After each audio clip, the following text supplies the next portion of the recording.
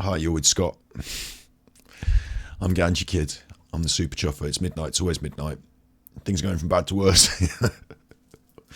In a way, things are going from bad to worse. We're going to do Genshin Impact today. We're going to play Genshin Impact, and we're going to go to Hu Tao's tea party, and then we're going to find out the secrets of King Deshret in the desert. In King Deshret in the desert, you say? Oh, that sounds nice. Oh, it does. Okay. Got a couple of interesting things to show you before we start. So do not let me forget that I'm showing you interesting things. Last time, I waited for the room to fill up, and I forgot to do the interesting thing that I wanted to show you. So what I'll do is, I'll start this episode with the interesting thing. First of all, though, I've got bad turty toothy. Oh, God. Oh, no. I just recently went to the dentist. I think it's... I don't know what they do there, but they might fucking... This one up here, bad hurty toothy. Oh, God. It might be that it's just a nothing, and I'll get by with it. It might be that I just get by with it. You know, I'm cleaning it and I'm keeping it nice, but it might be that it's a trip to the dentist. Oh, I don't know. We'll leave it a few days. That's the way to do these things. Leave it a few days. But at the moment, I've got hurt. I was sick this week again, and I've had enough of it now. I've had enough of the COVID. I've had enough, whether it was COVID or not, whatever it was this week. I've had enough of tummy bugs and poorlies, and now I've got a hurty tooth. I've had enough of it, frankly. I've had quite enough of it. I'm ready to get back on the horse and give it a good thrashing. So we're playing Genshin Impact today.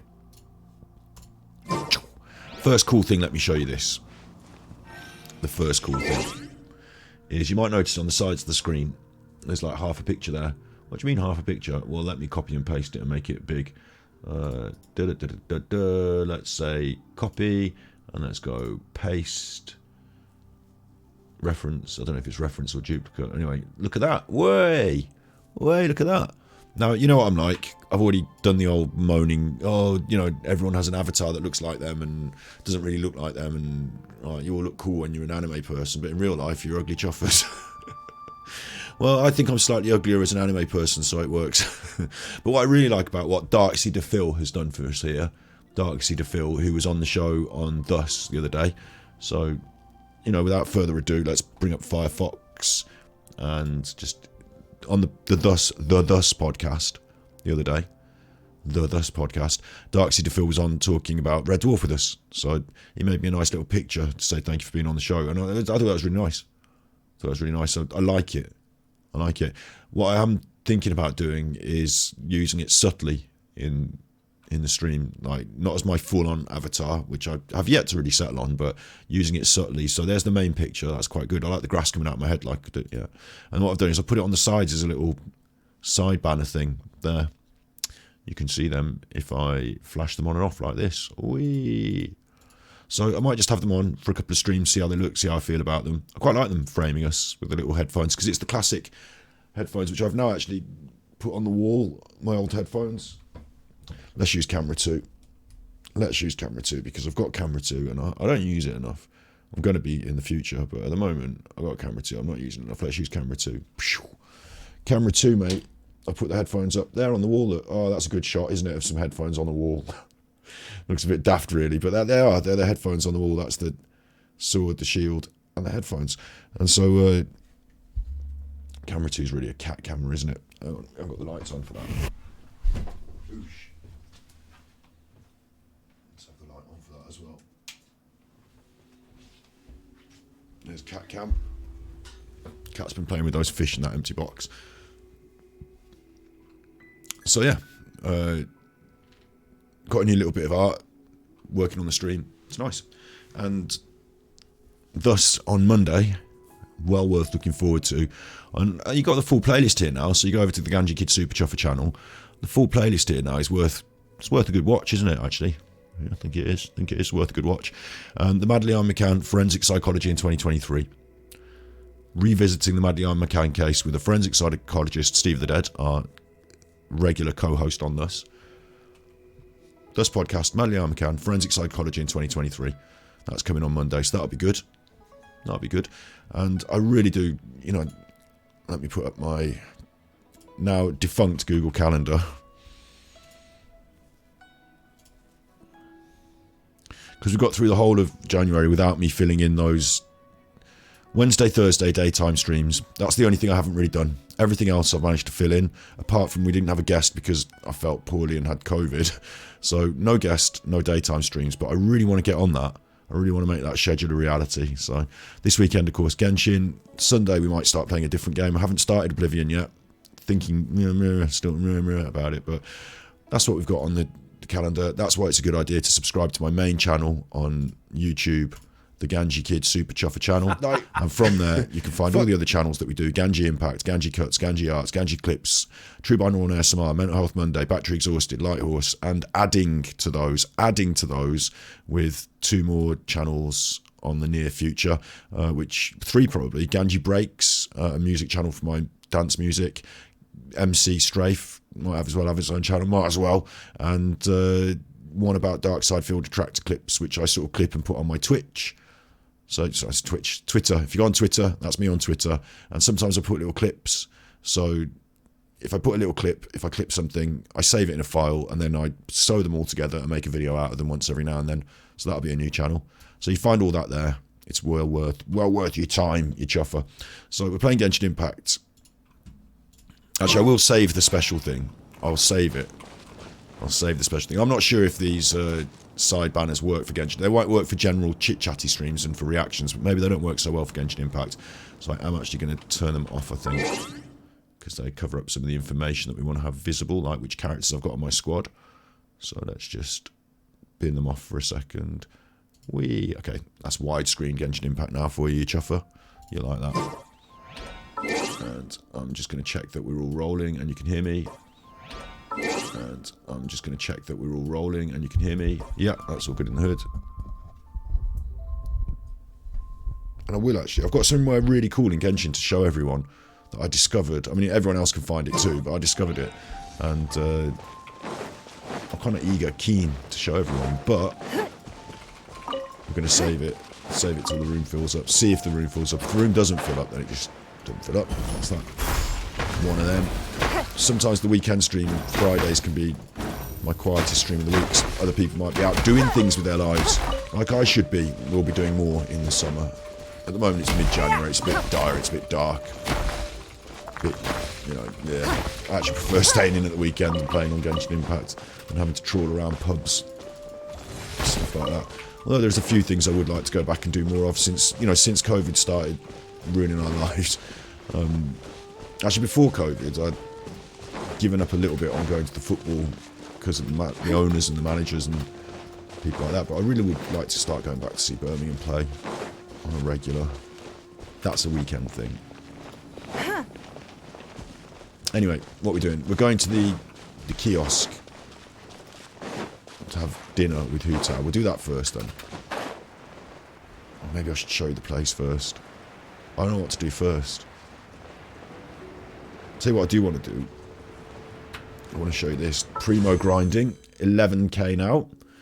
11k. Managed to knock that up to 11k. So I've been putting in the grind on the primos. But I am a bit concerned that if we don't get enough... Let's say we do 2 and... I didn't want to work this out. I wanted to work it out on stream, you see. There's about... The banners have about 20 days on them. Roughly, we will say. We'll say that roughly. So if I Google up a calculator...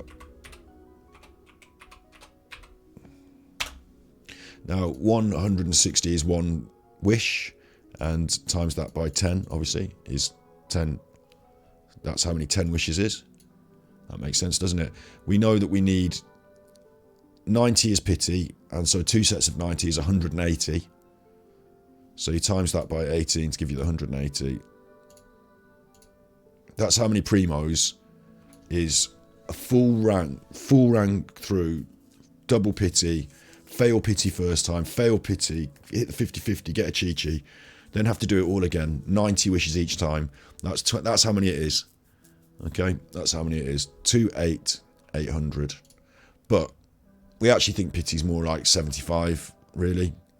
We really do. So 160 times 75 wishes rather than the 90.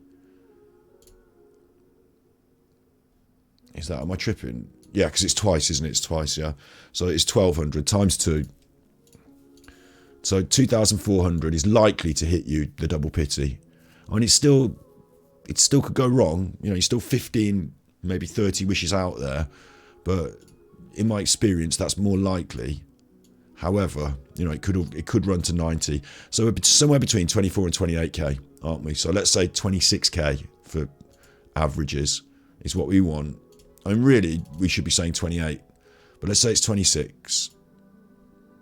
We'll work it out for both. Anyway, it's 26k primos. That's what we want, yeah? And let's say I did 200 primos a day. So let's actually do my 28, and it was 800, wasn't it? That's the real number. Let's divide that by 200 primos a day. Let's say we get 200 a day. 144 days. That's too many days. That's my current speed. I'm at about 200 a day if I'm grinding, and it's 144 days to get the full rank of wishes. So I'm not going to have enough time to get another set of 28k primos between now and Hu Tao. What I've actually got is I've got 11k. So you do your 28,800 divided by 11k. No, sorry, not divided by, minus 11k. And that will give us 178,000. That's how many I still need to get. But I've got 12 free wishes in the bank as well. So 12 times 160 is 720. No, times 160, please.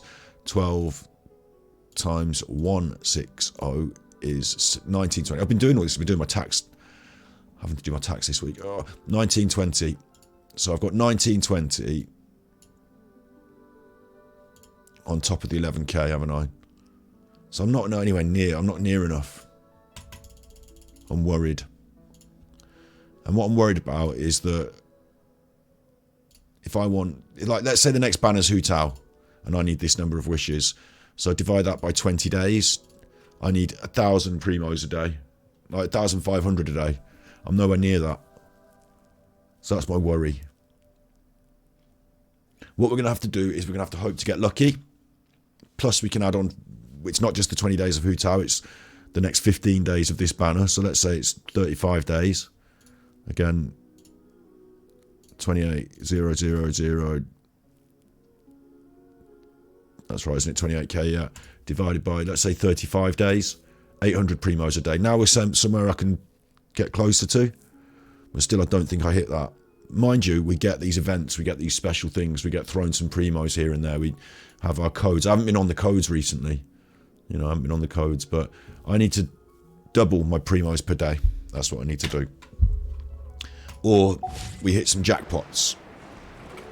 So this is only 20 primos, this.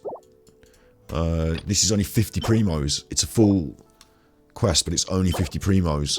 So I wonder about the primos per hour being hidden behind lots of chests and mechanisms. That might be a better way to go about it. I don't know. I'm not sure. But we've got this area to pick through a bit more. Although I've been doing some picking of this area. So the new area might not... I want to say reveal. Might not give us as many primos as we hope. There's these things. You get primos for finding it, you get primos for doing it. So we need to do those, the domains that are undone, as yet undone. And I've got a couple of them. There's another one. We need to do those. As yet undone. Need to be done. So we'll pick up some extra primos there. And then the other thing is that down the chasm we've been saving for a rainy day. So there's this uncovered area. It's not huge, but it will have primos. It will have chests. So there's that. And the completion of the chasm quest line. And then also there is this unique enemy. We only just sort of unlocked this, haven't we? We need to do a weekend going through this. I'm sure that not only are the teleporters to unlock, but there will be chests. So there's a bit of a primo grind as well. So there's two pristine, unmolested... There's two pristine areas that are yet to be dug around for primos. Plus there's events. Plus, you know, we might get close. What I have to hope for, though, is I have to hope that Hu Tao is not the next banner after this one. Sorry, the next banner is Hu Tao. We know it is, so we roll on it and we get her. Brilliant. And then what I have to hope is that we save a lot of primos and we get her early. We don't fail the 50-50. And then the next banner isn't Dea immediately after, but a next banner after. Then I think we get there. I think we're okay then. But if the next banner is Hu Tao, then after that it's Dea, and I fail Hu Tao right down to the 90th wish, right down to the, you know, get the bad luck, and we go all the way to pity, and I have to earn every single primo again for a full run, and the next run, Dea, we fail and we don't get it and we lose the 50-50, it will be a big struggle. And we just have to deal with it. So, something else that's important is I did check out, I wanted to have a look at the shop. I wanted to see what kind of offers there were, you know, available for primos, whether I could just buy some, and if, you know, at the moment, Genshin Impact money spent 0-0. I've still got the calculator up, haven't I? Sorry. What a fool. But the,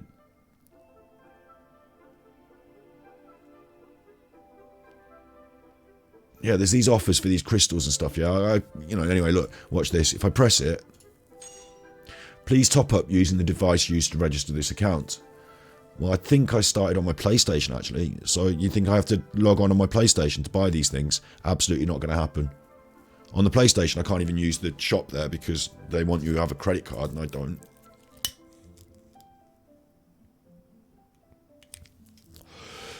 So this is a mistake for Genshin itself, because you want to make it easy for people to spend money. You know, log on, spend, way.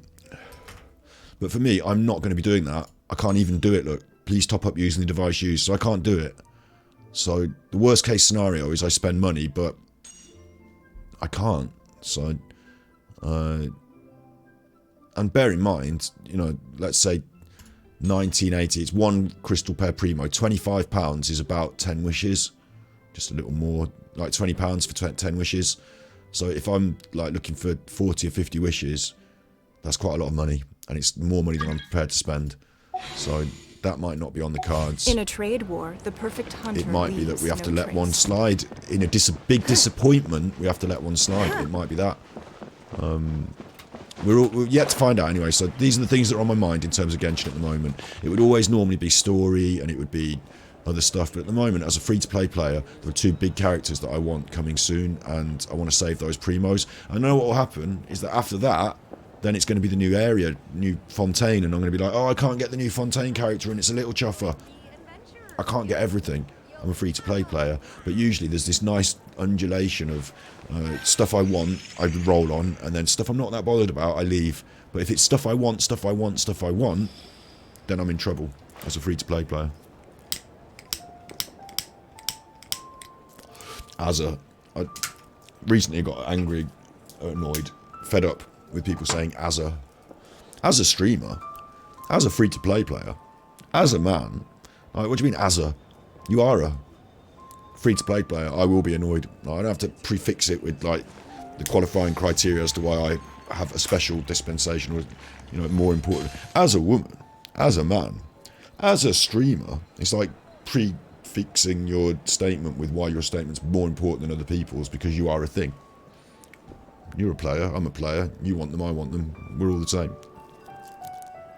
Even if an antique is priceless, the happiness it brings lasts for only the moment that you obtain it. So my stream's not rocking today, and it's my own fault. I'm on a little bit early. There is that.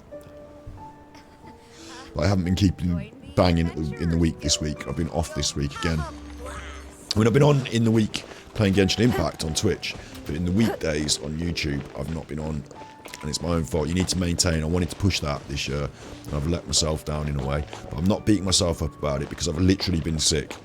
Like, when I say literally, I mean, like, was it yesterday or the day before? I can't remember now, but literally, you know, been sick. I've had the COVID, so, like, yeah. Just is what it is. I think, like I said, I think I've got a resurgence of COVID, or maybe, like, I don't know. Oh, so that's how it is. Thanks for the suggestions, Mr. Zhongli. I have them all noted down. I've long heard that your knowledge encompasses all things old Yes, and boy. new, Mr. Zhongli. But I never knew that you were well versed in the art of cooking, too. I did reflect on the previous stream where we went through, the last one we did was on Wednesday this week, when we went through the Lantern Rite and it was quite emotional.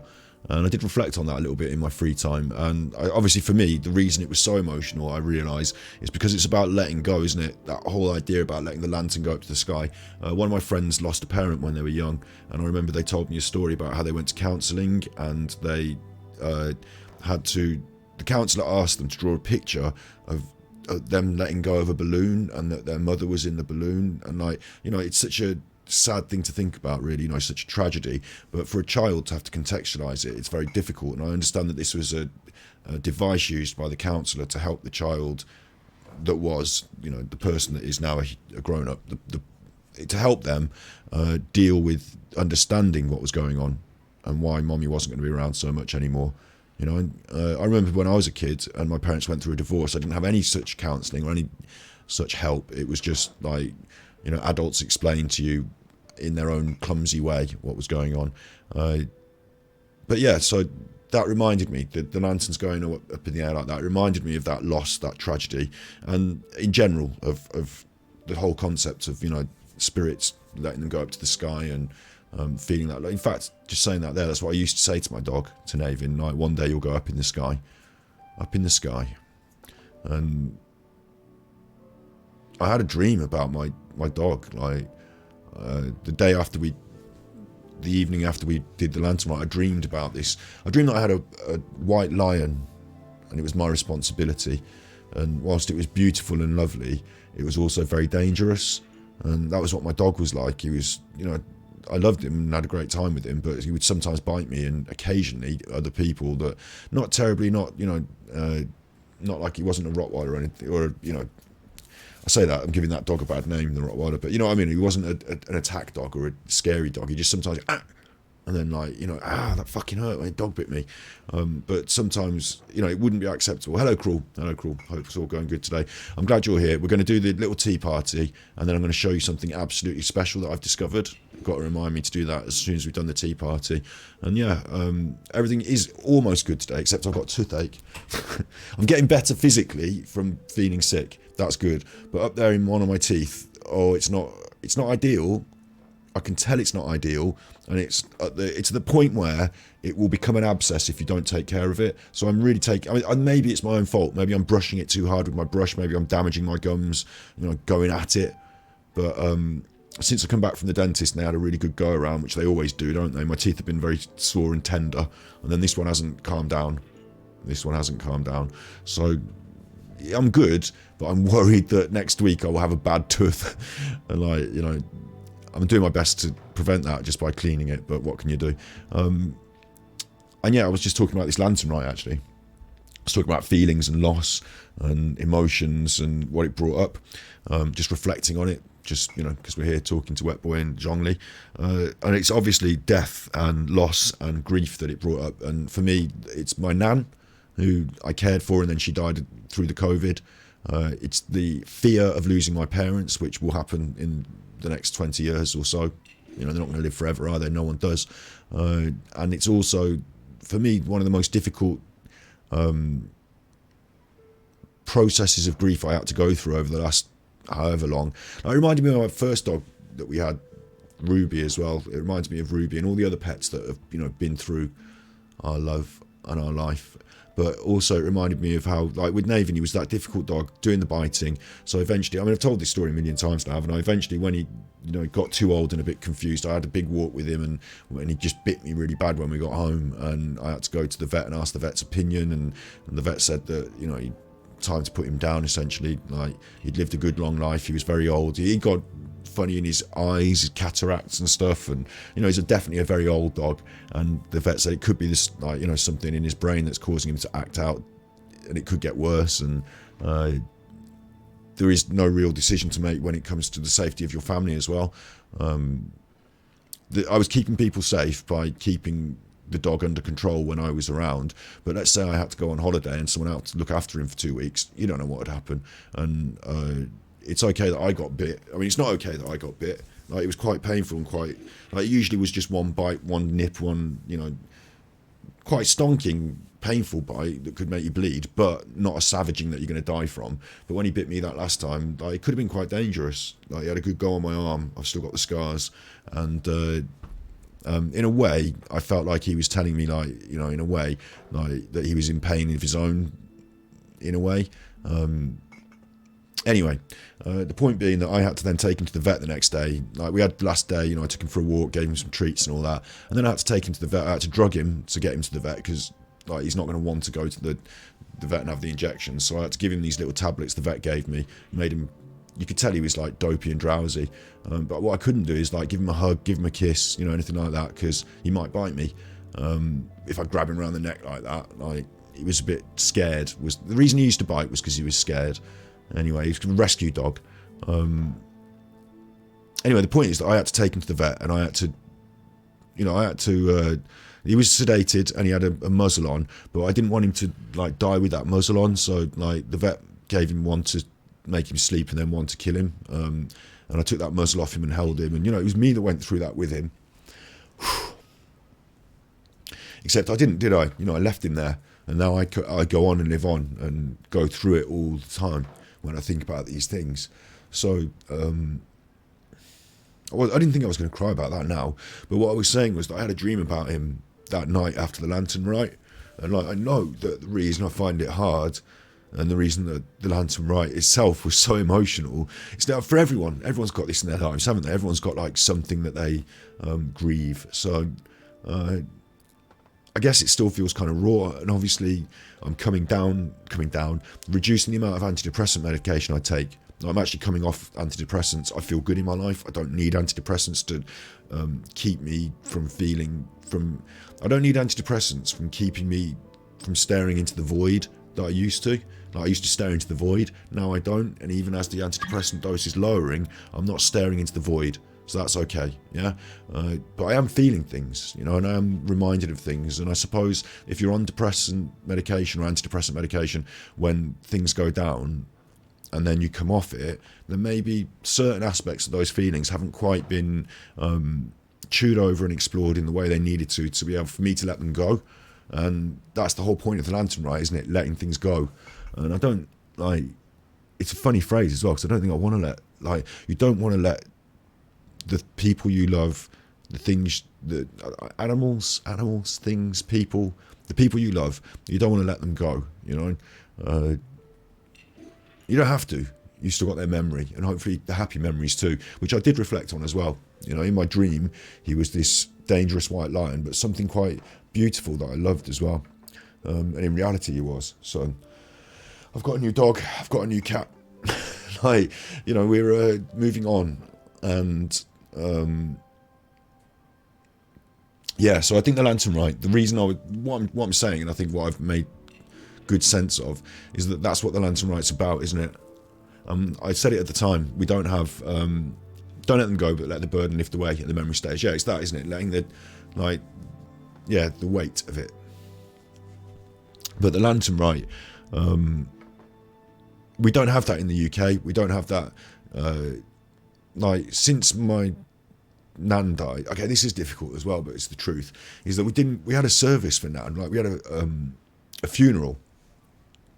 But because COVID was on, it was like 5 people, and like, you didn't get to have you didn't all go to the pub afterwards and all tell stories and eat, you know, little cheese on a stick. Like, I'm vegan, I wouldn't have the little cheese on a stick, but you know what I mean? There was no buffet, there was no after, they call it a wake in America, don't they? There was no, it's not an after party, but you know, there was none of that. And there's other people, like there was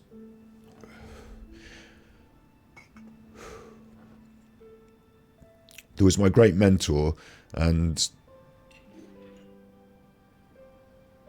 yeah, my mentor, my fencing coach, my coach and my mentor, like, he died of COVID as well.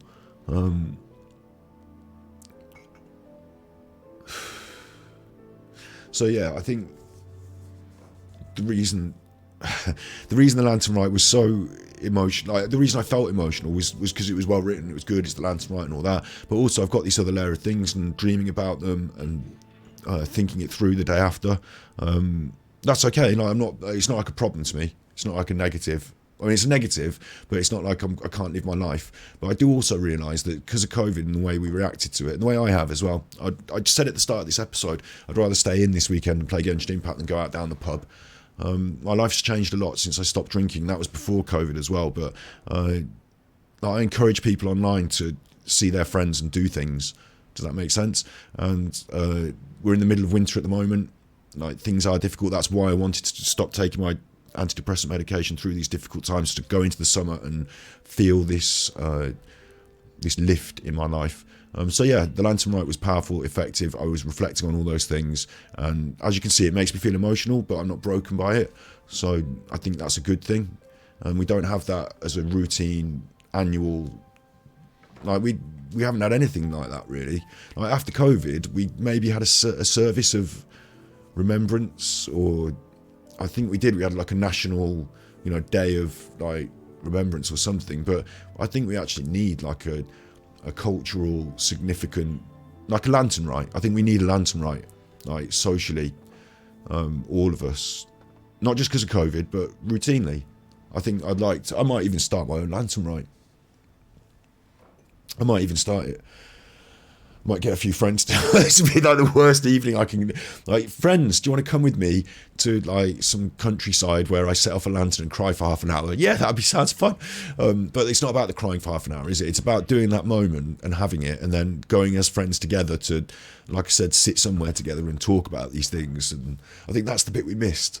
And I think, okay, I had it with Navin. I could talk about it with my friends, my family, my sister, but.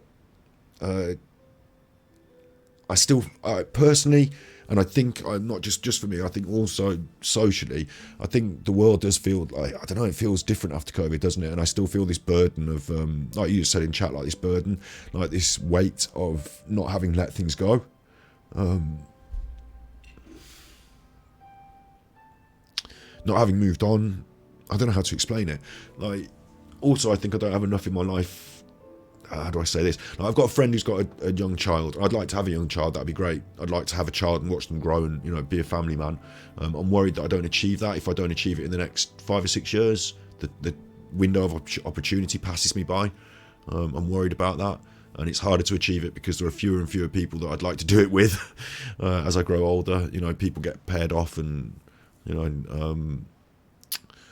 that. But like, how do I explain it? If my friend, like my friend is dealing with the day-to-day, like whatever's going on in the house, like the real life day-to-day, I've got more time to stop and think because I don't have so many obligations, and I'm not looking after. I walk the dog and do those sort of things, and then I come on stream, and even when I'm streaming, I'm thinking and talking to you and thinking, aren't I? And like, I've got more time to think these things through, whereas most of my friends are busy with a day's work, then looking after the kids and doing the thing, like ticking off all the chore boxes and doing all, and then in the evening for a couple of hours with a drink they can have a think, but then it's time for bed and it's time for the next day. Whereas for me, a lot more of my life is about thinking, even preparing content for YouTube. And I do work, but I don't work the same hours, and I'm not clocking in, and I'm not having to do anything I don't choose to do necessarily.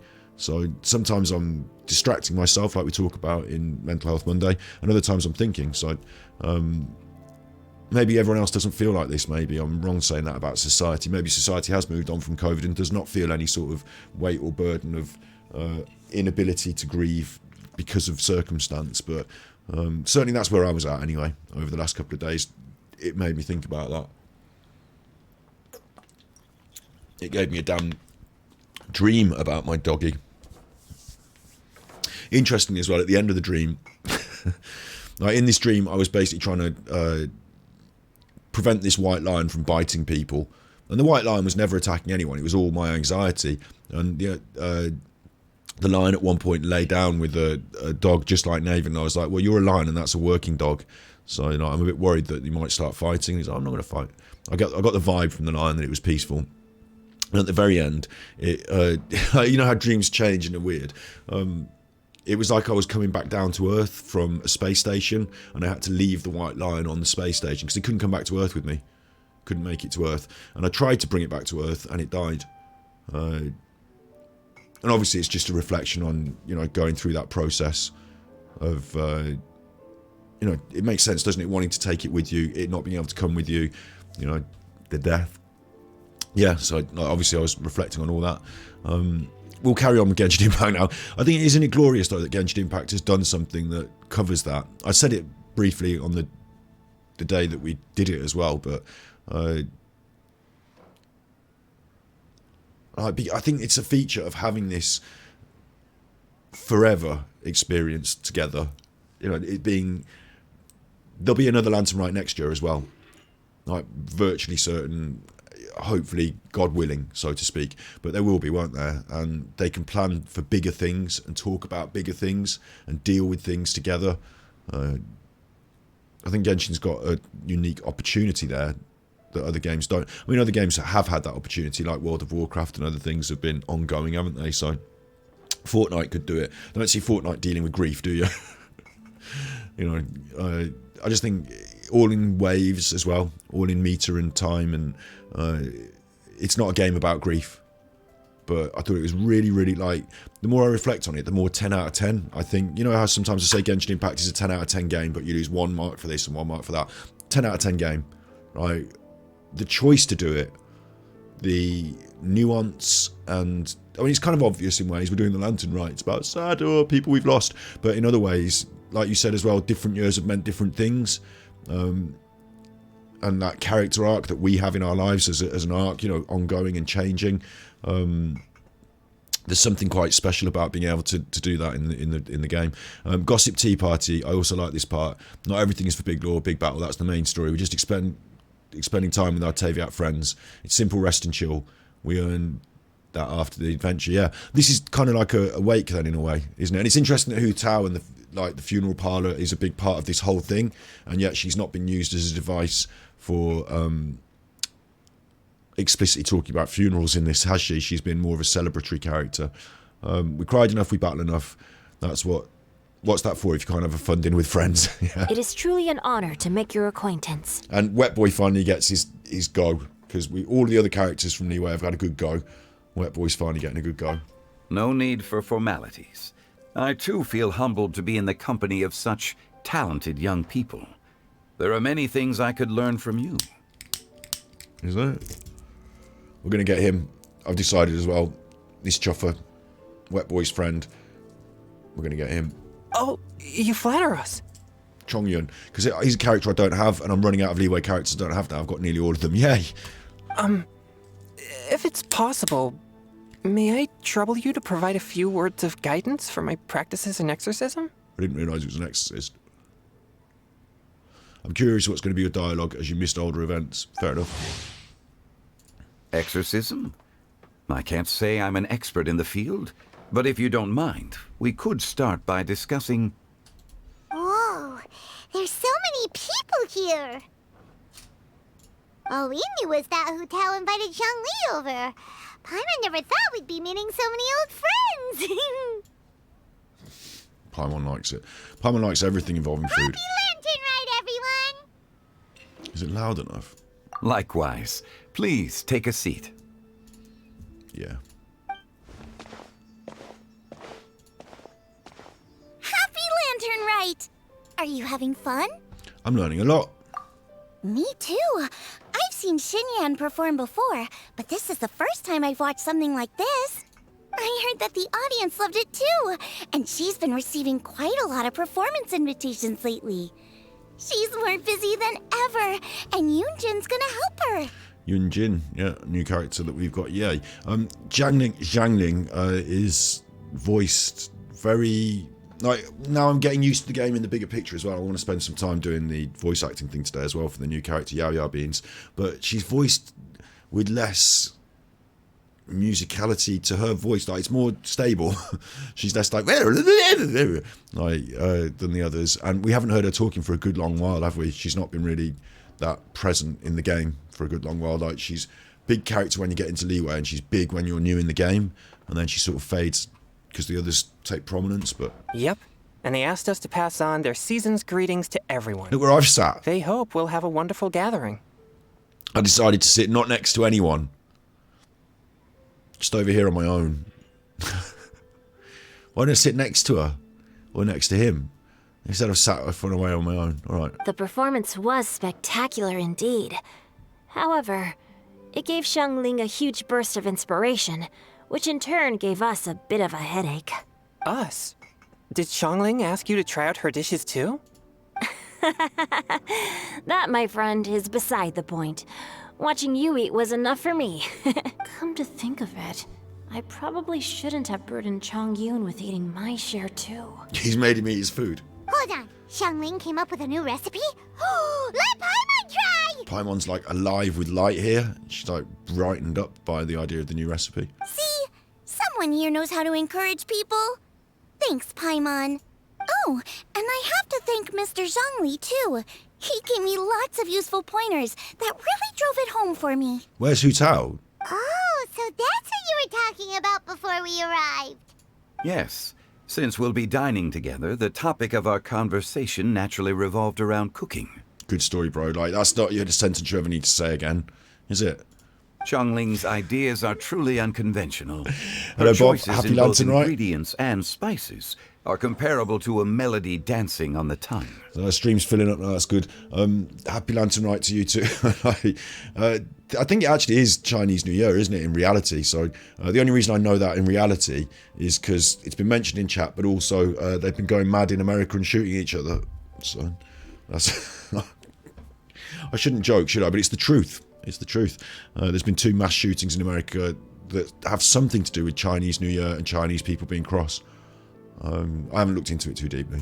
My suggestions were nothing more than the icing on the cake. Icing on the cake, good little metaphor there. I like it, Zhongli. Food metaphor. Oh, the two of you always deliver. Now I'm getting embarrassed. And delivery is a kind of food metaphor as well. Anyway, I'll get everyone to have a taste after I've adjusted the recipe based on Mr. Zhongli's advice.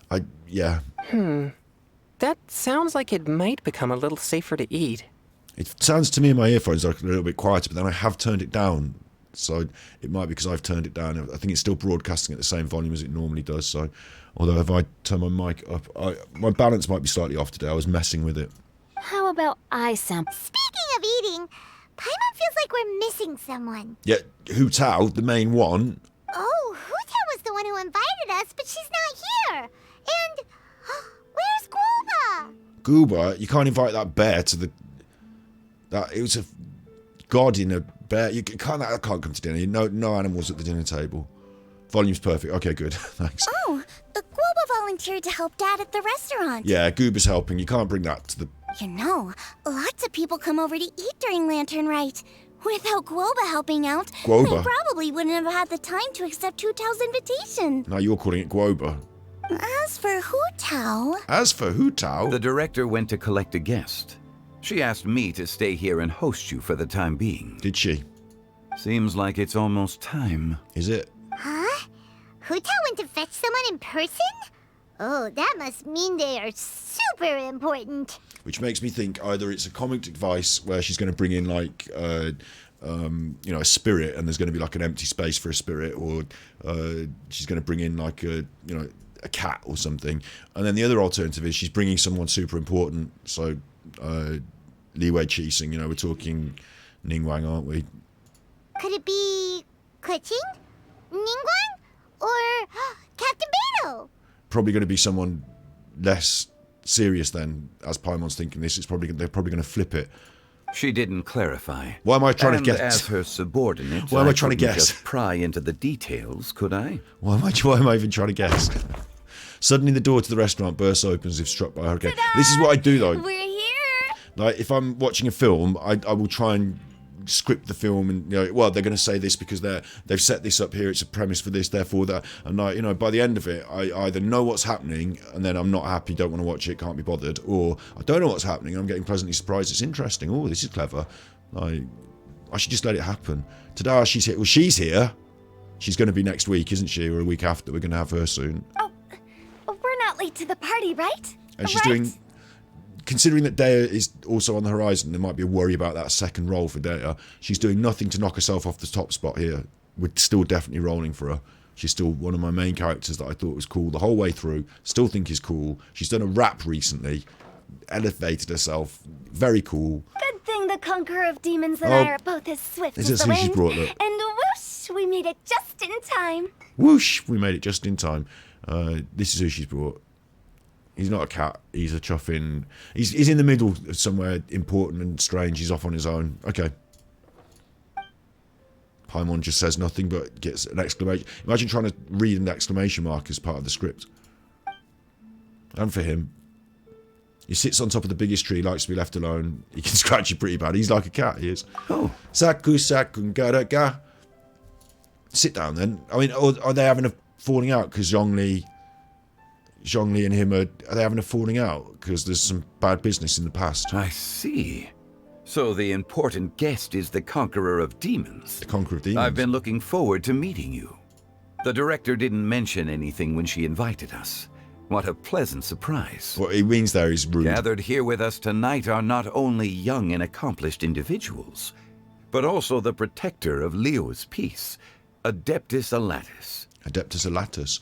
He means to say there, what a pleasant surprise meant it's rude to not tell me and surprise me like that. That's what he meant. To convene here with all of you is indeed a great honor. But I've got to go. A few days ago at Wangshu. What?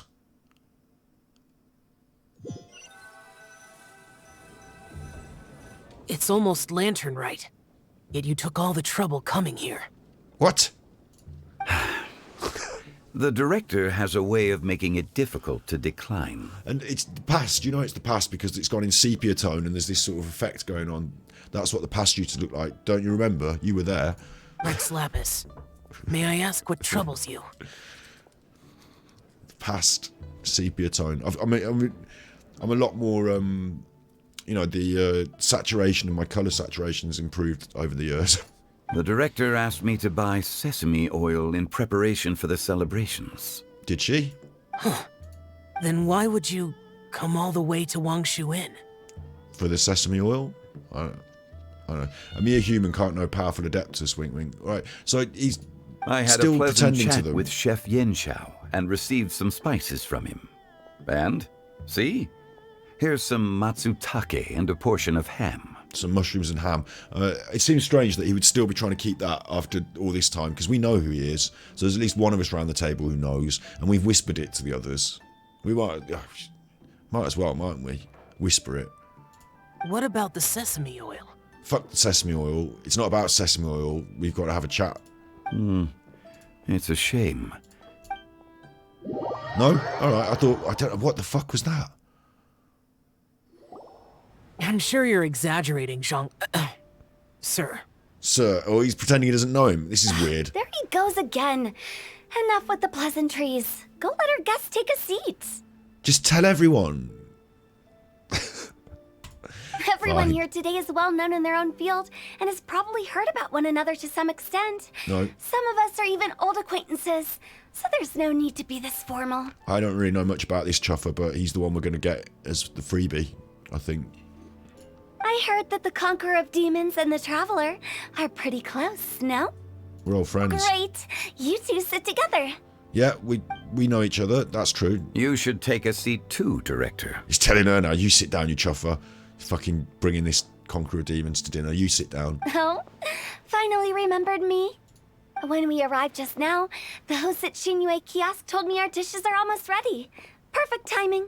That would be good, wouldn't it? Turning up for dinner and instead of, can I take your order, sir? They say, your food is nearly ready. And you're, what? That's perfect. Let's not wait any longer and ask them to bring out the food. Ask them to bring, it's there on the table. What more do you want?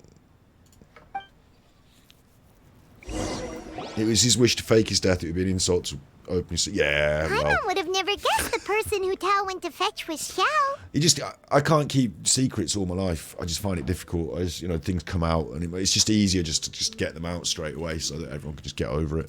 Oh, that's also the first I've heard of the Traveler and Paimon being friends with the Conqueror of Demons. You know Xiao Chu? Knowing is a bit of an overstatement. I've always looked up to him.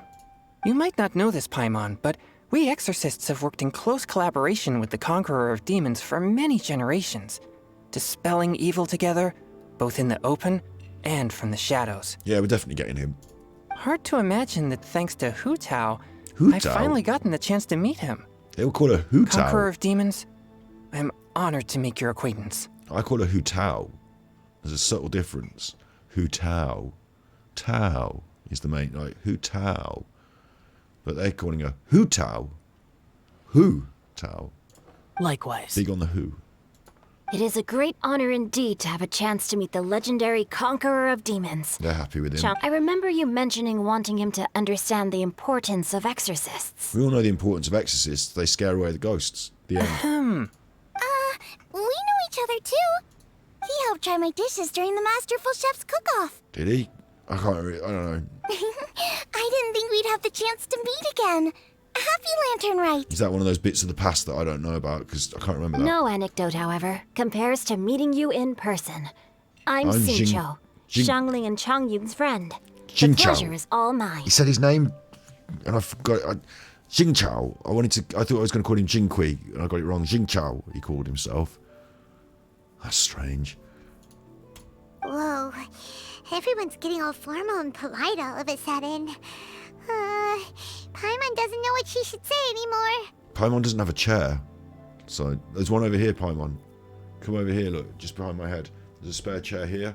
I think you need to go and sit down on the chair for a start, otherwise you look like you're a waiter. Can you imagine if you went in a restaurant and everyone was dressed as Paimon and they all had to come over and say, Paimon's ready to take your order now. Paimon would like to know what you want to eat. Paimon thinks this is good. Paimon's here with your food. Like, all the waiting staff had to be dressed like Paimon and call themselves Paimon and do the Paimon thing. I'd actually go there. I'd eat there.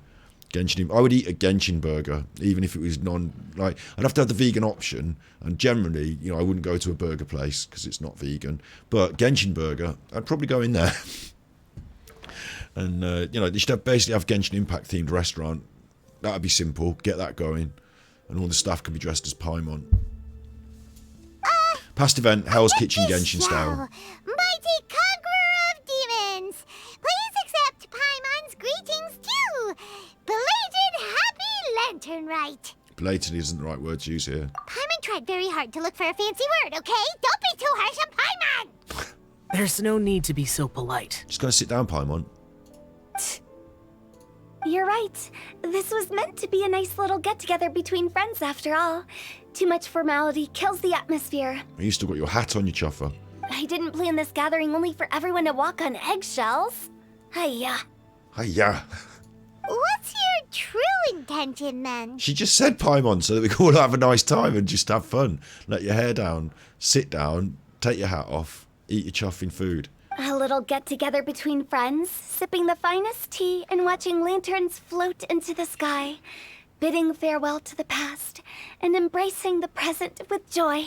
It's kind of weird. Like, when I was younger, we used to go on these raves at the weekends. Say we used to go on these raves. I sound like an old chuffer. What I used to do is I used to get my mates in a car and drive to Leicester, or I had a little Rover Metro and we drove to Milton Keynes or wherever there was a big rave going on, and there'd sometimes be 2 or 3 cars, a little convoy, group of us go to these raves and slamming vinyl, Bagley's and Rollers Warehouse. I used to go and have a good time, and then the next day we'd drive back at 6 in the morning, and everyone would just want to sleep. The next day, really, you just want to sleep. But quite often we'd go out and get wasted, and on Sundays we'd get together, even though we're all feeling rough as fuck. We'd get together and all go to the pub and have a beer, last beer of the weekend on a Sunday, and have something to eat. And at one point there was this local pub that was doing roast beef wraps. It was basically a full English, a roast dinner. In England, we have roast beef and vegetables and gravy and stuff like that. And it was like a roast dinner, and they'd made it in a big Yorkshire pudding wrap thing. So it was very comfort food and easy to consume as well. It's just eating this big wrap of dinner. We used to go and get these roast beef wraps, and for me, the most memorable days, probably because I wasn't as wasted, but the most memorable days, and when I look back on the warm feelings, those Sundays were pretty good. You felt rough as chuff. You had spent all your money at the rave anyway, and on the petrol. You just had £8 for the roast beef dinner and a beer. But the sort of whole gang would be there, sort of licking their wounds together, all feeling rough. And then and then that'd be it for Monday. Back to the grind, wasn't it? So that'd be it then, wouldn't it? But the Sundays were always the Sunday crew. Yeah, always used to. I kind of miss that. Won't ever get that again, I imagine, because we're not all going to go and slam. Like some of my friends have got kids and stuff. We're not all going to go and slam it at raves at the weekend. Therefore, we're not going to feel wasted on Sundays. But we could get together every sort of month or two and do a bit of a crew thing. Maybe we should be doing more of that. And that is something our consultant would say. I think it deserves a standing ovation.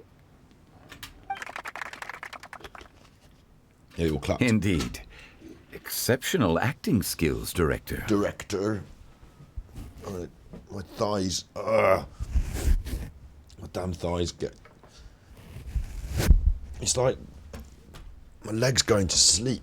Sat on these cushions. I'm trying desperately to cushion the part of my thigh that goes to sleep, but it's like get a cramp if I sit too long without the right cushioning. I'm going in the woods tomorrow, I tell you. As for me, I'm just here to have fun and treat everyone to something good. We all worked really hard this year, whether traveling or guiding, cooking, helping with the family business, exercising evil spirits, or conquering demons. Exercising evil spirits or conquering demons, as you do. As you do. I see what's happening here then. It's like an annual general meeting, isn't it? It's a bit like, well done for playing Genshin Impact all year. We feel that we've just done the year thing in January, January the 1st in the West, but it's coming at the end of January here. And actually, the last month, I've sort of hibernated and felt sick anyway, so I feel the same. I feel like it makes more sense to think of the new year in February, March, the spring, the green. February can still be quite a cold month for us in the UK, but March, April, May, things are green and sunny again. We're thinking positively. Looking forward to it. And of course, our consultant, who's been helping out at the parlor every now and then. Working, cooking, spending 3 months in a dream being a human lab rat. The usual stuff. We did, didn't we? We spent some of our time in a Sumasatra or whatever it's called. And we lived the same day over and over again for a little while there. Everyone has done some pretty amazing things. In terms of Genshin Impact this year, I suppose this is the year that I've started it, isn't it? I can't remember whether No, this is my first Genshin Christmas, wasn't it? So for me, this is my first year of Genshin. So everything has been amazing. I've done all of it, and it's been fucking amazing. Yeah, this is the year that I defeated Storm Terror. It is, isn't it? I'm not tripping. Yeah, it's the year that I defeated Storm Terror. It's the year that I sorted out the Shogunate's problems, became a big cheese in the Liyue Qixing. Oh, there's so much, so much. As the one who brought everyone together, it goes without saying that I'm the one most deserving of praise. There's my thumbnail.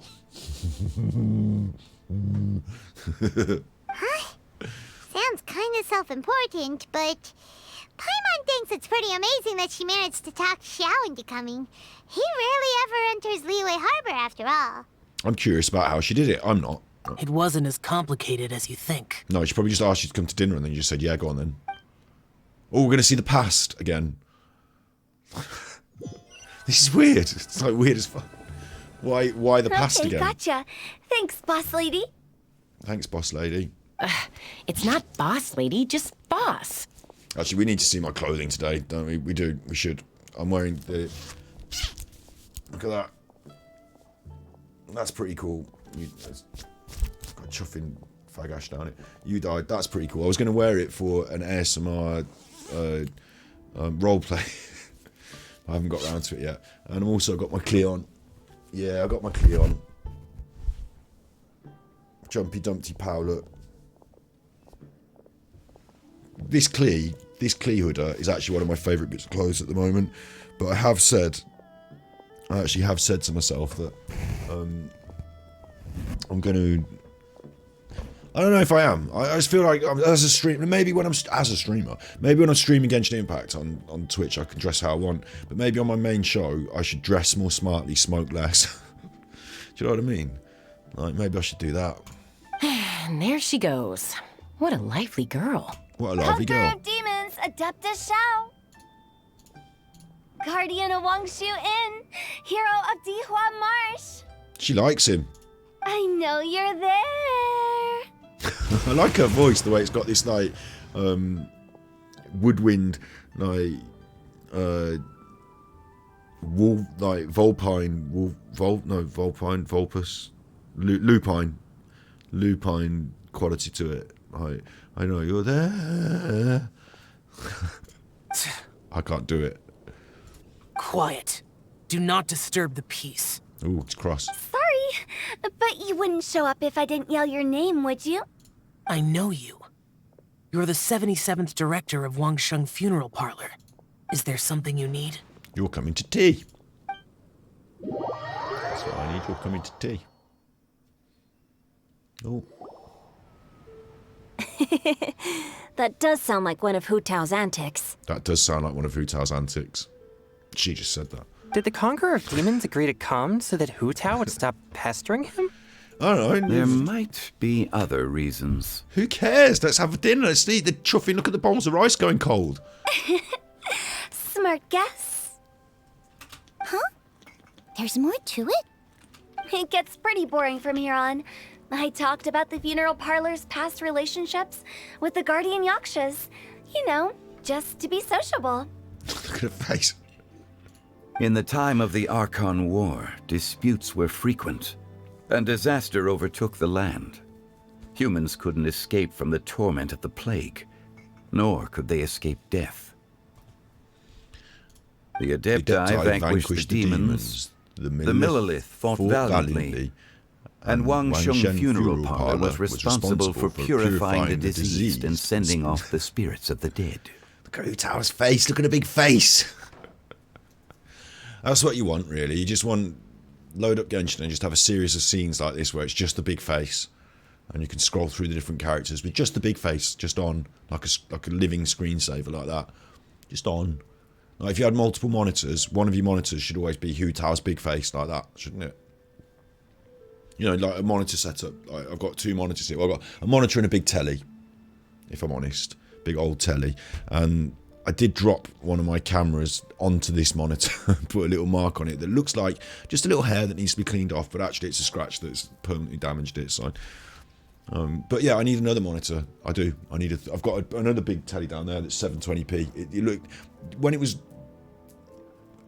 in its day, it probably looked alright, but these days it's rubbish. But all it works as is a sort of monitor, so if you're in the room you can see yourself if you're in the room, so that's there as well. But I need one more, and one little slate, like for you chat, for you and chat. I want chat just by the camera on a little slate like that, and then I need another monitor for just this, the big face just blinking away. Just that as a like looped video, just her blinking away. That is how the border between life and death was maintained during the war. And it effectively prevented further incidents from happening. Right, you've gone all formal again, you chuffer. I thought we were going to have a good time and eat our dinner. That's right. 1 point for the consultant. But despite our deep-rooted connection, it still took me quite a while to actually convince him. Was he worried about his karma? Well, you shouldn't, because it only comes into play after you're dead, so... You know him pretty well, huh? Do I? I do. This matter is out of my control, so I need to be cautious. This is all going weird. Can we just have our dinner? True, but I've kept that in mind too. That's why everyone here today is in one way or another acquainted with elemental power. That's true. Should we all show off our powers? That'd be really cool, wouldn't it, around the dinner table at the end of... Can you imagine you've had a nice dinner, and then they start showing off their elemental powers? You'd be like, that's cool. Besides, it'll only be for a short while as we dine together. Probably not There polite. won't be any lasting consequences. Probably won't be any...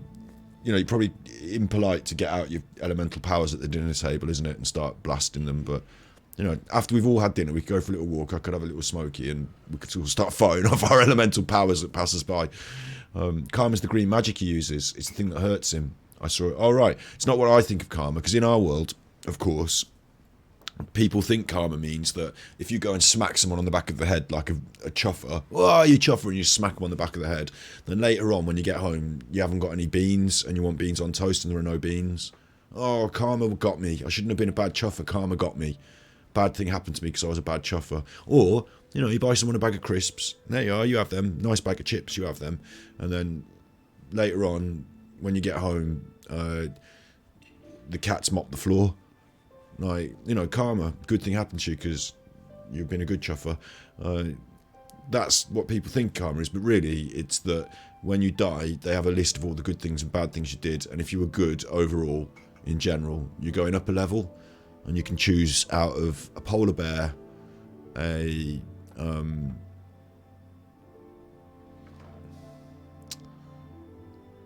polar bear is probably not that good. Depends how good you've been. Anyway, you get a choice. Probably come back as a puppy, and then a good puppy that's having a nice time. And then if you've been bad, karma's going to come and get you, and it's going to say, sorry, you're not allowed to come back as what you wanted to. We've only bargain bin today. Bargain bin, you're coming back as a locust, mate.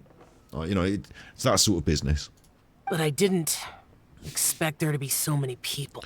That thing's radioactive for normal people, right? He's got his own special magic karma then. There's no need to worry, Conqueror of Demons. We're not feeling anything unusual so far. And he's got a mask.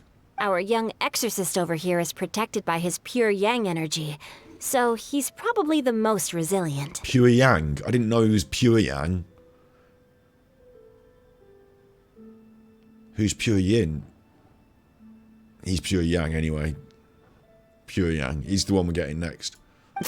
That's not the same. He didn't like it. And did you just toss your carrots into my bowl? Hey, don't look away. They're squabbling? Huh?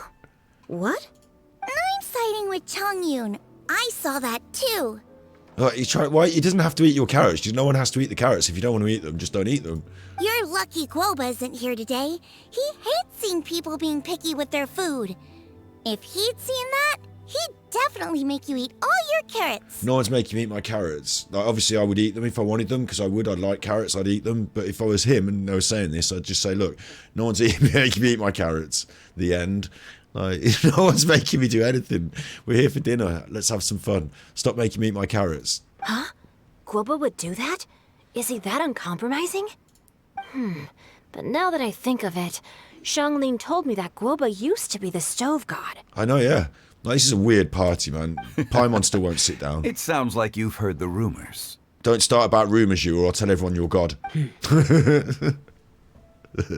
You seem pretty quiet today. Is everything okay? I'm doing fine. I'm doing fine. All right, shut up and eat your rice. Not long ago, before Lantern Rite, I met an old friend. What? Can we see it in the past? Thanks to his help, things have been a lot more stable than before. That's good. Right! Wait, what? I don't know. The wind? No, somebody's making a funny noise. Seeds of story, brought by the wind. Wait. Is this Yunjin? And cultivated by time. Did Paimon just unconsciously complete the thing? That voice. Could it be? I should know this, shouldn't If I? I'm not mistaken, there's someone knocking at the door. It's not Granny Ping, is Don't it? just sit there, Zhongli.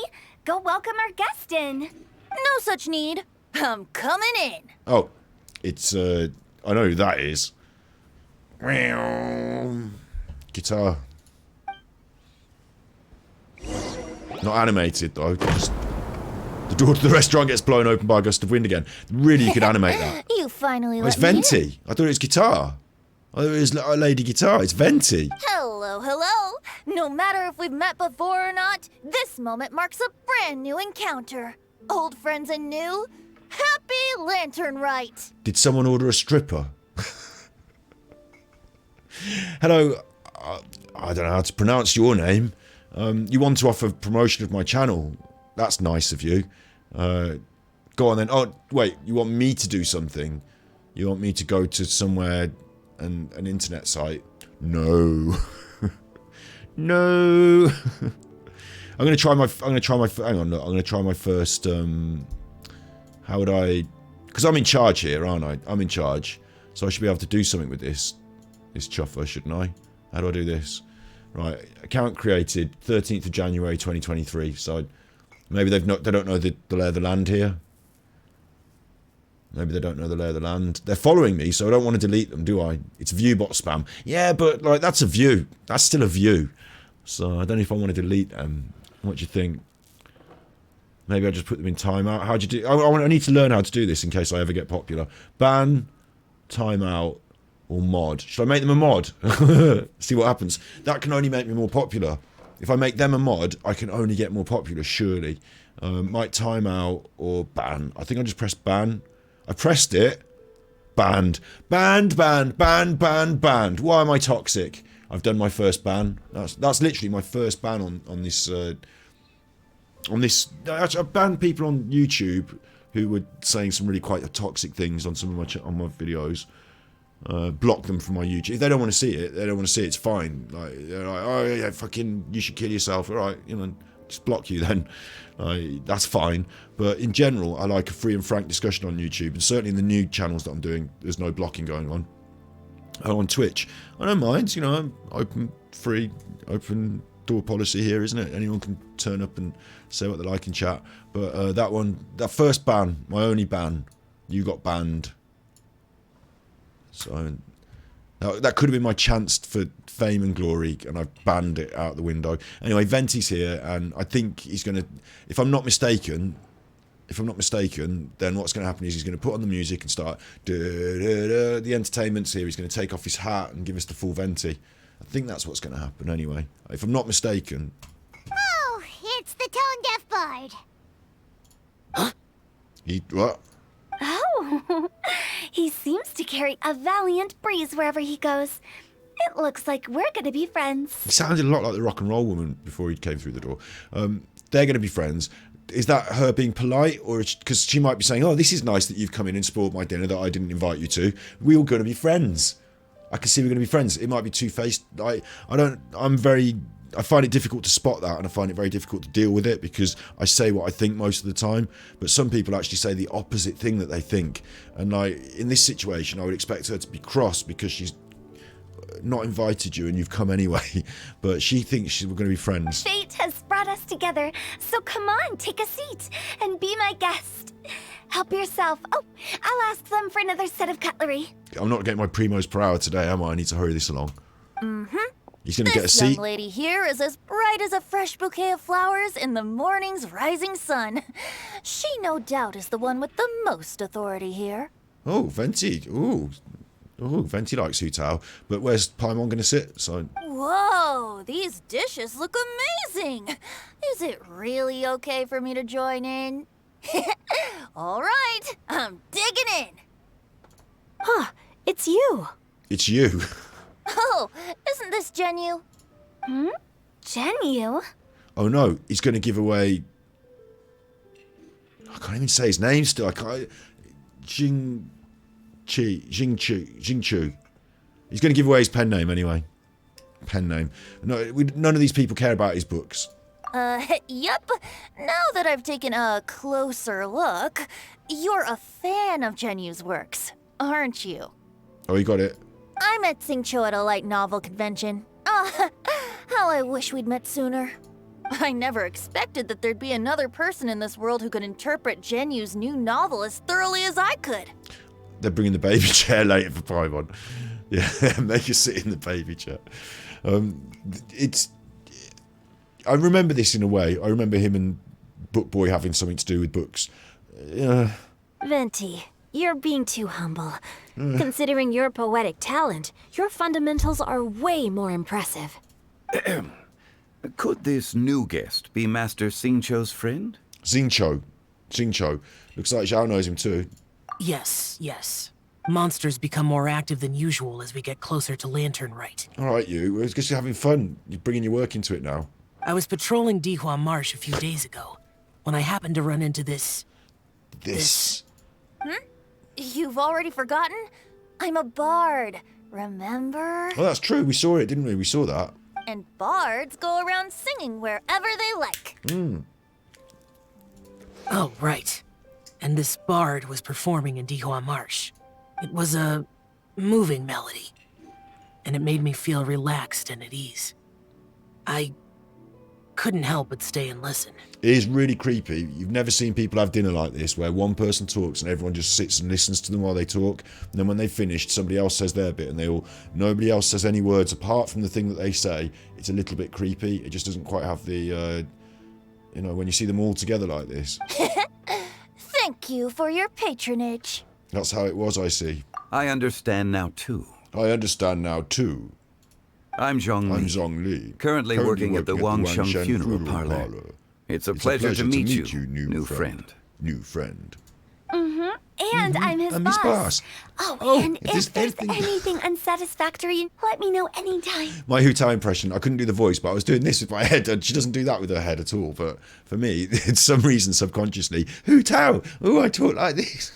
That's very considerate of you. That's very considerate of you. Oh? No wonder. Only a boss as savvy and reliable as you would be able to hire such an impressive consultant. Oh, you're too nice, Venti. Not to brag, but our consultant truly is impressive. His knowledge extends across the stars and the land, and there's nothing throughout history that he doesn't know. What's she doing? Who does that at dinner? From the sophisticated way he speaks, it's hard not to suspect that he could very well be an Adeptus in disguise. That's funny, actually, because, of course, he's more than an Adeptus, isn't he? He's an Archon. And it's funny, because Venti's actually an Archon. There's all sorts of subtext here. Does she need the toilet? Is she off to the toilet? Or is she going to get another plate of chips? Because, like, where are you going? Oh. Shao, you're an Adeptus. Do you think it might be possible? What? Sorry. I'm only good at conquering demons. I'm afraid I don't have much knowledge in that matter. Don't be afraid. Really? But Paimon thinks you're super knowledgeable. Paimon? Huh? Oh, right! Xiao's a warrior. He doesn't come to the city very often, so it's, pretty normal for him to not know anything. They've all got secrets. I don't like it. Hurry. I've actually heard a few things about Mr. Zhongli before. Go on, Venti. Just tell him The everything. guests in the tavern talked about this refined and courteous man who, instead of having wine at Mondstadt's finest tavern, ordered a cup of hot tea with the most complex name.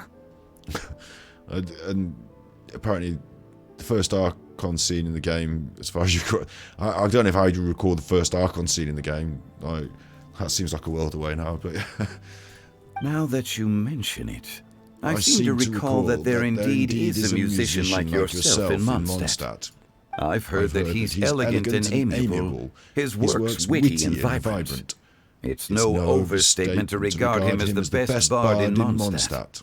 Get me in the game. I can do the reading, the talking. I can do the talking. Now you're making me embarrassed. I would say that Mondstadt's poetry is a little run-of-the-mill sometimes. I thought that was funny. I put in an extra word, and I thought in my mind, like, you know, that's good because I'm giving you extra value for money there. You booked me for a job just to read the words.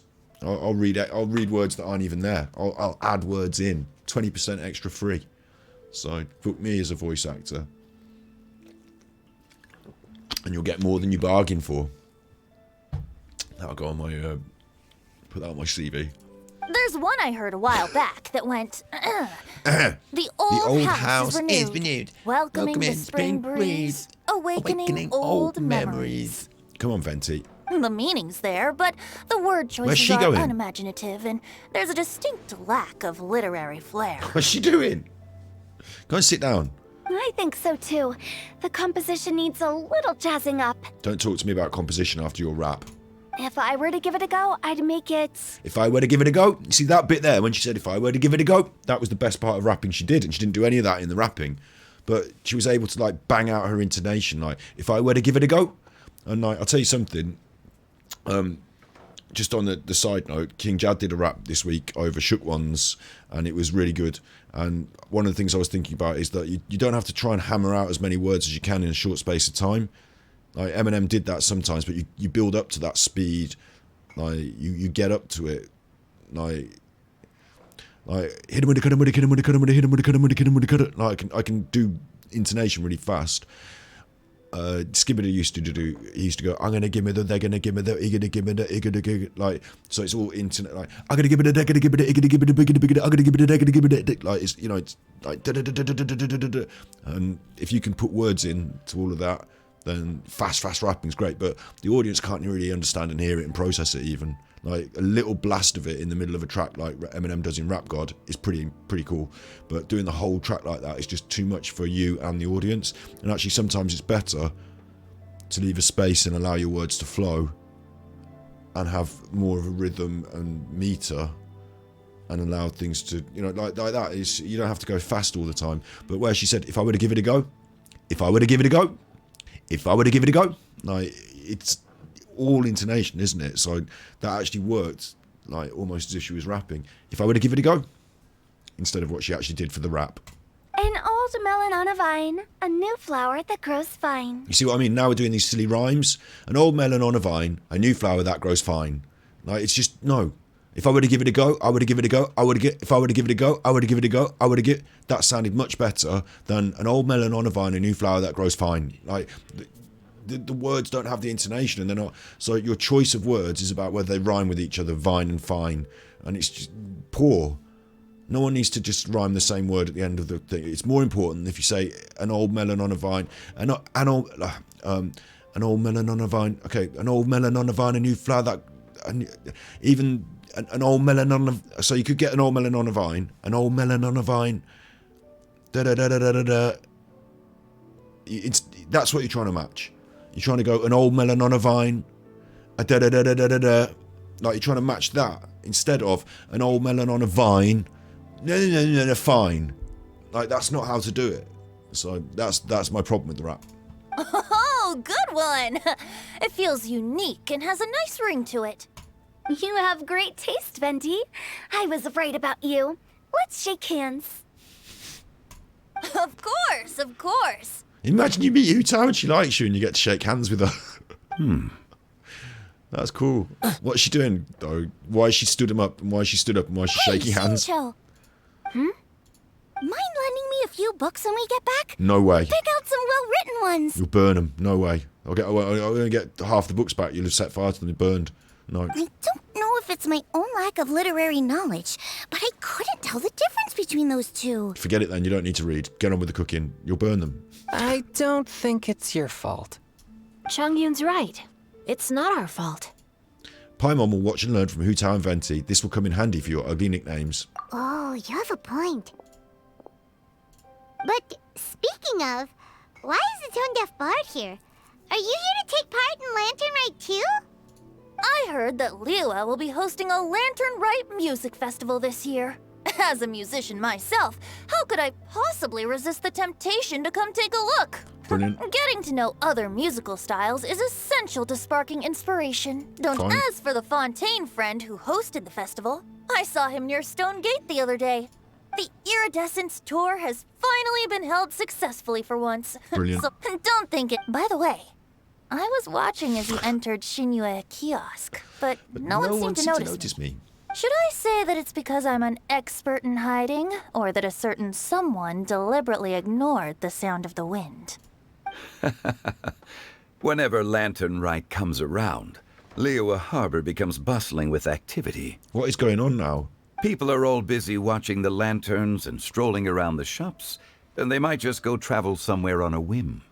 It is rather difficult to predict another's whereabouts. Like, this has started to get to the point where I'm starting to think, okay, like, we're all here, we're having our dinner. Primos per hour, I'm down the pan. I'm trying to get to 1,000 primos a day, and I'm totally fucked now because I'm listening to all this crap. Like, you've slowed me down on my primo grind, like, real hard. The festival is in full swing and proceeding smoothly. Good. And we're all gathered here with friends, new and old. This is no doubt a wonderful occasion worth celebrating. Fine. I think we could have just, if we're going to just bring it in now and just do that, that's fine. But if we go on for another 20, 30, 40 minutes of this, it starts to become stupid. So. To come together with all of you at the beginning of the year, one can't help but be filled with joy. Now there's a concept as well. In the UK, when we do New Year's Eve, we sing Auld Lang Syne, for old acquaintance be forgotten, never brought to mind. And it's about remembering people that are lost, you know, like the Lantern Rite in a way. We do have that, I suppose. The singing of the song on the turning of the year. But it's about the ending of the year. It's about New Year's Eve. I suppose New Year's Eve, actually, isn't it? We call it New Year's Eve. For me, it always feels about the celebrating at the end of a year rather than the celebrating of the start of a new. It's weird, that, actually. That might be me more than our culture. But New Year's Eve is about the next year, isn't it? About celebrating the beginning of the year rather than seeing out the old, like we see out the old year. You know, we talk about everything that happened in the year that was, and you know, we reflect on the year that we've just had, because we don't know what's going to happen in the next year, do we? So, but we have a big party, and then the first of the year, rough, I don't feel well, I'm partied out, pooped, let me have a day in bed. You know, like, instead of it's all about attacking the new year, it's all about being excited for the new year to start, isn't it? In a moment like this, I propose we raise a glass together. In my case, tea in lieu of wine. Tea in lieu of wine, that's right, mate. What? Very well said, Mr. Zhongli. That was exactly what I wanted to say. Nice. Venti, hey Morak, Zhongli, new phone, who dis? Now I'm getting a little self-conscious. I'm actually that I person. didn't cause you too much trouble barging in like that, did I? I'm actually that person, new phone, who dis? Because over the years, I've got the same number, always had it, but I have had several different phones, and I do not have everyone's number, and I do get contacted by people, and I just think, I wonder who that is. I wish they'd send me a text. Like, if anyone's like rung me in the last 10 years and thought, why hasn't he answered? Like, new phone, who dis? Please just send me a I don't know who it is. We usually drink wine during occasions like this over in Mondstadt, but since Mr. Zhongli insists on drinking tea, I'll give a toast with tea too. Everyone, thanks for the treat. Thanks, Venti. In a way, I do feel thankful for all You're this, of course. welcome. As the host of this gathering, I hope everyone enjoys the food and drinks. May this year be better than the last. Hu Tao, it's all about whether I get you and Dia, or whether I miss out on Dia. That's going to set the tone for this year of Genshin for me. I'm already invested in the primo grind. Free to play all the way, but it's going to be all about both hitting you and Dia in the roles. Considering that everyone may have other matters to attend to later, sticking to tea seems like a good idea. And I like tea, yeah. Why is he? All of a sudden, they started proposing toasts. Zhao? Should we? What's with the urgency? All right, Tetchy. It was always Tetchy. Do you want to go for a walk? Have you two finished eating? It's always nice to have a breath of fresh air after a meal. Apparently we're going for a walk. Paimon will come too. Yeah, Paimon, you can't do anything on your own, can you? Yeah? Don't worry. Okay then. Don't forget to come back. Paimon's staying with the food, for once. It's our first opportunity to be away from Paimon in quite a long time. This is cool.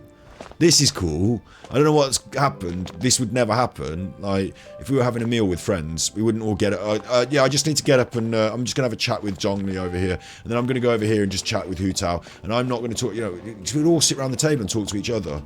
We wouldn't, like, I'm sorry, we're just having a little quiet talk on our own over here, the two Archons. And we're over here talking to each other, and we're over here talking. So they're paired off. They've paired off for a little chat. Individual pairs chat. Like, what's going on? It's cool, though, that we're all in the room together, but weird as well. Come on. Let's go for a walk, then, you chuffer.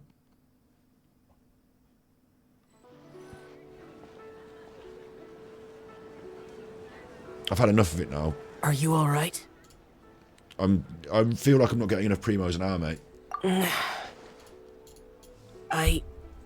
It's hard to describe. It's not getting enough primos per hour. It's like an anxiety. It's not that. No, it's not, is it? Well, for me it is. There were those among the Adepti who loved gatherings and idle chit-chat. Sometimes they would call up a few others for a drink. Even I got dragged along to their gatherings many times. Do you use your primos, Zhao? Do you think we could have yours if you're not using yours? The Adepti all have their specialties, making most of them proud and arrogant. Everything they say is straight from the heart. It never gets too complicated. Right. Did you like the dinner? But this time, that's not what I meant. Or perhaps I should say Rex Lapis is really good at adapting to human life. You could say that he actually enjoys doing so. Okay, did you enjoy your dinner? And that's something I might never be able to do. You don't have to be like them. Just get in there and enjoy your dinner. That does sound like something you would say. I just said it, you chuffer. No matter. I know my circumstances. Whenever I think of the ordinary conversations I've had with you, it feels strangely novel. Strange in a good way. Yes. The parlor director went out of her way with the invitation, so it was difficult to turn her down. I had made mental preparations before agreeing to come. Good. What do you want for pudding? She told me that all the guests today would be acquainted with elemental power. And I knew that you would be here. Hello, I am here. But I didn't expect the other guests to be... Such big chuffers? Well, enjoy it. It's nice hanging around with the big chuffers. Get in there and have your pudding. General Capisis always said that we should live in the present and enjoy every pleasant surprise. Exactly, like your pudding. Perhaps that's what... But I think he meant designing clothes for those around him. No, he meant your pudding. The clothes were intricately designed, but inconvenient to wear. Brother Bosacius never tried to hide his distaste in front of him. What's that got to do with pudding? Rex Lapis did like his designs and even collected quite a few. The outfit he wears now was also designed by General Capisis himself. Oh, General Capisis is quite the fashionista, quite the designer then. How about a nice slice of cake? I never saw him wear this during the war. I didn't expect him to start wearing it later. I mentioned cake. He didn't even, not even cake. Oh, here you are. Here I am. I'm not intruding, right? No. Did you say something about cake? Oh, she did. Should we go back inside? The cake's You're nearly not. ready. What is it? What is it? Is a good question. What is it? It's a cake. So Hu Tao saw that everyone's done eating and asked the flour staff to and bring fat out the with desserts. sugar, and then like I want to say eggs, but vegan. So like some sort of binding agent, like sometimes applesauce and a bit of aquafaba goes like just sort of until you get the right consistency, and then you sort of bake it and it comes out in reasonable different. Like if I had the right perfect recipe for the right perfect cake and I could repeat it every time. Ooh, but they vary, but they vary in a good way, and they're always generally quite nice.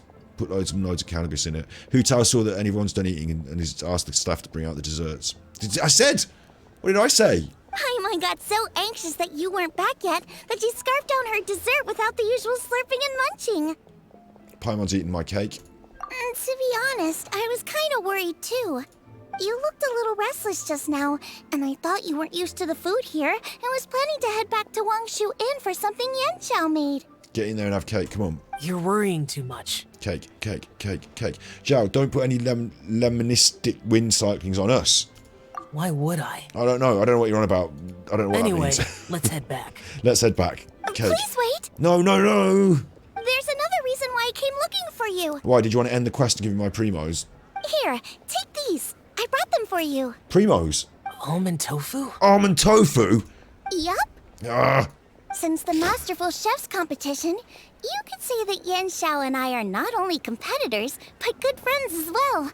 Brilliant. I heard him say that the esteemed guest on the roof loves nothing more than a good plate of almond tofu. So I learned a thing or two about the dish from him. would you stop your talking and give me my primos? I'll be honest. Before Hu Tao invited everyone, she secretly came looking for me, told me about the guests she planned to invite, and asked me for some suggestions on what she should order. Brilliant. So I made a few servings of almond tofu for you guys in advance. Is it almond tofu When I then? told Guoba that I was making these for you, he started eagerly running around the kitchen and helping a lot too. That's a perfect example, right, of some, like, instead of this, if you animate it, then you animate her running around the kitchen and Gooba chasing her and doing the almond tofu and like, you know, it's fine. I'd watch that. I wouldn't sit here going, hurry up, skip. I'd sit there watching it and enjoying it because it'd be well animated, well made. But instead, she's telling me about something that happened and I'm not watching it happen. I'm not even watching it happen with the character models in the game, for Christ's sake. It's just like something happened in the past and I'm telling you. Like, I wish they would animate so much more. Thank you anyway. Thank you for the trouble. I'll take Like this. Why am I Thank you. clicking my way through this? Why aren't they just and animating Guoba it? too. You're welcome. Oh, the almond tofu I made probably tastes and feels a little different from the type Yan Xiao cooks. Please let me know if there's any improvements I should make. Okay. Wouldn't you be bored after a while of everything cutscene? Yeah, but that's what this is. It's just that I'm forced to click my way through it. I'm even more bored of this. The thing with the animation is it's of a higher quality than this. So it's actually a feature of the game. Like whenever those animations come around, we're like, yes, this is cool. And they're done really well. And it's like anime, but it's also like old Chinese woodblock print style. It's just really good animation. We enjoy them. Like this, on the other hand, no one would say, oh, like this is equal to animated film. Like it's just like, this is like cheap. That's all. They're always doing the same moves. They always do this. They were like just watching the character models with like a series of 6 different move sets that they've got, and they will do that, and then we'll get the voice acting job done. It's not job done. Like, this is not good enough. This is what makes it boring, and I have to click through and skip. We should head back now. We can't keep Paimon waiting. And it doesn't have. If you animate it, right? Here's something. In YouTube videos, have you heard of a J-cut? Like, you got the 2 pieces of thing you want to cut between, and one person's talking, and then they stop, and then the other person starts talking. In real life, you overlap. Like, someone will start talking, you might just stop. Like, or in a YouTube edit, to keep it powering along, I could J-cut. I call it. It's called J-cutting. Like the letter J. Like, you overlap the voice and the frame, so like you hear someone talking before you see them just slightly. It keeps everything powering along. It keeps the pace and the rhythm of everything powering along. Here, waiting for someone to finish and then pressing skip is like laborious and takes longer. In the same way as those people around the table would never sit and talk like that. Like, if you animated it and you voice acted it properly, then they would never talk like that. Like, you'd make a good animation. Like, when you're watching film or TV, it's not just boring, is it? Because it's like film and TV. It's good because they edit it, and like, you edit it, you can edit it and do all that. Here, it just lacked all of that. It was a bit like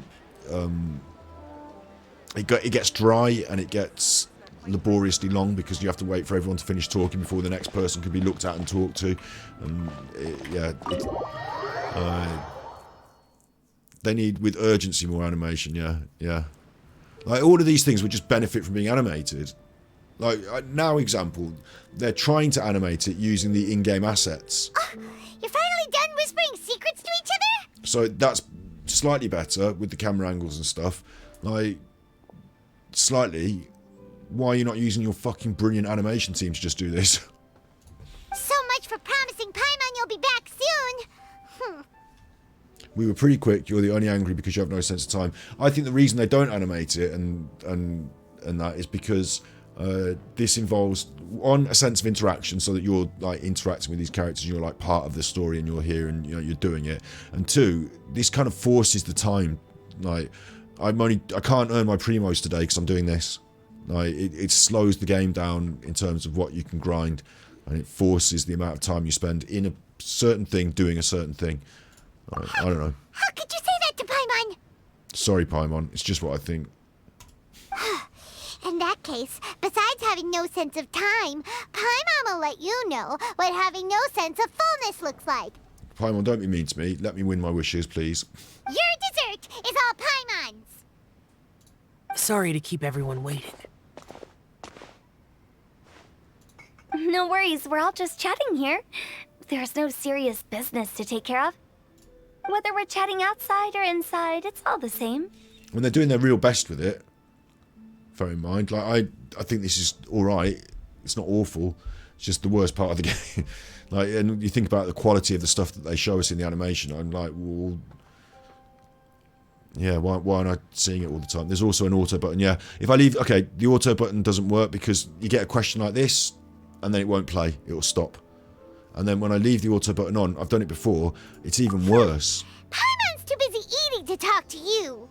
But even though we're all well acquainted by now, I think this festive gathering deserves something ceremonious. Oh? Is this some local custom?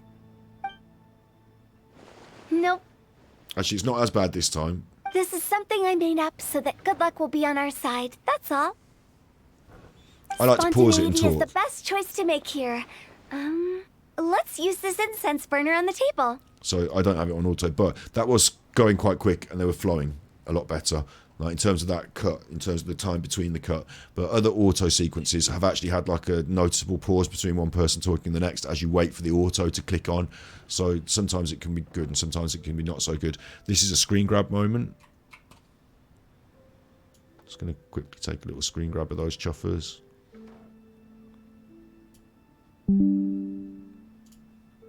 It's been lit for so long now that the incense is running out. I'll leave refilling and lighting the incense to the most distinguished guest among us all. Lighting the incense will signify continuous growth and prosperity in all our endeavors in the new year. That's nice. I see.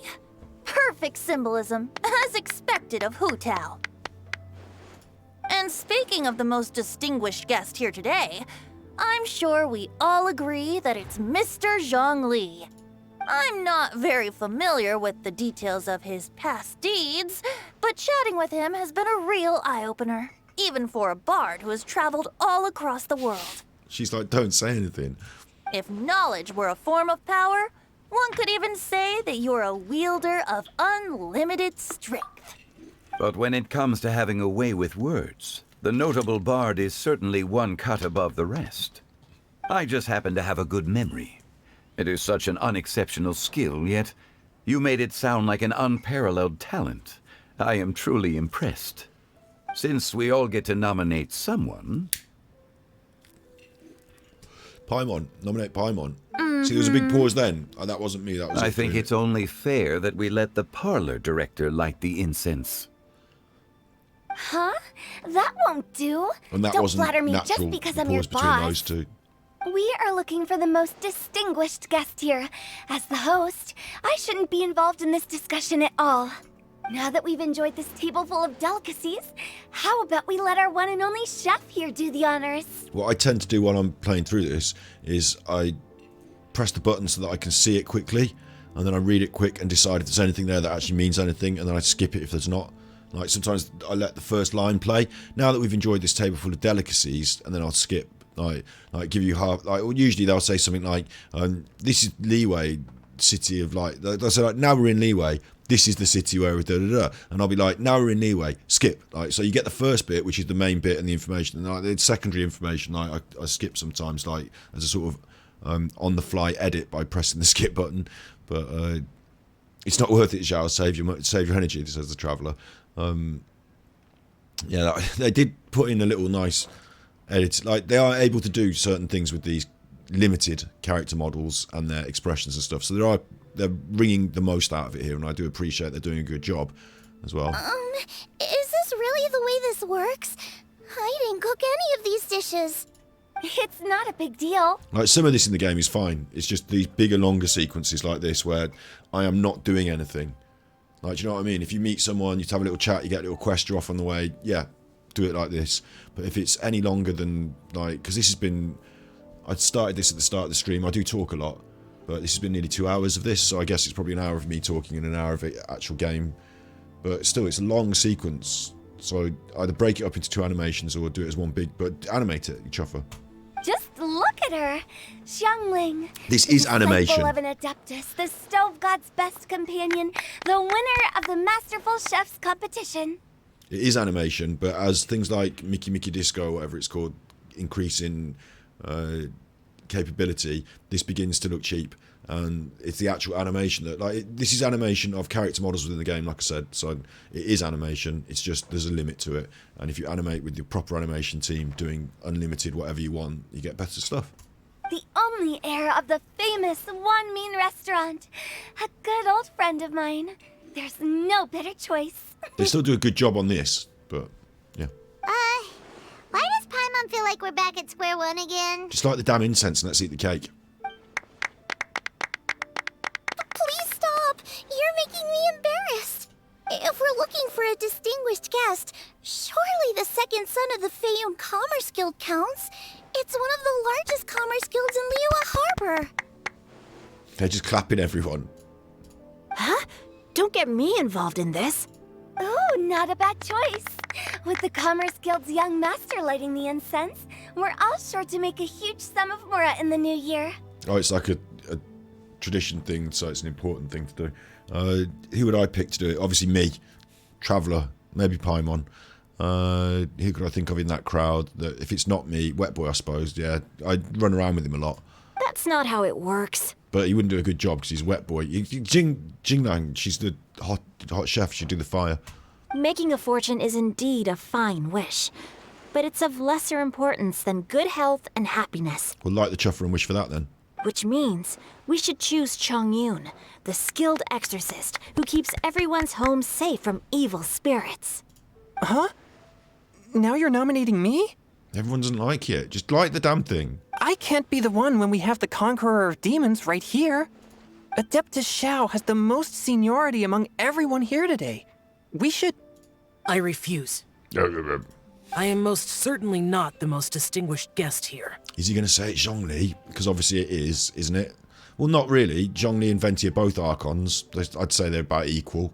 And then there's me, who met with all different Archons, battled for Gnosis, Liyue cheating, dropping it on other Archons. I just think maybe I'm a slightly bigger cheese than these chuffers. I just think I am slightly bigger a cheese than even Venti. And I don't consider myself like on par equal. Like, look at his shoes, for Christ's sake. I'm slightly a bigger chuffer than Venti, for sure. Absolute for sure. When I turned up in Monster, he hadn't even got his shit together, couldn't sort anything out. I fixed it all. Then his Gnosis, I've never seen anyone hand it over so easy. Okay, they had to rip it out of his hands. They did have to rip it out of his hands. Let's be fair about that. Zhongli handed his over in a slightly more pathetic way. But yeah, overall, me first. After all this, I think we should end the discussion and just go and light the damn thing. You should all be able to make the right judgment based on your observations. One person here is well acquainted with everyone else. They're all worried he's going to say Zhongli's, what's his name? But they all know it anyway, don't they, really? Oh, that's right! Even though you're always mocking Paimon, you're still pretty popular with other people. Yeah, me. Go on, get me up there. No, wait! Paimon said she wouldn't talk to you again. I'm not the only well-connected person here, though. Look, just get the thing lit. Huh? Who else is there? Who cares? You, Paimon. Huh? Paimon's going to do it. Does that mean Paimon's the most distinguished guest? Oh, well, that was unexpected! Paimon loves it. Go on then, you do it. Fuck it. I agree. Paimon's just the one we need. Which is weird, because actually when you think about it, next week I'm going to be on this demonologist. I'm going to be contacting them. I don't know what's going to happen. They probably just say no thanks. But I'm going to get a list. I thought what I need to do, it won't make sense if I just contact them and say, I play Genshin Impact, please come on my show and tell me a little story. Look, you can see Zhao's little butt wiggling while I'm talking. So that's putting me off. I need a list of all the people and all the spirits that they are, don't I?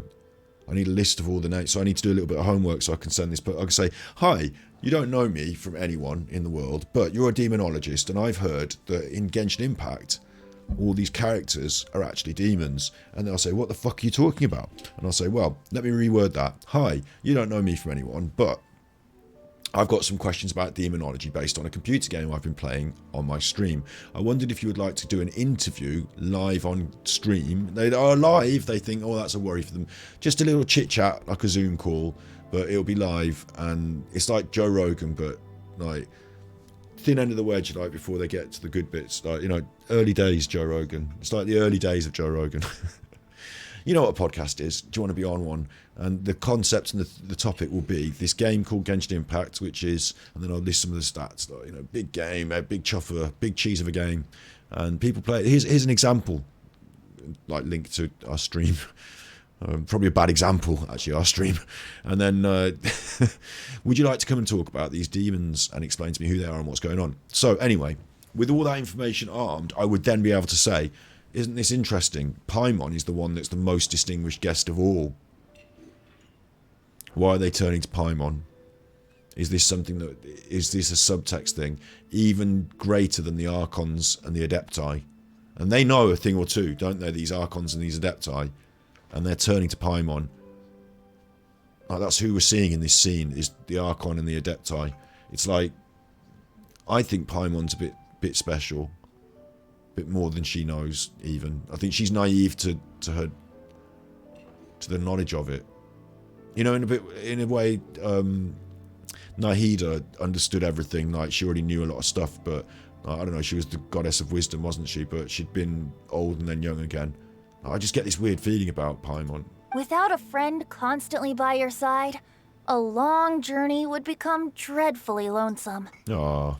But once you have someone there to brighten up the atmosphere, everything along the way will become lively and vibrant too. Interesting concept.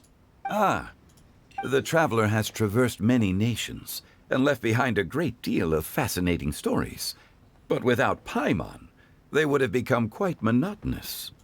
Paimon plays an indispensable role in making your journey a happy and smooth one. So we all love Paimon now. It's like teaching me to love Paimon. Thank you. You guys, Paimon's not used to being praised like that. Just like the damn thing. Those were genuine compliments, right? Of course, you're the best travel companion ever, and no mention of emergency food. Thank you.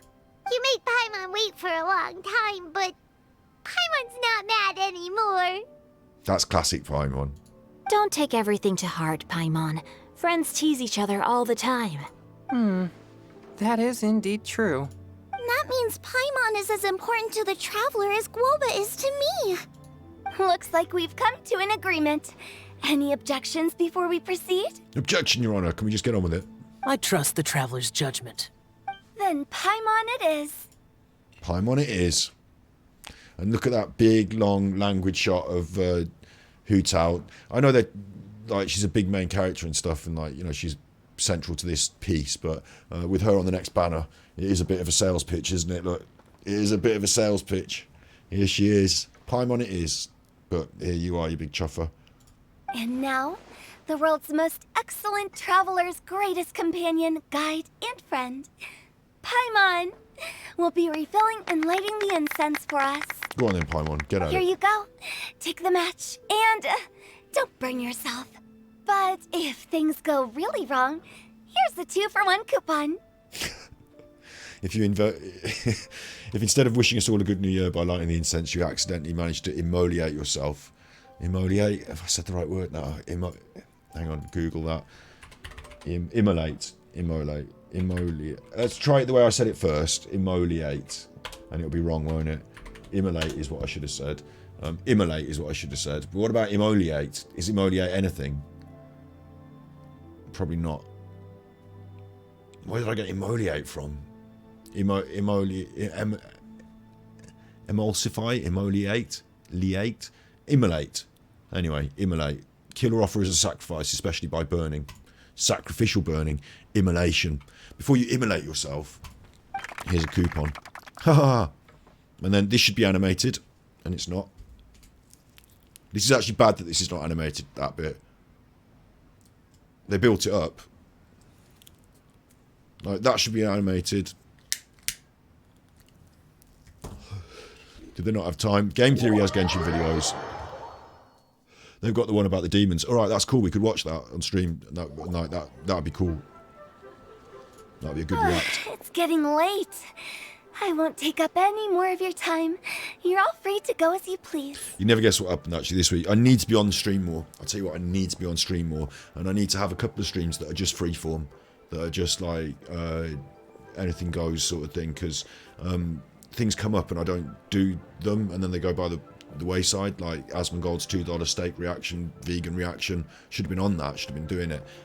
Another one this week. There was a video on YouTube that was about like cleaning our reconditioning videos fake or something, and I've got a watch later thing on my YouTube, and I put it on the watch later. I thought that would make a good reaction video, that will. And then I didn't do it. I didn't watch it. Didn't do it as a stream. But then Asmongold did it, and I'm like, wow, I've picked the same video off YouTube that Asmongold's reacted. Like, Asmongold is like top tier reaction content, isn't he? Like, you know, let's face it, like Asmongold reacts to things that are worth reacting to, and not things that are not worth reacting to. I'd put it like that. And so I picked the same video. So I thought that was a good, even if he did it and I, well, you know, wasn't on the case quick enough, but at least I made the same, like, judgment call. So that bodes well for the future in some way. Oh, look, Chan just walked through. The food was delicious, thanks to the treat director. Yep, the tea was amazing too. You don't have to go all polite on me. Just remember to come when I invite you next time. All right, bye. Let's see. It's dark out, so I'm going to accompany Xiangling, Xingqiu, and Chongyun back home. As for the rest of the guests, I'll leave them to our consultant. No need. I'm headed towards the harbor to meet a friend on the ship. There's no need to trouble one such as Mr. Zhongli. I think you know the place I'm talking about. Come meet me anytime. Bye. It was great getting to know you all. Let's meet again when the spring breeze begins to blow. It was cool actually to see them all together like that. Like that was cool. Bye. Oh, we should write poetry together sometime. Bye. We'll catch you all later then. Bye. We did have a sort of like I was saying when I was growing up, mates. We did have a sort of crew. No, there was no. We never wrote down who was in the crew or there was no definition whatever. But we used to go and do stuff together at the weekends, regular and I suppose I had a couple of different sort of there was when you're at school, you've got friendship groups and stuff there's that. But as an adult, like I said, going out to raves and I'm still friends with those same people now. It's just we don't do the same every weekend. What you doing? Where are we at? Certainly I don't. It used to begin with let's all just meet in the pub, and who knows where it would go. But in the summertime in my town as well, it's very much a summer social sort of town. Yeah, it very much is. And at the weekends, if you go out and go to the same regular sort of places, you'll see some of the same crew. But a lot of them now these days I suppose there's now a new generation of crew, isn't there? Do you know what I mean? And a lot of them now have got kids and chill out, don't go hammering. And I don't go hammering drinks, so. But yeah, that reminded me of that sort of thing. We're getting the crew together. Yeah. Bye. Don't forget to return to the parlor later. There's something I need you to do. Okay, I've got more to my quest, is there? Understood. See you later. Oh no, that's for him. All right, bye. Well then. Rex Lapis. Just Zhongli will do. You see, he couldn't wait, could he? As soon as everyone's got Rex Lapis, he's been dying to say it. I live as a mortal in Liyue Harbor now. I am just one among many who begin work at sunrise and retire to rest at sundown. Bless. If we were to consider status and seniority as Zhongli, I should be respectfully referring to you as Adeptus Shao. Heaven forbid. Let's stop teasing him for now, then. I meant what I said. I heard that during the Lantern Rite Music Festival, you conferred with Streetward Rambler and Cloud Retainer. I take it as you've gained a lot more knowledge about the past? I've gained a lot more knowledge about the past, so... The same truth will sound different coming from different people. As more bear witness to a story, feelings and interpretations expand in variety too. Poor Zhao. I mean, he did spit it out. He's just the first second that anyone wasn't in it, just like a nervous tick or something that happened. He just had to spit it out. I think he went to the bathroom at one point during the meal and just was in there going, Rex Lapis, Rex Lapis, Rex Lapis. I once had a pleasant chat about the past and present with a Sumeru scholar named Soraya. Oh. And learned a few things about her research topic. Good. Do you want to finish it off now, though, Zhongli? Can I have my primos? Because fucking hell. From the evidence she found and the conclusion she made, Chuffing out. Her area of research is already very close to the truth. Good one. But there are multiple sides to humans and gods alike. Interesting. In the legends recorded by humans, some gods were depicted as arrogant and condescending, while others were kind and capable. All sorts, then. But whether to me, Streetward Rambler, Cloud Retainer, or younger adepti such as Shao and Ganyu, those adepti and gods that may seem extraordinary to humans are something more akin to close companions. Whatevs. This was as true back then as it is right now. Good one. Just how Shao may seem unapproachable to most, but the Traveler has proved otherwise. He does go on, doesn't he? So there's no need to dwell too much on certain things. Go on then, away with you. Rex He's still doing it. Zhongli, what you're saying is... It looks like you understood what I meant. Good. The director asked me to accompany you on your return, but I don't think you'll need my protection. I'll be taking a walk around and admiring the night scenery. Go on then. After that, it'll be time for me to go back and meet up with the director. Not important. Goodbye for now. You didn't need to say that last line. After that, I'm going to be doing this. Bye, I don't care. Zhongli. Bye. Everyone's Paimon always feels a little empty inside when a lively celebration ends. Well, hopefully you leave at the right time when, like I was saying back in the day, we used to go through to the end of the next day and then we'll meet up in the pub to deal with the hangover. But these days, like, hopefully if you leave in good time and, like, you know, feel good about it, you can have another celebration in the future. You don't have to feel empty, Paimon. That's like the opposite feeling. You should feel full and, you know, happy about it. But at least you always stay by Paimon's side. I will always stay by Paimon's side. No. Paimon got it mixed up. Paimon, the best and most distinguished travel guide, will always stay by your side, traveler. Oh, fuck. It's my honour. I'm afraid there'll be a lot to ask of you in the future too, most distinguished Paimon. Good that you're aware of that. Shell, is there anything else you want to do?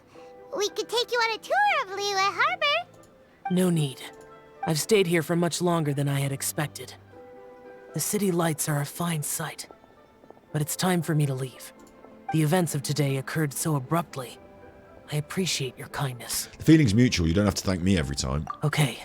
I'll... See you next time. Poof, he puffed into puff of smoke. He's gone. Wish I could do that sometimes. For 20 primos, that took a while. Look at her feet. What's wrong with her feet? Why have they left her with that, like, a feet like that? What's wrong with her foot? She's got a bad foot there. They put me just here with, like, clumsy feet. Oh, it's gone back. She's happy now. She's fine. Her feet are alright. So here we are. We've had a nice dinner. That was a quest, 20 primos. It did take a while for 20. I need more primos per hour than that. Look at my primo tally now. It's 11116, which is strange for a series of numbers, but it's just numbers. But that needs to say 12 before I can feel happy today, at least. So there's a couple more things I want to do. First thing though, since you're here, right, I want to show you this. This is incredible. I don't care if spoilers, anything. We're doing it. I found it.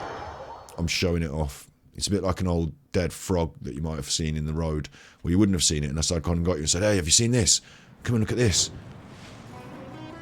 Alright, you attacking me. I don't want to be attacked. I want to just navigate my way to the north. Never east, northwest. It's like over there. Oh, I've got to go past this chopper. Wait, where am I going?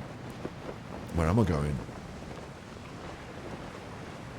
Where am I going? Oh no, I don't know how to get there now. Brilliant. This will work. This will be a great bit of stream. Me not knowing what the chuff is going on. Northwest, isn't it? Right, I want to take us there. And I thought I'd go in like there.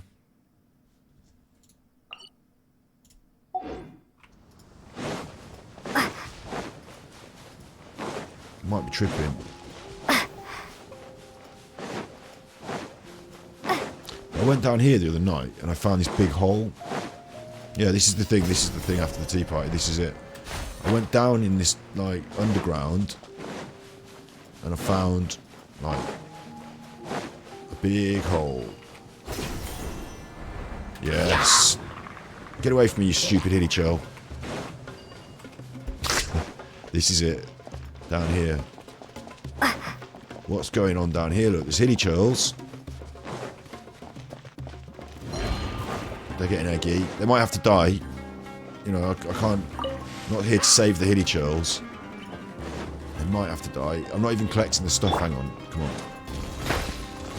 Don't attack the hilly churls. Collect the stuff, love. Alright, forget it. What's this? What the fuck is this?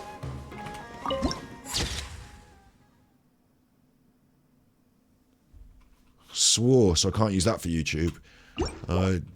What is this? This isn't even the way I came in and found it, I'm pretty sure. I found a big statue. I climbed up on his head. So this isn't even... I came up a different way, but what is this?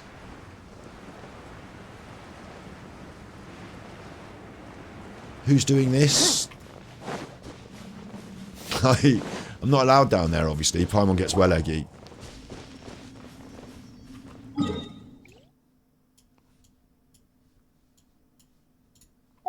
Not allowed in there. What is it? It's pretty impressive. And like, wow! Look at it. Like, have your photo taken with that. Wow! And then down here, this is the way I came up. There's like a statue with its head off. Less impressive, but also cool. Look, big statue with its head off. Where's your head, mate? Oh, you're a big statue. Where's your head? So I climbed up here. The first time I discovered this, I'd come up down that hole, wherever that hole's from. And I'll go out that hole in a minute and find out. And I come up and I was like, I'll be on its head. There's a statue and I'll stand on its head. And then I was like, what the fuck is this? What's happening even? There's like energy coming out of it, like geo energy. It's light. This stuff is up in the air and it's being suspended. So I'm saying there's some sort of time status or... like there's some sort of... is it physical power that's doing this? What is it? It's good, isn't it, though? Paimon won't let me in. It's good. So I discovered that. No primos for that, just... that's my little thing that I wanted to show. And that's the first time, as a Genshin streamer, I've been slightly ahead of the curve and I've shown people on stream something new. You can see the details of the clothing on the statue. Okay. Pointy shoes. Booty, sort of pointy boot shoes. It's a bit big. You're going to have to send them back. They're going to be the wrong size. And we've got... this is what we're going to do next, is we're going to do some King Deshret secret stuff. I want to do the quest next, maybe. Because I need status clearance to do these other things. It could be geo energy like Ningnang's rocks. Yeah, because the hers are floating around her, aren't they? Oh shit. I've made the birds angry. Yeah, it could be that, couldn't it? It's more like Ningguang, I think. It's more of that. So there's something going on in the hole in the ground. How did I get in there? There's obviously two ways. This is the way I came, though. First time.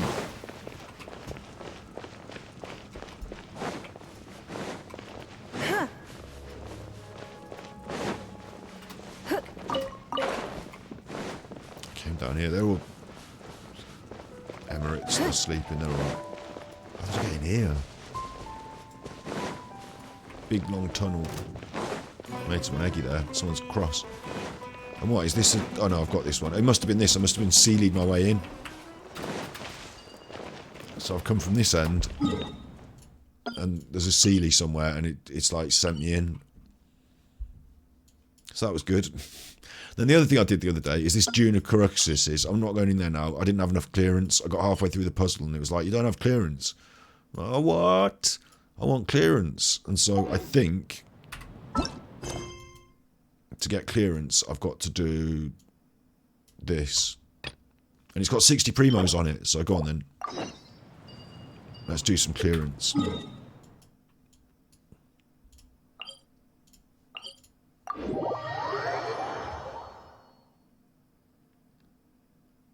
One's Deshret and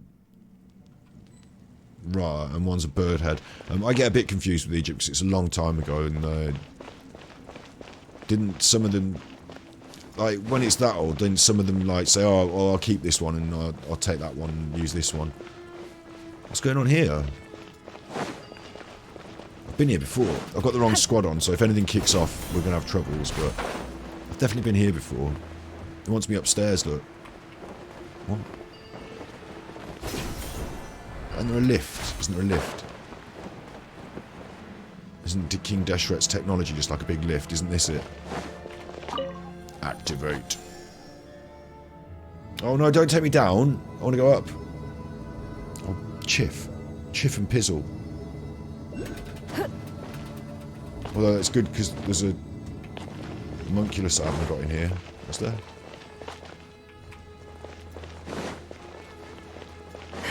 No, no. What am I doing? I've got no idea. I feel like I'm going in the back way now.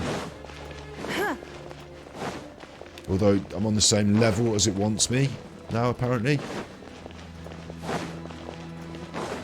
No.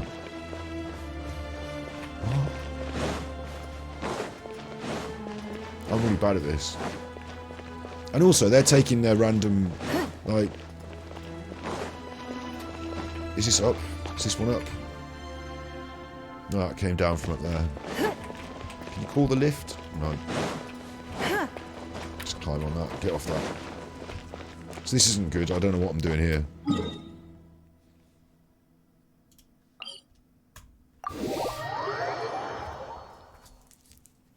I've got... What? What? I haven't unlocked that either. That doesn't exist to me yet. Right, to make some success happen, let's do this instead. Teleport.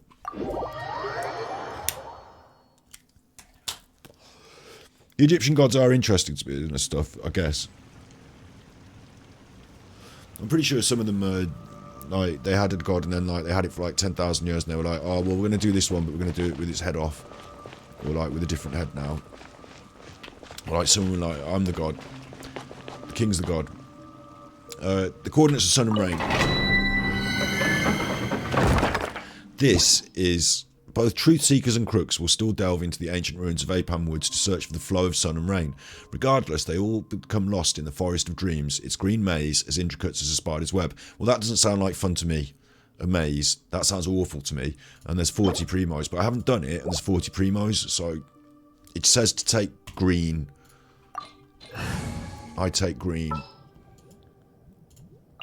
Trainee Forest Ranger Colley, reporting. You always need arrows as well, don't you? So I'm putting green collie. She's in.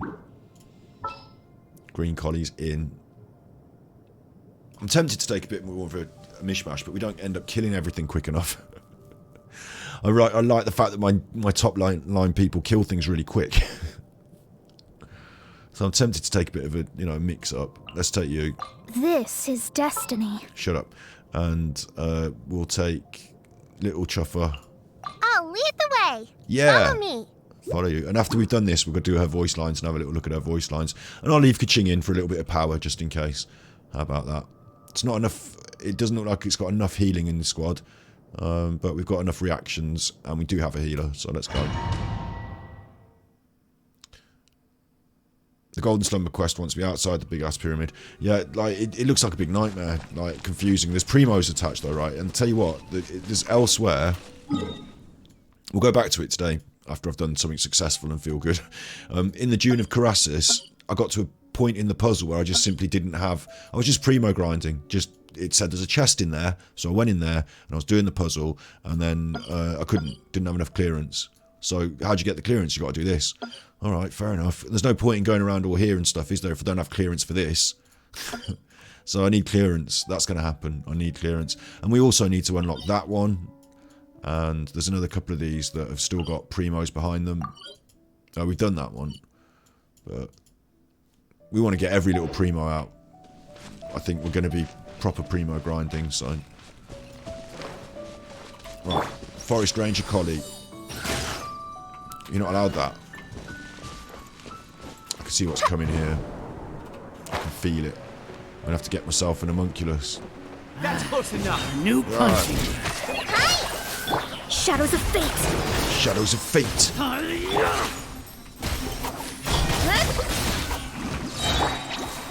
Get that. You have that with the rabbit. I'll go and kill this one. Let me scry.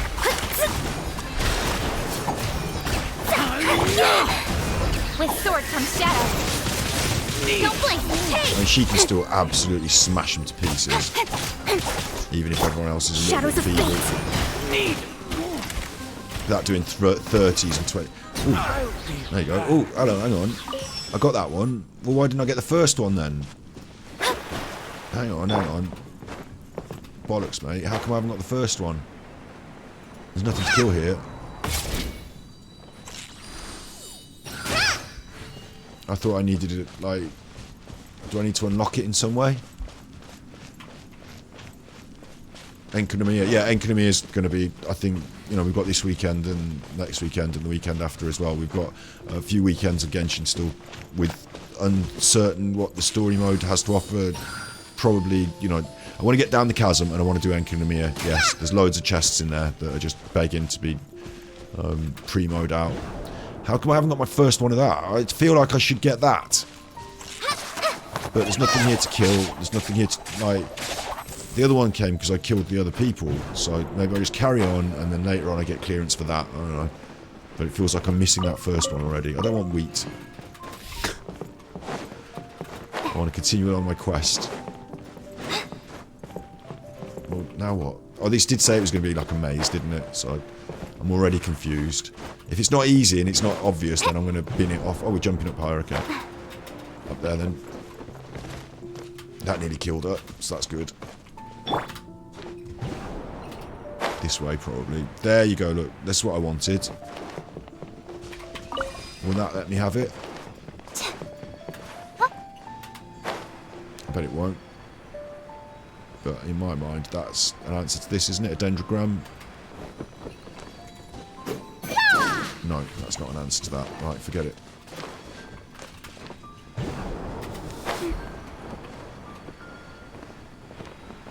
Let's jump up on that. So we're going to get this out, which is going to heal Collie while I shoot the arrows. It's nice, isn't it? While it's healing you, it's sort of smashing you in the face with that animation. Confusing me. Right, I just did that. What happened? I've shot it and pinged it. Have we done this one before? I feel like we've done this one before and I didn't have an archer and I got to a point that I couldn't finish with no archer and I had to bin it off. Yeah.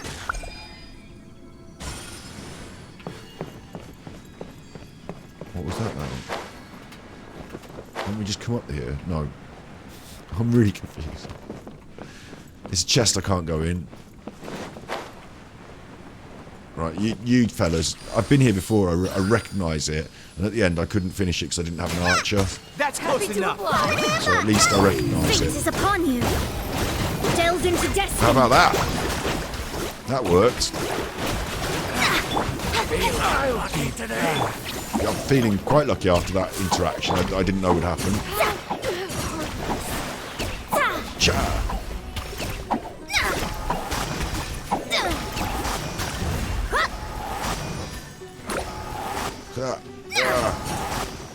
Hundreds, thousands, 7,000 with the dendrites, so have that, you chuffle.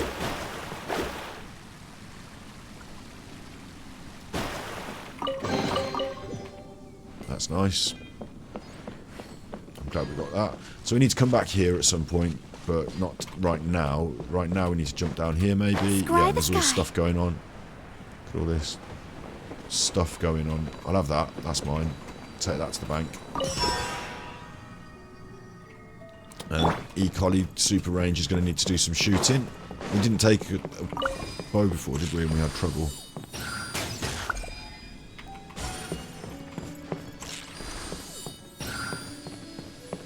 Yeah.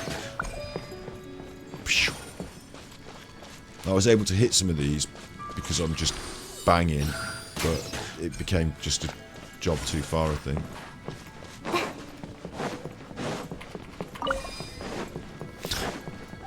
I was able to climb up and jump off and hit some of those, I'm sure. But I can't remember where it became a job too far, but it definitely became a job too far at some point. Am I tripping? What's going on? Or is this one finished now? Oh, it's this one where I couldn't do this one where it was above that. Oh, we're back round in a circle and I've got all the things. I like it. Quite clever, really.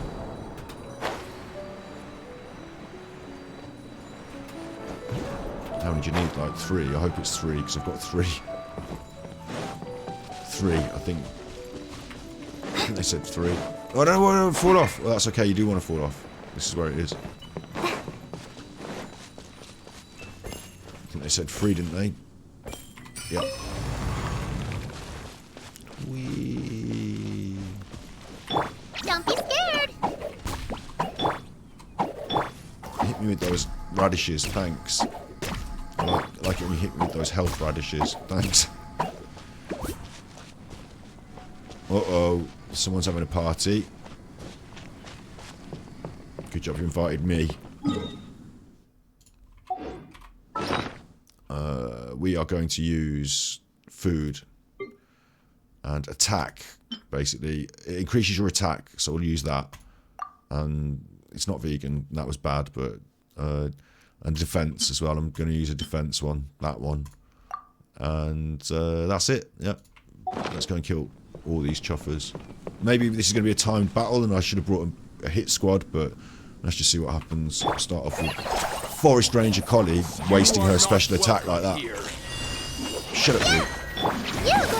Ow! Shadows of fate. Shadows of fate. Oh, got froze. In trouble. Polly's thing charged. Incoming! Cut to the chase! Let's see if it charges itself.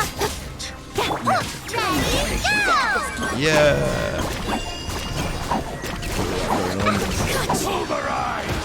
I got froze again. Out of my sight! Don't be scared! Polly's quite difficult. She's gonna go. Get out, get out, get out. Try that on for size, you checkers.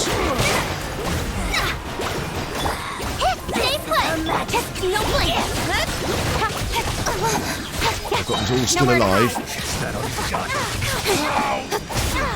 Speed of light. I mean, all of my characters are still alive. I just need to Written in the stars. heal Yugway, you're up. this chopper that's doing the healing. The healing's not happening quick enough, so we're going in the bag. It's the healing's an issue. Apple stew. There you go. Shadows of fate. Don't blink. One at a time. Cut to the chase. Just me and you now, love. Incoming. Don't care if you are level 90, whatever. Mirror 91. images. Levels are just a number. Speed of light. Stay put. Hey, don't Cow. blink. Let me scribe. Nice. This will kick off. Don't be scared. Where's she gone? Cheeky chuffer. Incoming. With sword comes shadow. Out of my sight. I've got you served. Don't blink. My aces. Stay put. You have that. This body belongs to 40 primos. That was nice for the primos per hour. Plus a 10 from the chest. 50 primos. Not too bad. I mean, I do think sometimes 2s and 5s that we're getting in these other chests and stuff, it doesn't... feels bad, like, but it does add up. It just takes a bit of time, but that was alright for the primos per hour. At least we got some oomph on our primos. Let's have a look. 11168. 1112 I need to see, at least. 1112. I'm going to at least need to see that. And I don't. What I need there to do, like, because it could happen that we get a really good primo day and there's a pig in. It could be that we get a really like busy primo day when they throw loads of primos at you, and then there could be some leaner times. But it's just, you know what I'm saying, with the number of days before the next banner that we want to roll on, we're guaranteed Hu Tao, but it's the one after that we're not guaranteed on. Just doing. Don't be scared. I think I've already done all this because I'm down here, aren't I, with this thing? So this was the end of that. So forget that. I do want to go into characters. This little chuffer. She's at 80 now. We've got a level 80 of 80. Her ascension's just waiting on the creepers, gemstones. We actually need slime concentrate, but I bet I've got loads of stuff to make with that. And chilies. I bet I've got loads of chilies. Like, we'll be fine with the chilies, chili seeds, and all that business. So she's on like main squad basically, and we've got Klee, level 89 of 90. Dodoko, where are you? Level 90 of 90. Thank you very much. Got myself cleaned up. Radio rocking. Now he does an 80 of 80, so you know she's squad worthy. So is Yao Yao. On the back burner, on the way up, we still got these cool characters, and like we're going to be picking out the next one to accelerate their ascension. And we've still got another couple that are on that midway. Dory's 70 still. She could do with a bit of a push. 70 of 80 here. But otherwise, we're 80s, 90s. 80s are the main group. And some of them are 80 of 90, and some of them are actually 90 of 90 now. So we're really getting there. And the talents, all 7s at this top line. We're all looking at 7s. If you're not looking at 7s, then you can be leveled up. Even if you're someone insignificant in the big scheme of things, like this Choffa, who, she's not insignificant, but in the big scheme of things, you know, she's not one of my mains, is she? but she can be level to 7s. Yeah, that's all going really well. We're happy with that. But what I wanted to do is spend some time. Right, first of all, Kelsey Jaffa. New character, her voice is Kelsey Jaffa. So let's find that. Welcome to the internet. Kelsey Jaffa.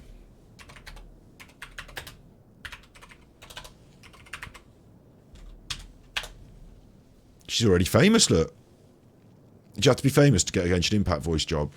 Because I was thinking maybe I could do it. Like, just because I like it and I can talk. But maybe you actually have to be like a proper voice actor. Look, voice actor, kelseyjaffa.com. She's got a .com. She's got tattoos. So what's interesting is she doesn't strike me as being very like the character that... Actually, I should arrange this frame better, shouldn't I? Let's do that. You take your Firefox. You take your Firefox and you move the Firefox so that you can see both the character that we're talking about and the Firefox at the same time. Well, how are you going to do that? You're going to have to resize it. There we go. Is that... It doesn't seem like quite perfect framing, does it? It's better than it was. You can see both things. Kelsey Jaffa does not look like Yao Yao, does she? Like, but you don't have to. You're a voice actor. It's a silly thing for me to say, but you know what I mean? It's like, if I was casting for this Yao Yao character, some part of me, maybe I'm bad at casting voice actors, because some part of me would think, I would assume the role would go to somebody who I feel thematically fits this character when I meet them as a real person. But maybe it's nothing to do with that. Maybe it's nothing to do with that. Let's hear her work, obviously. Going to be hearing her work. Which her work is all in the voiceover. Hello, I'm Yao Yao, a lowly disciple of the Adeptus Streetwear Rambler. It's a pleasure to make your acquaintance. If you encounter any difficulties outdoors, then let me help you. Oh, by the way, I brought some fried radish balls with me. Help yourself. Don't eat too many, though. Too much oily stuff is hard work for your body. If you're still hungry, I also brought a freshly washed radish and some vinegar. So I could make you a shredded radish salad if you want. If you want. She goes up at the end.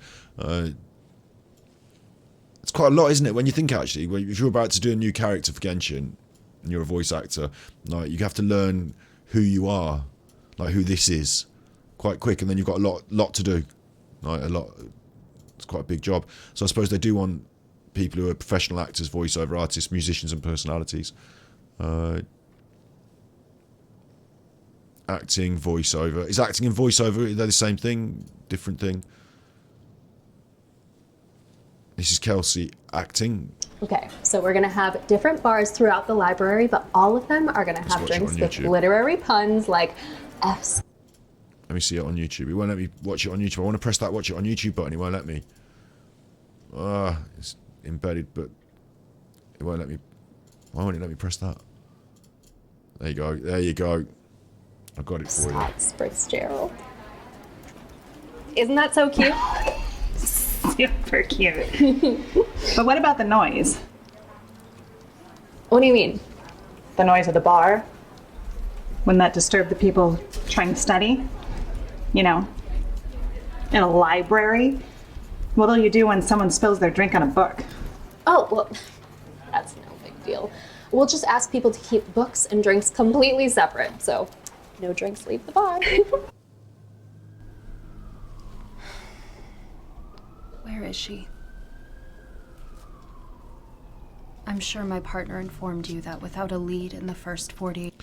Is this from something real, or is this from something that you'd like? Do you get these? This is making me trip now. And I wonder if back in the day, you would have your photograph taken, and you'd be like, "This is my, photograph." And they make you photograph 4 times on a card, and then it's your card, your like modelling card, and you would have like 4 or 5 photographs of like different looks, and that would be your card. Then on the other side, it'd be your main big headshot, like your modelling card. I wonder if these days acting reels, like, because it's so obviously easy to do, isn't it? Not easy, but you know, we've all got cameras on our phones now. You put together your own. Okay, I haven't got a shot of me in acting in a detective series, but I want to look like I should be in a detective series. So can we shoot me in a detective series, please, for a weekend? And I'll put that together on my acting reel, like in the same way as I would put together stuff on my editing reel. I'd just knock up some stuff that I would edit, like to show editing skill, even if I wasn't actually producing a real like piece on antiques or whatever. You know, I might edit something to do with antiques, film an antique, and like whack it on my reel, so to speak. I wonder if this is that, or if this is part of a series, like an actual footage and scripts courtesy of The Forge. So I don't know what The Forge is, but 8 hours. Your sister's chances of survival are cut in half. But here she is, and I don't know what she's looking for in the world, but for me, I would less want to do what she's doing there, and much more want to do what she's doing here. Assuming I've got the right person here, this is Kelsey Jaffa, right? Acting voiceover. It seems like quite a distinctive name, doesn't it? You would think it would say, okay, she's Pakistani Norwegian on camera actor. What's Pakistani Norwegian? I suppose that's the two parents that she has. She's from Chicago. Film, video, TV commercial, theatre. Like, is Genshin Impact on here? Would it have been updated, or was she? Do you update this resume? Like, I haven't got a resume like that. I can never be asked. I never be asked with it. But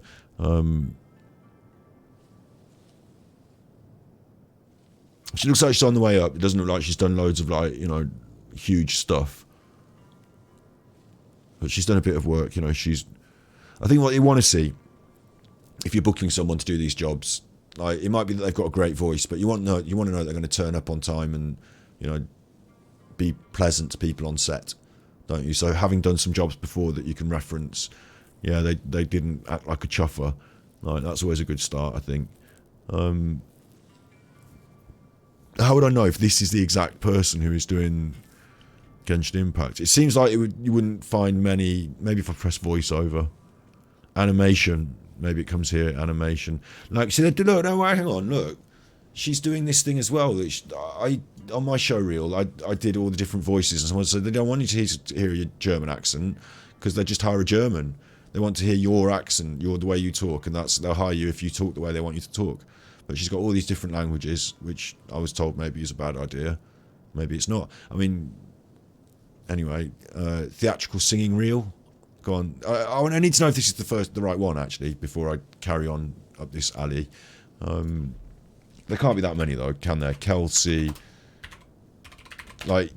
Jaffa. How many other actresses? Lantern Right stream, look, Twitter. This is her Twitter, so let's go this way through it. This is definitely her, because she's Lantern Right. You know, she's not doing that English voice of Yao Yao if it's not her, yeah?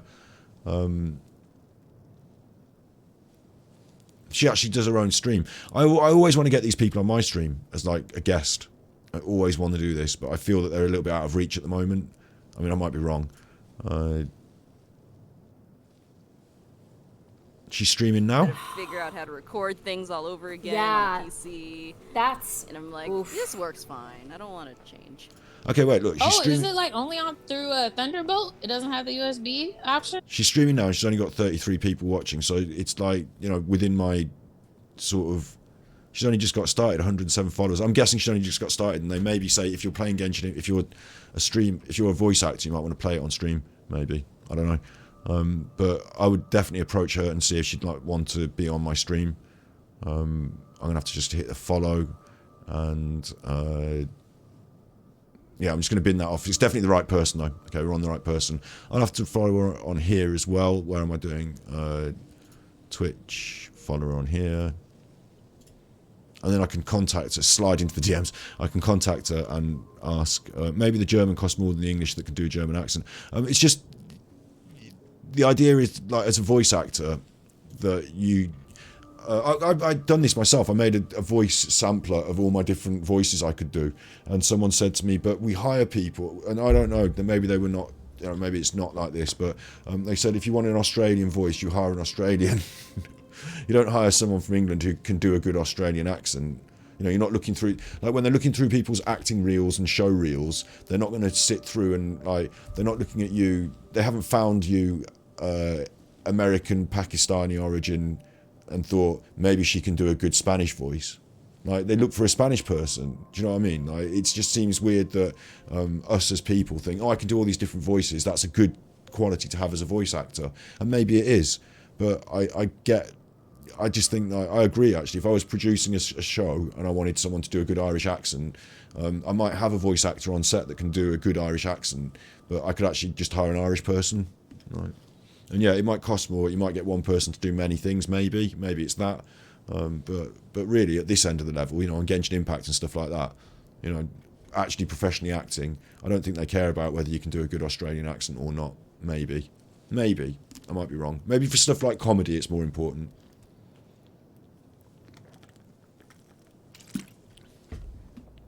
But yeah, okay, let's hear her singing then.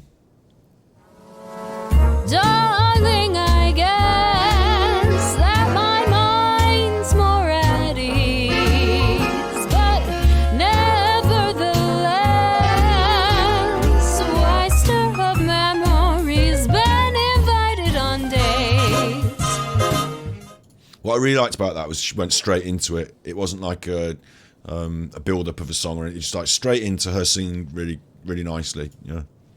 Don't be offended by my frank analysis. Think of it as personality dialysis. And then that's got a very like theatrical singing reel, it's called. So that has a very Broadway, you know, musicals sort of character in her voice. She's bringing a lot of character to the performance. Now that I've chosen to become a palace sister and advisor, there's nobody wiser. Not when it comes to popular. I know about popular, and with an assist from me to be who you be instead of dreary who you were. Well, there's nothing that can stop you from becoming popular. That was pretty good, wasn't it? Superboy and the Invisible Girl, son of steel and daughter of air. Also, what's striking me as well is you don't have to have performed all these roles to have this singing reel, do you? You just sort of sing all these songs, put the reel together. I'm wondering if, like, because I make videos and video content, I'm probably not going to be making videos for people's theatrical singing reels in a hurry in the future, but I see that there is a thing there. Like, it's interesting, you know, thinking about how it's been made from the back on the way forward. And look at this, home studio specs. I could do this. I could make a website with my banging home studio specs, my good microphone and my stream setup, couldn't I? And speed test. Okay, I'm guessing these days, I didn't know this, but I'm guessing these days, I actually thought voice actors would turn up to the studio and that you would book someone in locale enough that they could turn up, and then they turn up, and then you tell them what you want, and you're in the booth, and you're the producer, and they're doing it, and you're in the booth listening to it. It's not that, is it? It's you send someone a script, and then they record it in their home computer and send it back to you in good quality, and you work with it.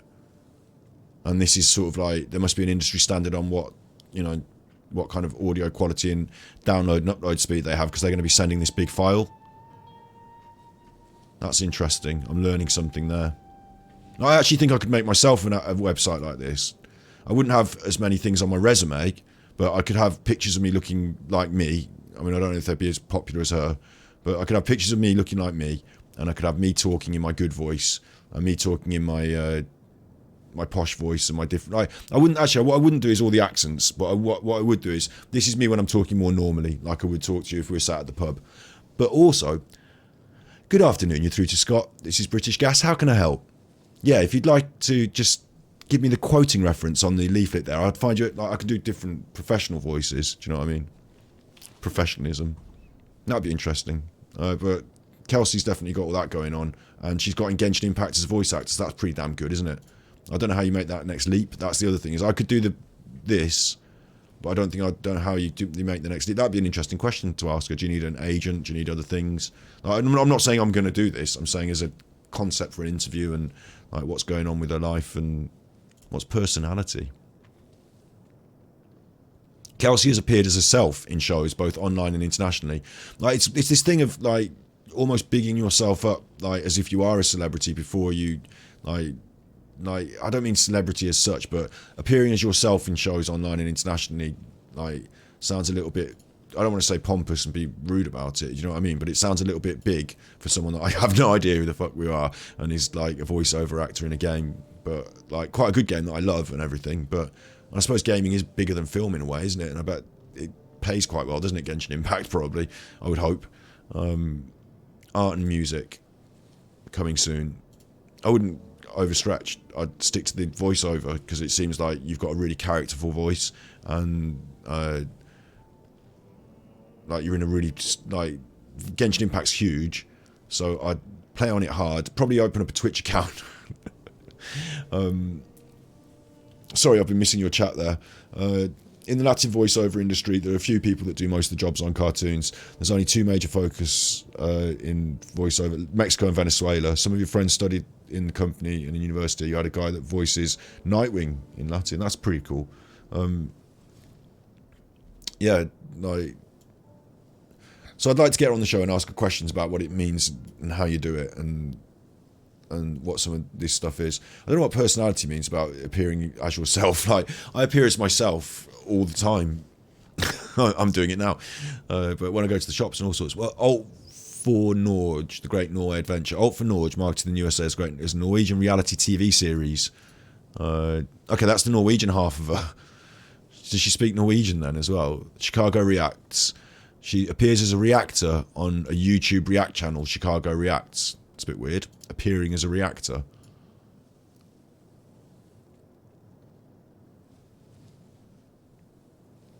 A regular cast member.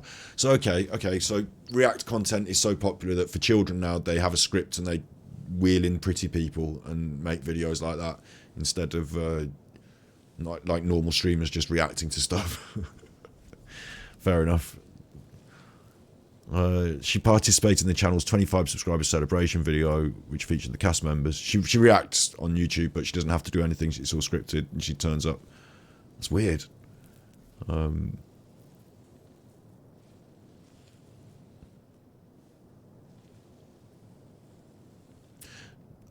No. You do need hype up to, for example, Zhao and voiceover in Japan. He's not just any voiceover. He's the guy for the main characters in a lot of animes. Zhao is critical. All right, yeah. I've actually, in truth, like some of the other voice actors have been on other stuff and other, you know, other things. We will fight for those who can't fight for themselves. Let's go, team! Leave no person behind! I make cookies. Whoa, fire! Wow! I have a 3-page essay on George Washington due tomorrow, but I literally can't stand him or his apple trees. You thought a pony for my one and only 12th birthday would See, for animation like that, that sounds more like... I don't really want to show you my show reel, because it annoys me now after all these years. But it was me doing all these different voices, and that's what that is. It's like a bit more... It's like here and there and like here and there. And I get that you want variety on your show reel, I guess. Doing different voices. For animation, it makes more sense. But it seems strange not to see the actual animation that it's from. Like, do you not have rights to that, or what's going on? Like, maybe you recorded this at home and then sent them the thing, and you haven't got the last, you know, the video of it. You just got this, or maybe you can just put, like, we can all just put one of these together just by doing 10 different voices in our bathroom. Do you know what I mean? Like, it seems a bit strange. Commercial demo reel again. Vitafusion, vitamin better. Feeling like my best. I honestly think you could make this website without having done any acting jobs whatsoever. Like, this part is quite important, isn't it, then? The resume, in a way, although I can't be asked to read it, like myself, but I thought I was going to zoom it in. No, open image in a new tab. What? So this is quite important. Genshin Impact is on there. Genshin Impact, Yao Yao, Mihoyo. This is the right person. I wouldn't be able to put this on, would I? I wouldn't be able to have a voiceover resume.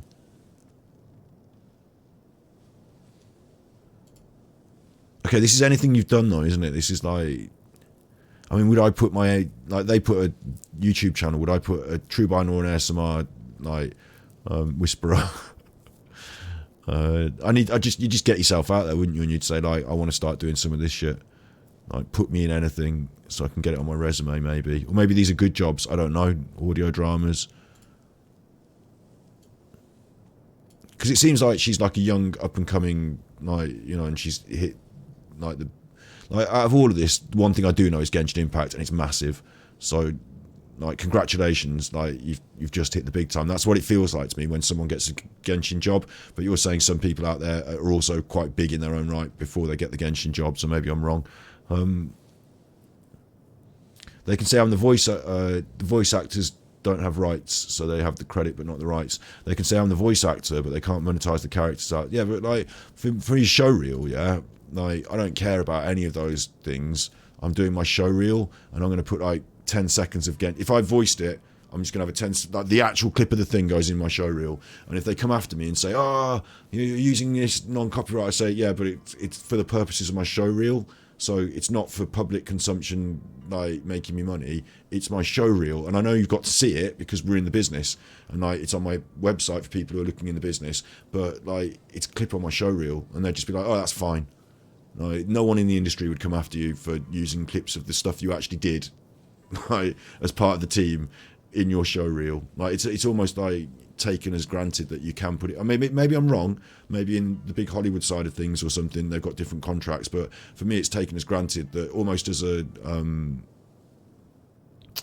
courtesy that you should be able to use anything you worked on as part of the show reel. Not like put the whole episode on YouTube, but like a 2-second clip with the actual credit of what it, because you want the credit, you want to show them what it is you've worked on. That's the whole point of your show reel, which makes me feel like her reel's there. Therefore, like, I'm not dissing her for this, and I actually think she probably has. I'm wrong. Like maybe she's done a lot more jobs than I'm saying, but I'm saying that if I wanted to make this website myself, I could just do that video with the different voices, and it would sound like I'd worked on a lot of stuff. I could probably make up 2 or 3. Honestly, I don't think she's done this at all. Yeah, at all. But I reckon I could make up a few things that I've done that I could make sound good on a CV that don't really exist or don't really matter, and aren't really as. Do you know what I mean? I've got the home studio. I've got an education. I haven't got a Bachelor of Arts in Theatre, a Bachelor of Music, Vocal Performance, but I've got media qualifications. Special skills, accents and dialects goes in, and medium high soprano voice. I'm not a very good singer, but I'd just put bass alto, no bass tenor. I don't know what you call it. I just put like I've got a deep voice, and then languages: Latin American Spanish, intermediate. I don't know what that means. Like, if you've got the script, I'll read it. Norwegian, intermediate. Again, I don't know what that means. Intermediate. Haitian, basic. Haitian, like, that's a strange language to have on your CV as a basic, but you know, if someone ever needed a Haitian, then they might have found that on the bottom of your CV and they might choose you. I just leave that off. I just bin it off. I wouldn't want to do much Haitian voiceover work. I'd be more concerned with the English stuff. So I suppose it looks good on there. This is English. Step into a world where spies and informants hide in every shadow. Your mission is to unmask the mysterious figures behind history's most daring conspiracy. I mean, I am English, and I can tell that's not like an English accent, so I wouldn't bother putting it on there. I'm not going to book her for doing English. Suppose it should not be done enough. Suppose it should break in turning out. All sorts of horrors were supposed. In half a minute. No, I wouldn't have the English on there. Spanish language sample, you can judge her on the Spanish language. Preparación. Licúa las piezas de huevo con la leche, el aceite, el azúcar, la harina para hotcakes, la cocoa, el polvo para hornear y la vainilla por 5 minutos o hasta obtener una consistencia homogénea. Like, would you book her or would you book someone that was actually Spanish? I'd lean on what was, like, for me now as well. I tell you what, for this, I don't know if I'm wrong. I might be wrong. Don't ask me. You know, I'm not big in the world of voice acting. This might be just like those business cards, like I said, that you used to have as a model. You used to have a card with your so you're not happy with the Spanish. Like, this might be like one of those cards that you have that gets you work. So you want it to be clear because the producers are not kids. They're grown-ups who have a lot of these to look through. And if they're all fairly similar, and then they can look through them and say, okay, there's your headshot, there's your different character shots, there's your contact details, okay, that's you. And then they start moving the cards around. And like, that's how it used to work. These days, they've probably got 6 or 7 of these windows open, and they want, you know, your information on your website to be clear and whatever, yeah? But what I'm saying is, like, you're the voice actor in Genshin Impact. I know you've just got it on your CV and it's new, but what I would have for me, like if I had that wonderful job of being on Genshin Impact, is this this fucking website would look like Genshin Impact home screen. Like it'd be a big picture of me, and then next to me my character who I am, like the two of us. Like, hey, that's me. Like now you've got all, don't have to click on personality or music art or any of that. You know who the fuck I am. I'm that one, my main, whichever thing I've done the most is my best character that I've done. And let's say I've only done a few small jobs, I'd still have it. I'd still have, you drop on my website and it's a character that I am and it's me. So you can see, you know what the deal is here. And I'm like pleased and proud of it and like style my thing out. Like, and it's the biggest thing you've done. Genshin Impact is so big that like you can get work off just that, couldn't you? You don't have to have this. Okay. Or like, you know, unless you really want to be an actor in a TV drama, like you've got your model shots on it as well. Like that's nice, but you're the voice of Yao Yao in Genshin Impact, and that's like culturally quite big. So it's like if you got a part in Doctor Who and you're an actor and you're like one of the main chuffers in Doctor Who, like your acting website should be like, it's me from Doctor Who. Like, do you know what I mean? Like, do you know what I'm saying? I think you do know what I'm saying. So, and then if you get bigger parts, you know, you have more of that on it. You know, you scroll down and it's me from so-and-so and it's me from Thing. Like, you've got that now, Kelsey. Like, kudos, congratulations, 10 out of 10. I know that I'm probably just saying this, like, this is probably for an industry of casting agents, they probably don't want that. They probably want this. So I'm probably wrong. But for everyone else like me, when I'm dropping on your website, I would just have that big picture of Yao Yao and then you with your arm around it like, hello, look, it's me, I'm Yao Yao, you chuffers. Have that. And I'd probably write that underneath it as well. If it was me, I'd probably write, have that, you chuffers.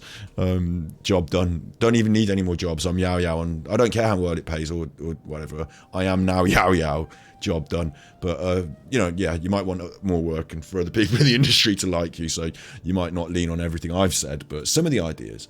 Anyway, look, that's her website and this is her in, as we're from now on, this is her, and we're going to try and get her on stream maybe. Like, I've got a list of people who I have to start sending emails to and, you know, trying to get on as a little interview.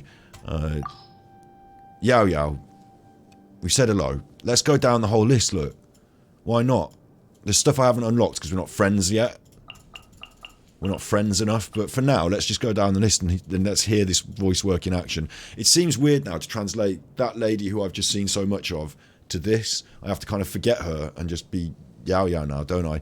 And again, the casting agents have chosen, maybe it's different for the English, and you've got like, maybe there's 3 different Yao Yaos. There's a Chinese Yao Yao and there's a Japanese Yao Yao, isn't there? You see, they didn't ask her to do the voices of the Japanese Yao Yao and they didn't ask the Chinese girl to do the English accent. They just have different actors.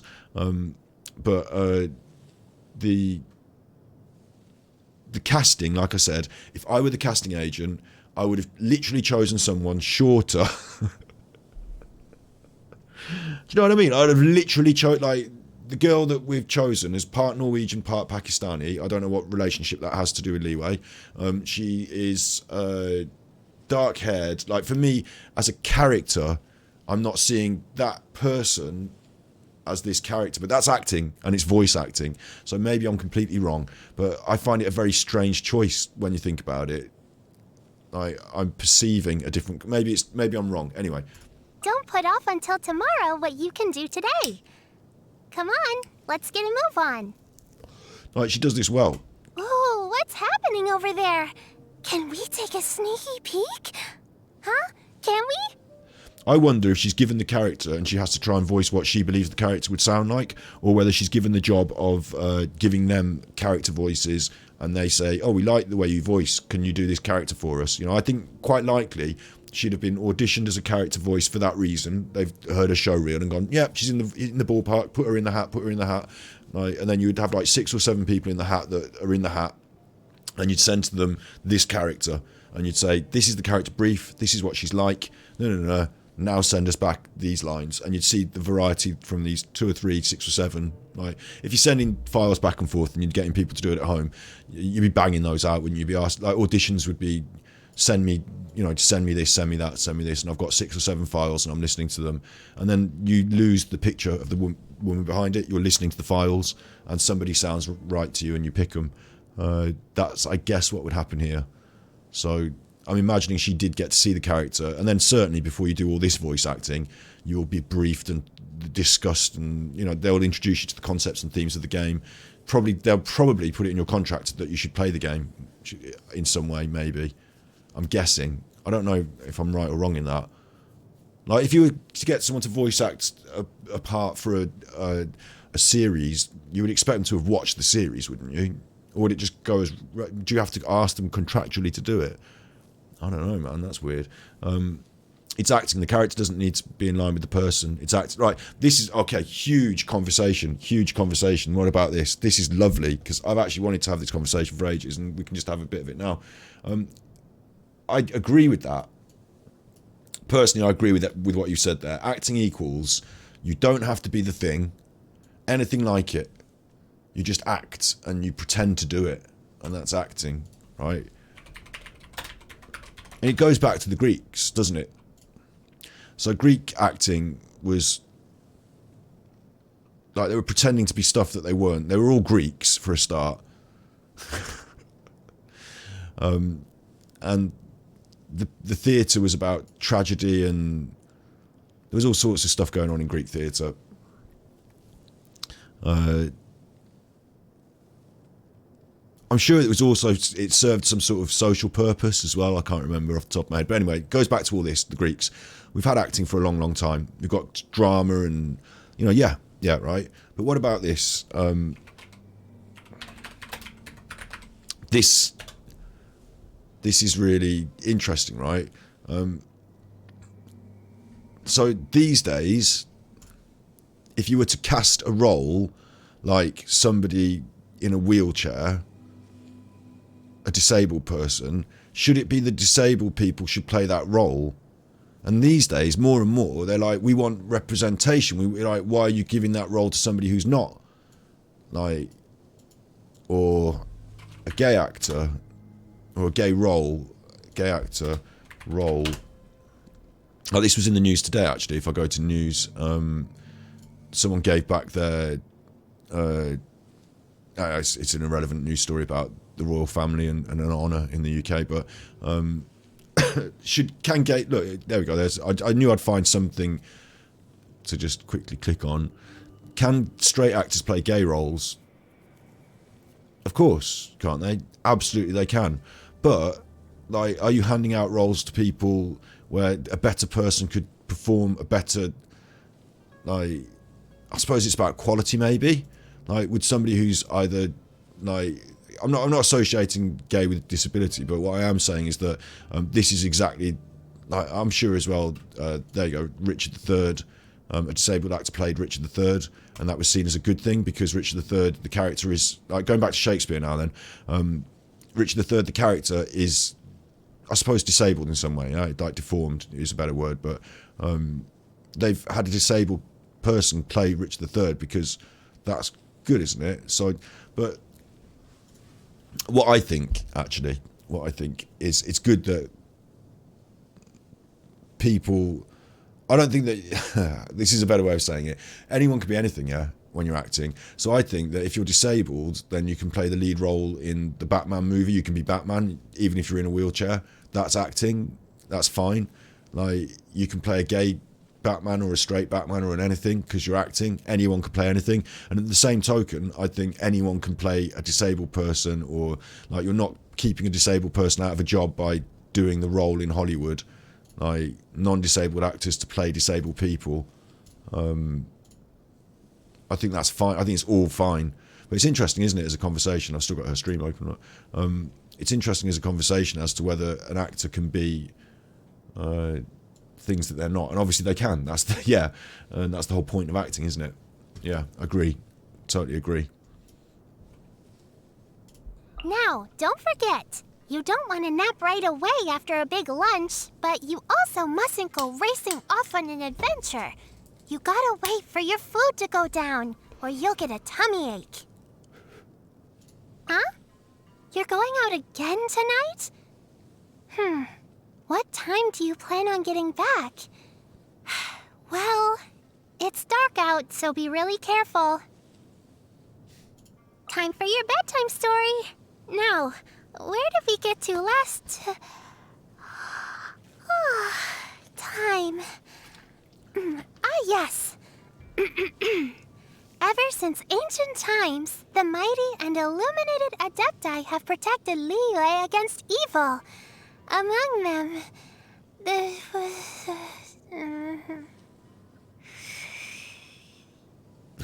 She fell asleep. You lean to quality over just looking close. Imagine you're doing Genshin Real Life series. You get people on high fixed cosplay, but they have no charisma on screen versus getting random Asian good actors and having a great show, yeah. I guess for some things, like visuals, like it's interesting actually, isn't it? I personally believe you can cast anybody in any role and it can still work. But it is more culturally the norm to have certain character, like certain, how do I say this? Yeah, no, I think, I don't know, yeah. I think it's more interesting if you live in a world where you can have any character in any role, where anyone can win any role. But I'm in my mind, I'm thinking of like the Hollywood tropes, the norms, and how, you know, certain people are lead actors and certain people are, you know, support actors. Certain people are heroes, and hello, little Bobby, my doggy, my good boy. He's a good boy. This one. He's a good boy. This one. Yeah. You know the docks in Liyue Harbor? There's always loads of people talking, shouting, laughing. It's great. Totally different from back home. It's so quiet there. You can hear the leaves falling on the grass. That's why I go to the docks whenever I'm free. You know, to see the new ships, new sights, and new toys.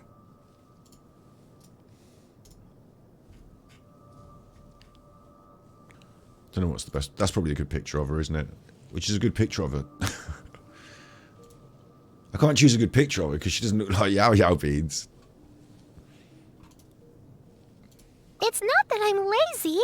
It's just the spear's too long for me.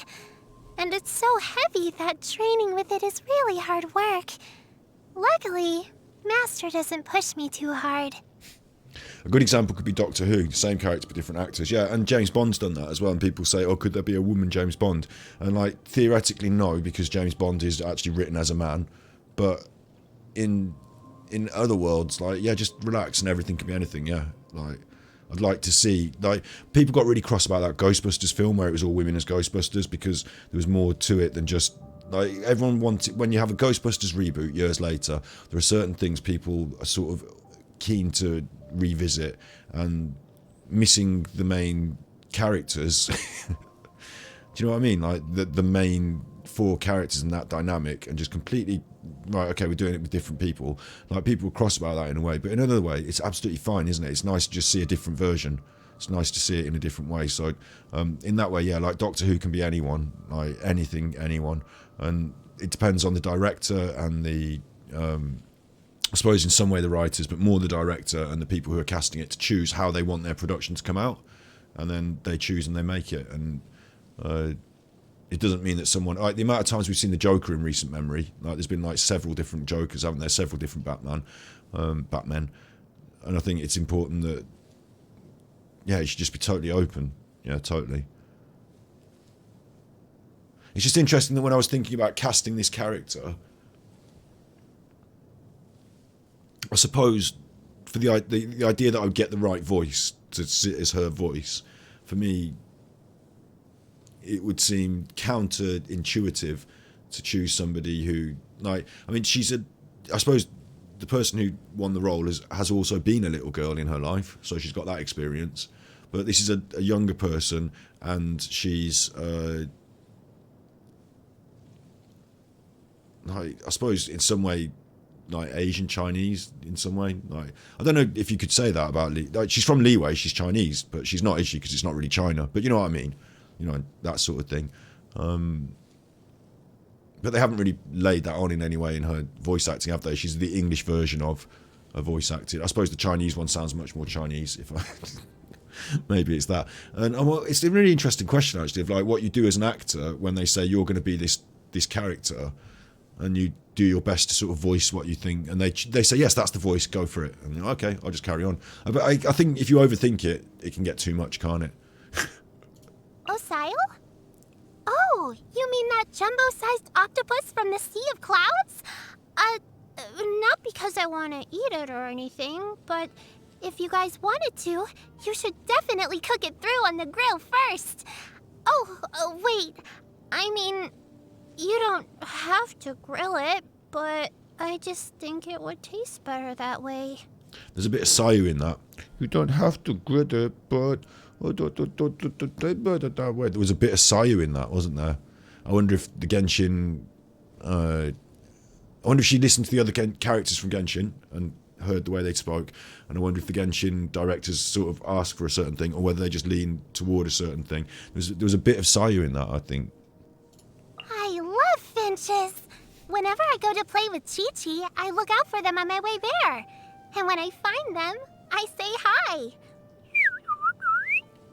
Yep. Good morning.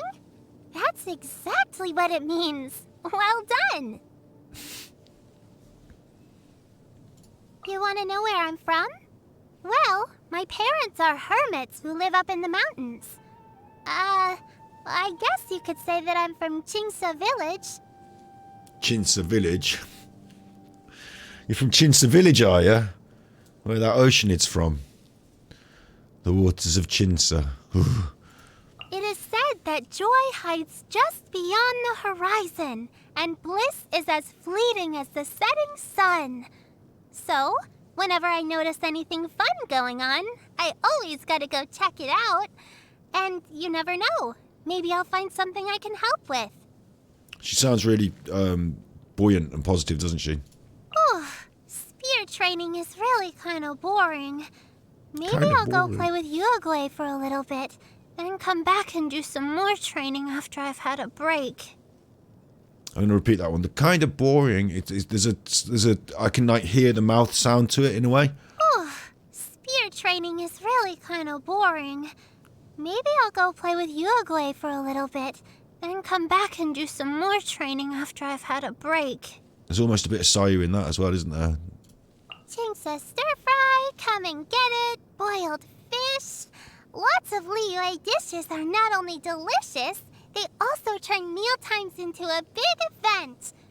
Oh, you like them too? That's great. You'll have to come over for dinner sometime. I'll cook for you. Don't worry, I've helped Xiangling in the kitchen before, so it's safe to say that I come from good stock where food is concerned. I'm wondering if it's like, kind of like, the more I listen to it just over and over like this, instead of little bits here and there when they're speaking, the more it sounds kind of unnatural as well. Like if someone were to talk this kind of like up all the time. Fry, come and get it, boiled fish. One time, Shenhe ate too many Qingshin in one go and she was sick for days. And that's why I've got to take care of myself and not eat raw Qingshin. How did I know about that? Auntie Cloud Retainer told me. Yeah, there's almost like, now I see it. Now I see this combination of Broadway musical, like up acting, putting a lot of character into the voice. As a voice actor as well, I suppose, I might be right or wrong here. I don't know, because I don't, this is not my field. But I suppose that you wanted to sort of put that character into the voice, but then maybe turn it down a note or two because the character exists and you're just doing the voice part of it. So, it doesn't need to be over characterized. Like, you don't need to sell it as much because it exists. And the more confidence you have in it existing, the less you try and sell it. But in another way, hello, Rakito Dorito. Hello, I'm just doing this picture of this woman down here is the voice actor, sorry. Fucking old man saying actress. This is Kelsey Jaffa, and she is the voice of Yao Yao Beans, and I'm just like basically judging her. But yeah, like, you have to act up in a way, don't you? And I think if you've got real confidence, you might not act up as much. But then I'm saying this is an anime series in a game. Maybe they've said, turn it up a little bit, act up a bit. And that's what you get, is you get this voice actor giving an almost My Little Pony Friendship is Magic like level of cutesy voice acted up. And when you listen to it more and more next to each other, instead of just little bursts here and there, it's actually quite up. Like, I guess up is a funny terminology. It's not bad. I'm not saying this is negative. I'm just saying what I think of it. Like, This is amazing! It tastes just like Xiangling's cooking. It's like they say, the apple didn't fall far from the tree. Wait, no, 2 peas in a pod. You two are like 2 peas in a pod. I'm always mincing up my words when I get too excited. cool. So tasty. Next time you cook, let me come too. I can help. That was a bit better, that one. That was a bit more, like, natural. So tasty. Next time you cook, let me come too. I can help. Like, to be honest, it's going to be worse than Paimon, yeah. What I found when I'm running around with her and we're playing with her is that she doesn't sound unnatural. It's like, she sounds quite natural. She's got this chirp to her, like chirp, but at the same time, like a positive chirp, but at the same time, I think it's the things they choose to make her say and this and that. Like that was her favourite food, one of them, so maybe she was very buoyant about her favourite food, but she can, like, well, we'll see how much. We've only got a few different, and then as we become more friends with her, we'll have the other voice acting, but we'll see if there's much more nuance and tone to these last few. I hope there is, because I think she probably does do that well. So, do you always eat this kind of stuff? Maybe you should let me cook for you instead. If you're not eating well and you're still going out adventuring every day, one of these days you're going to wear yourself out. That was alright, that was good. And this might be a bad hot take, but I prefer Japanese Hu Tao than English Hu Tao. But I like English. You see, I'll never know. I'll be able to listen to them in other languages and say that sounds good or whatever, but I won't know what they're saying. So, like, I'll never know how good it really is. And without the context of the rest of the language, to know if it's... I suppose it's just the vocal tone, isn't it? Whether you like, you know, whether it's pestering you or soothing you or whatever it's supposed to do. She's quite a soothing character. Like, soothing is a good, like, overall terminology for some of the stuff she does, isn't it? Like the healing, and quite a soothing character in a way. So I'd be happy if she just, like, you know, let it be a little, instead of like. But then again, I do think, you know, I'm not the target market here, am I? And you're talking about a younger character in the anime genre, so they're going to be quite cute and loud and up as well, aren't they? So I don't know. I think she's doing a good job of this, actually, to be fair. I think she's, like, thinking of the job it takes to voice this character itself. And like I was saying, imagine I always, when I think about these things, I imagine, like, the people, you know, it must be fucking awesome to get the job of, yes, I'm voice acting in Genshin Impact. That's a big win. Absolutely can't wait. Like, you must be quite excited in yourself as well. And like, I'm always like, clap, clap, clap, well done. Like, I hope you do really well in your career. Like, this is big. Like, I how do I say this? Like, you know, if you, like, became a part in Star Wars or something, then it kind of almost doesn't matter what you did in the rest of your acting career, does it? Because you always were that person in Star Wars. Like, not even if you're big in Star Wars or whatever, but you were in. You'd like to keep working, but you were in Star Wars.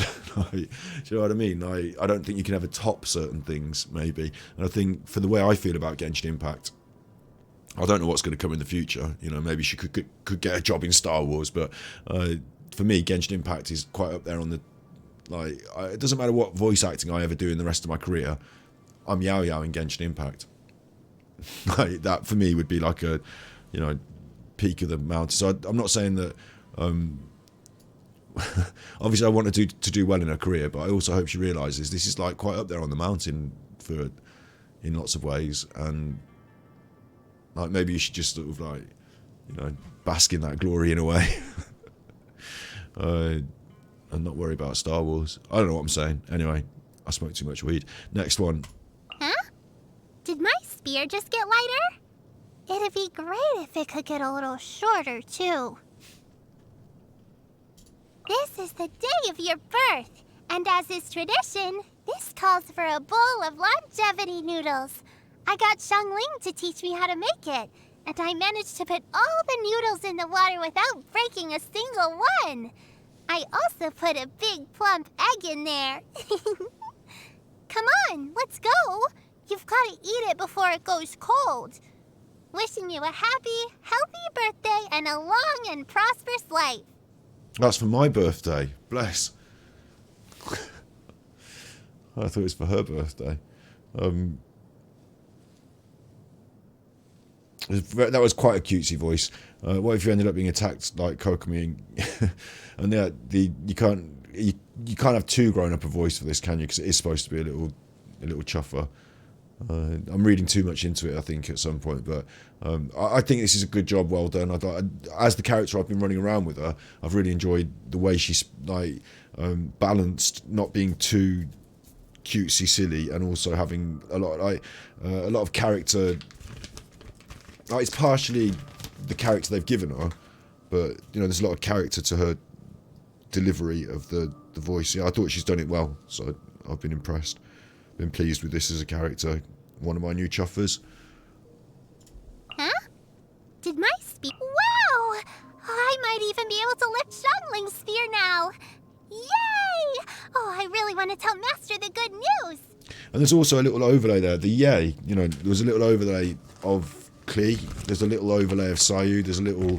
It's almost like. I might be wrong, but I get the impression that the people who cast these voice actors, like maybe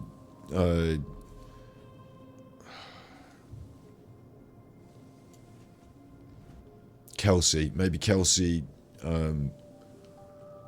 auditioned in the past, and she for other roles in Genshin, and they had her name on a pinboard because she sounds like she could. You kind of say this could also, you could Klee her up. She could do a good Klee impression, or you could make her do a bit of Sayu.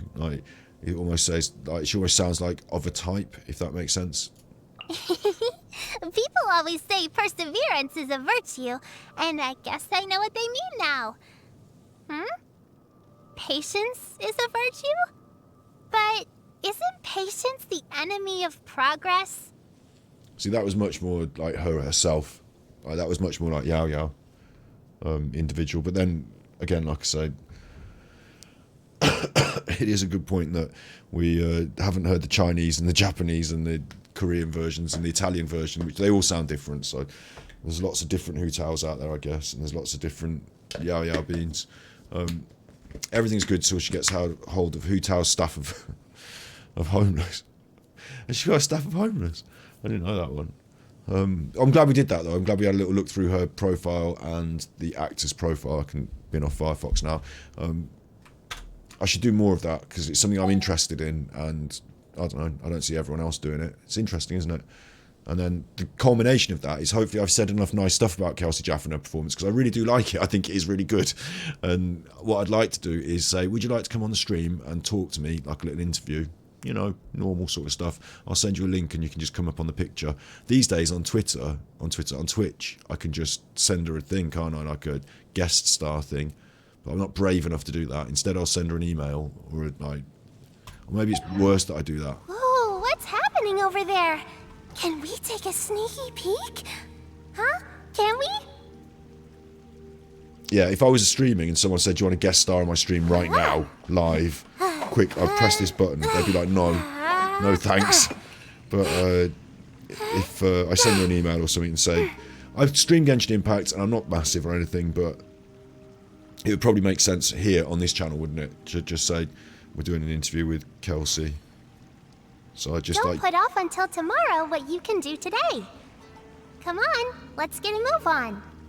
All the questions that we just brought up then about what's it like to put together your CV and how'd you get started, and did you always want to be a voice actor, and there's lots of range on your CV, and does it get you lots? I mean, it's a silly, strange question in a way, but I'm interested. Does it get you lots of different work in different areas, or have you become more focused on a certain kind of character, or do you intend to pursue that range? Do you want to voice more anime girls, or do you want to extend that range and do theatre? What is it in your future? How, I don't want to say how well does Genshin pay, but like how big is Genshin in your life? Because to me, it would seem that if I got the job of voicing a character on Genshin, like I said, I'd have like Miva, and Why that do character so many is. people make such a big deal out of seeking the Adepti? There's Adepti everywhere, isn't there?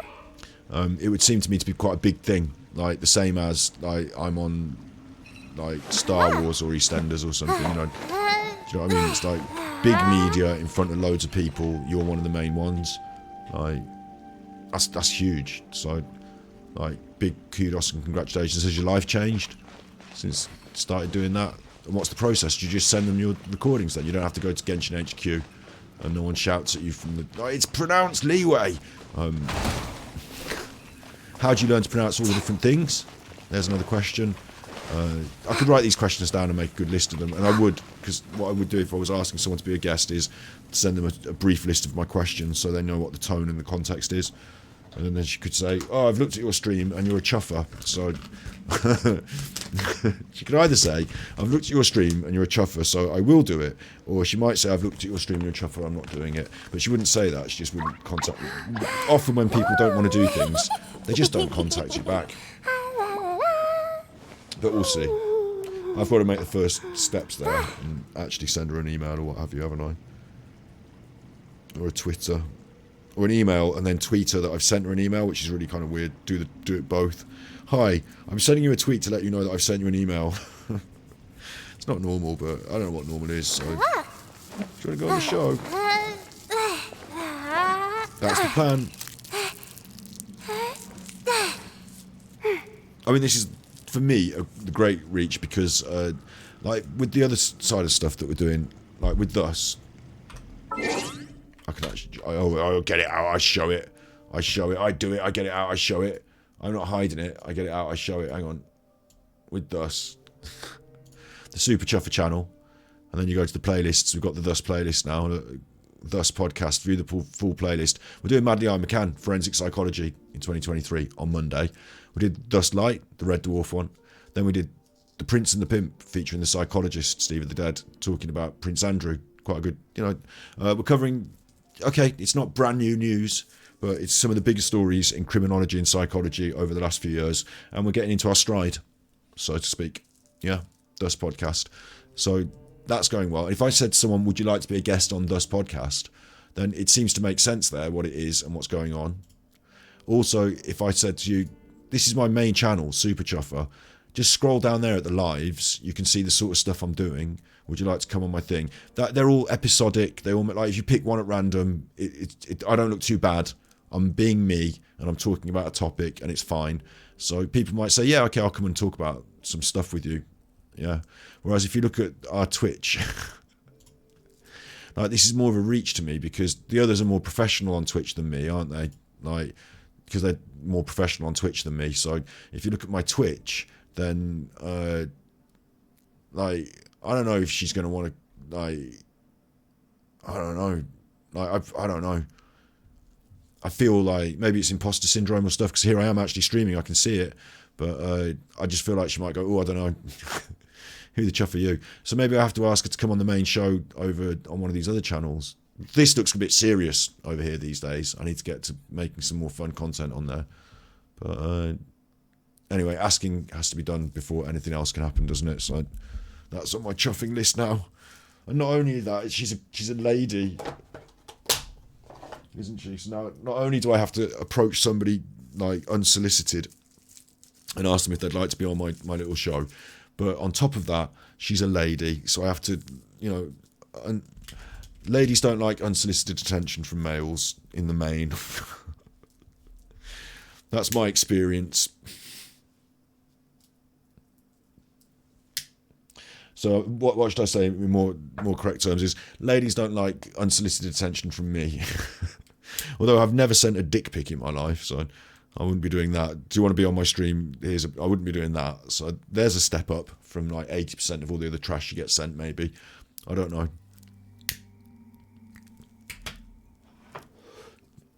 Hi, I was wondering about Genshin Impact and voice acting, and I won't be showing you a picture of my penis, so there's a step up. Please open my email.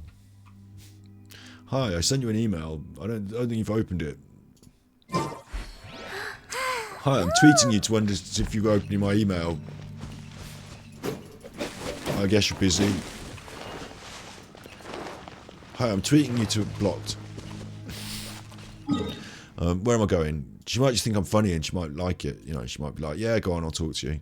I am funny and, you know, pleasant. Let's not talk about that anymore because it'll make me paranoid.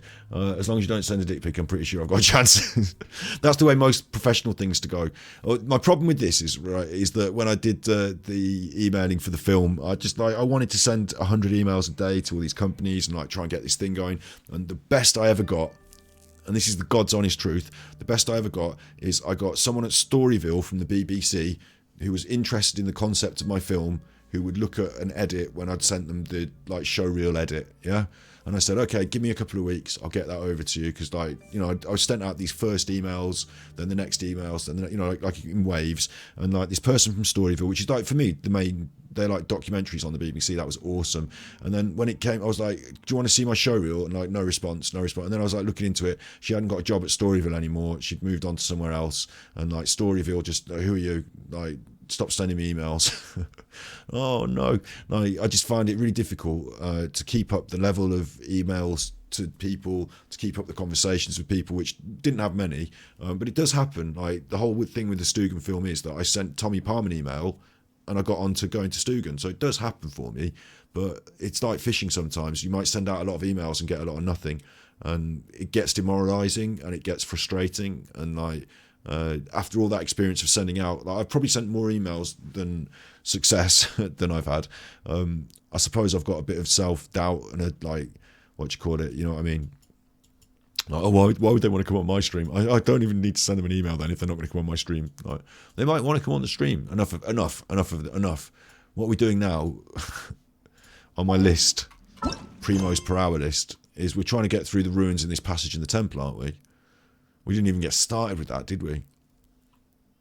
Imposter syndrome. It is, because I'll tell you what, I've done some quite... The other thing is, right, the problem with it is that I'm on stream live now with a beard. Like, I'm just being myself on stream.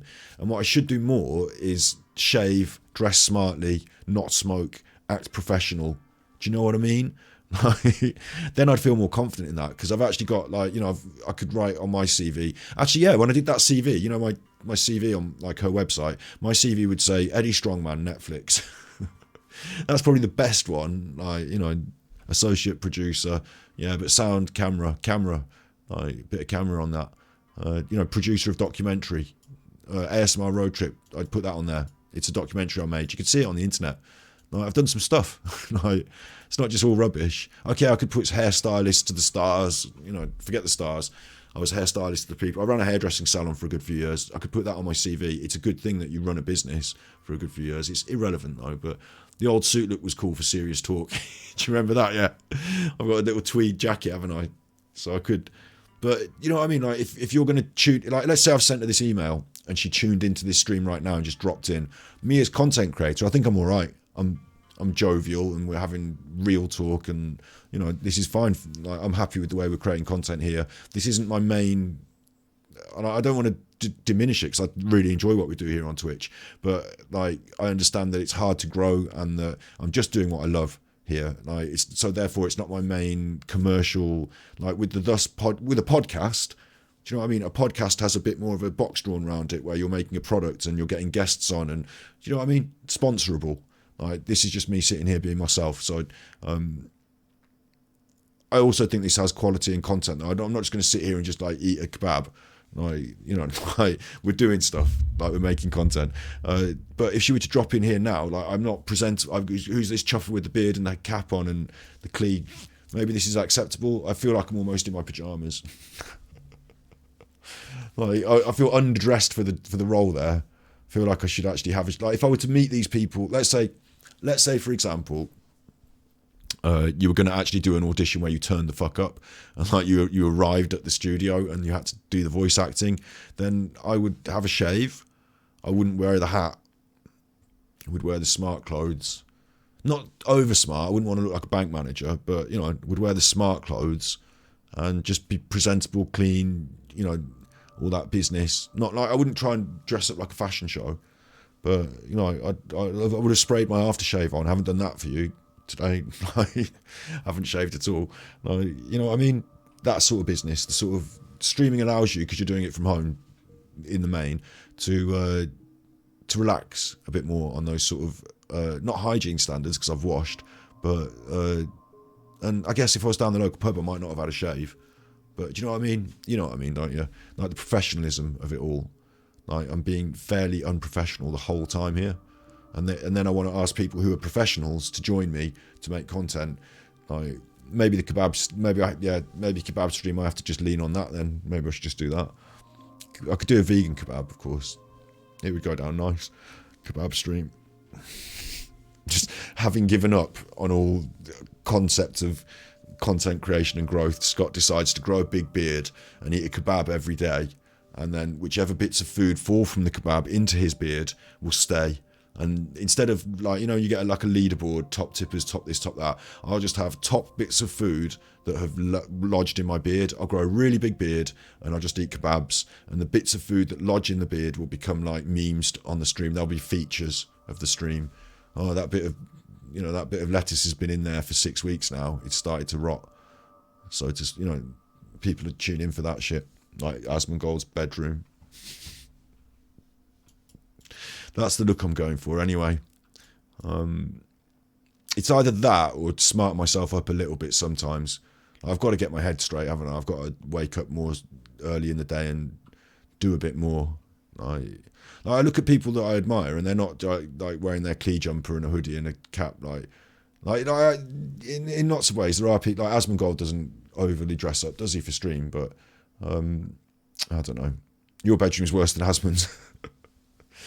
Yeah, it's 50-50 for me. It's like the real life, quite happy to show it, quite happy to be it, but also wouldn't expect. It's kind of like, okay, this is kind of it's a weird thing. I'd still like an interesting video of me hunting down all the vegan cooking recipes on Genshin, and then try to see if I can survive with just them. I mean, yeah, I can survive with just the vegan recipes on Genshin. I just suffer. And the fact is, my inventory is full of all this other crap, so like I'm going to use some of them. But yeah, I can suffer and just use the vegan ones. It is possible. A lot more trips back to the statues. And Asmon is rich, yeah. What Asmongold should do is he should get himself a little flat, a little apartment in somewhere nice, you know, and just go there at weekends and just have it as a weekend thing. Just like, you don't have to bin the house off, and then just start spending more time at the nice apartment than you do at the old house, and then eventually just live at the new apartment and sell the old house. Like, he needs to progressively detach himself from that house, but he could just have a lovely state of life, you know. He'd need to get out of the parents. Yeah, but because he's rich, he can just have two, just a little apartment and the house. You know, he can just keep the house. It can just be there. Like, you don't have to just bin it. Like, just keep it for a bit, have an apartment for a bit, see how you like it, see how it goes. Maybe even go on a holiday for a bit around the world. I think he really should do that while he still can. It's one of the great benefits of what he's got. You know, one of his great advantages that life has presented itself to him. Oh, my tummy's rumbling now talking about the kebab stream, you chuffer. I'll tell you what I should do is I should get the Genshin Impact vegan recipes and actually eat them. Cook them in real life and actually eat them. It wouldn't be that interesting to everyone, but I'd like. I'm going to go from outside now. When he passes away, he'll still haunt the house to get taxidermied. They'll just like, he'll be one of those that they don't know he's dead for years, and like he'll be mummified. It's an awful thing to say, isn't it? Obviously we'd notice because he wouldn't be on the streams. Bless him. Asmongold is a warrior, and he's been through some real stuff, you know, like some real chuffing stuff. Even though I think he's been going a little bit, I mean, I'll tell you what it is. It's not that he's been going a little bit, it's like he's been out of tune at certain times recently with some reacts. But actually what I think it is that for a good long while there, he and I were quite in tune, and that he's not always in tune and we're not always in tune. Like, we don't always agree. So for a good long while. We had a good run there of me thinking he just agreed and I agreed, and that was all going well. And then a couple of things recently, I've been like, oh, I'm not really I don't know about that. But he's a good chaff. He's a good chuffer. He's one of the good guys, that's for sure. What was reacts? Was he out of tune? Like recently he said about, I don't like, for example, the veganism stuff, right? He said, I don't care if people want to kill cats. It's the hypocrisy I don't like of, like, you know, and the shallow aspect of like getting a cat. I'm not going to get him on screen and just like react to him now, like, but he said something that to the and he would quite happily argue it with me, I'm sure, but something to the extent of I don't care if people want to kill cats and eat them. What I do care about is people who get a pet because they think it's just for fun, and it turns out that it requires a lot of looking after, and they throw it out on the street. And it's the what was the word he used? I don't think he was referring to like the selfishness of it, the conceit of it, you know. Like there was something about the character that he didn't like, but he was saying that he eats animals and doesn't care, and like, you know, he can't double standards. He doesn't care if people want to kill and eat cats. And I was like, I think no, like I do care if people want to kill and eat cats. You know, I do think that. You can't just say, oh well, you know, I just don't care about things. I think he does care about things, and he just said it. Like I think when it came to it, I don't think he'd kill a cat. And I think if someone else was like, you know, should I kill this cat or what, he'd be like, no, don't kill the cat. You know, but maybe he said it. I don't know. Recently, you're watching him less because I don't have an interest in Hogwarts and that stuff. Again, I don't know what his opinion is personally and accurately, but I think he just like. There was a recent one where he's like reacting to something about this video content creator. He's like, I don't care if he's an asshole in real life. I just care about whether the videos are factual or not. And I was like, well, I do care. Like, if I'm watching content creators and it turns out they're assholes, I don't like that. I don't know. Maybe I'm wrong. But sometimes, like, you know, you're not in lockstep with people that you actually enjoy. I enjoy his content, and I actually believe in him as a thought leader in terms of the nation. It's international, isn't it? It's the internet. Like you need role models. Young people need role models, and Asmongold has good qualities that serve as a good role model. Like, even if there are certain things that, on a shallow level, you might say, well, he's not a good role model because he doesn't clean his bedroom or whatever. But actually, as a moral and as a person with integrity, you know, he's a much better role model than some of the people he attached himself to with that OTK. Like, as we've seen, some of them have, you know, got their own problems. I don't know if they're going to prison for that or anything, you know. Some of them have got their own problems anyway. So, and I'm not going to debate veganism with you, actually. Like, that's up to you here. I'm not, you know, not here to. But Asmongold's opinion on it, the way he said about, like, he didn't care about this, but he did care about this. And like, it didn't for me. It didn't all like scan correctly anyway. And the Hogwarts for me as well. I've got two problems. I'll tell you this. One, the Harry Potter and the transvestite thing, like, or whatever, like. Transgenderism. Like, I don't want to give J.K. Rowling any money, but I always thought she was a chuffer. It's not just recently. I've always thought, even before she turned out to be a proper chuffer, I've always thought she was a chuffer. And the thing I thought she was a chuffer for was because Harry Potter books took all ideas from somewhere else and then just put them in a book. And like, none of them were her own ideas. Like, honestly, that shit makes me so mad.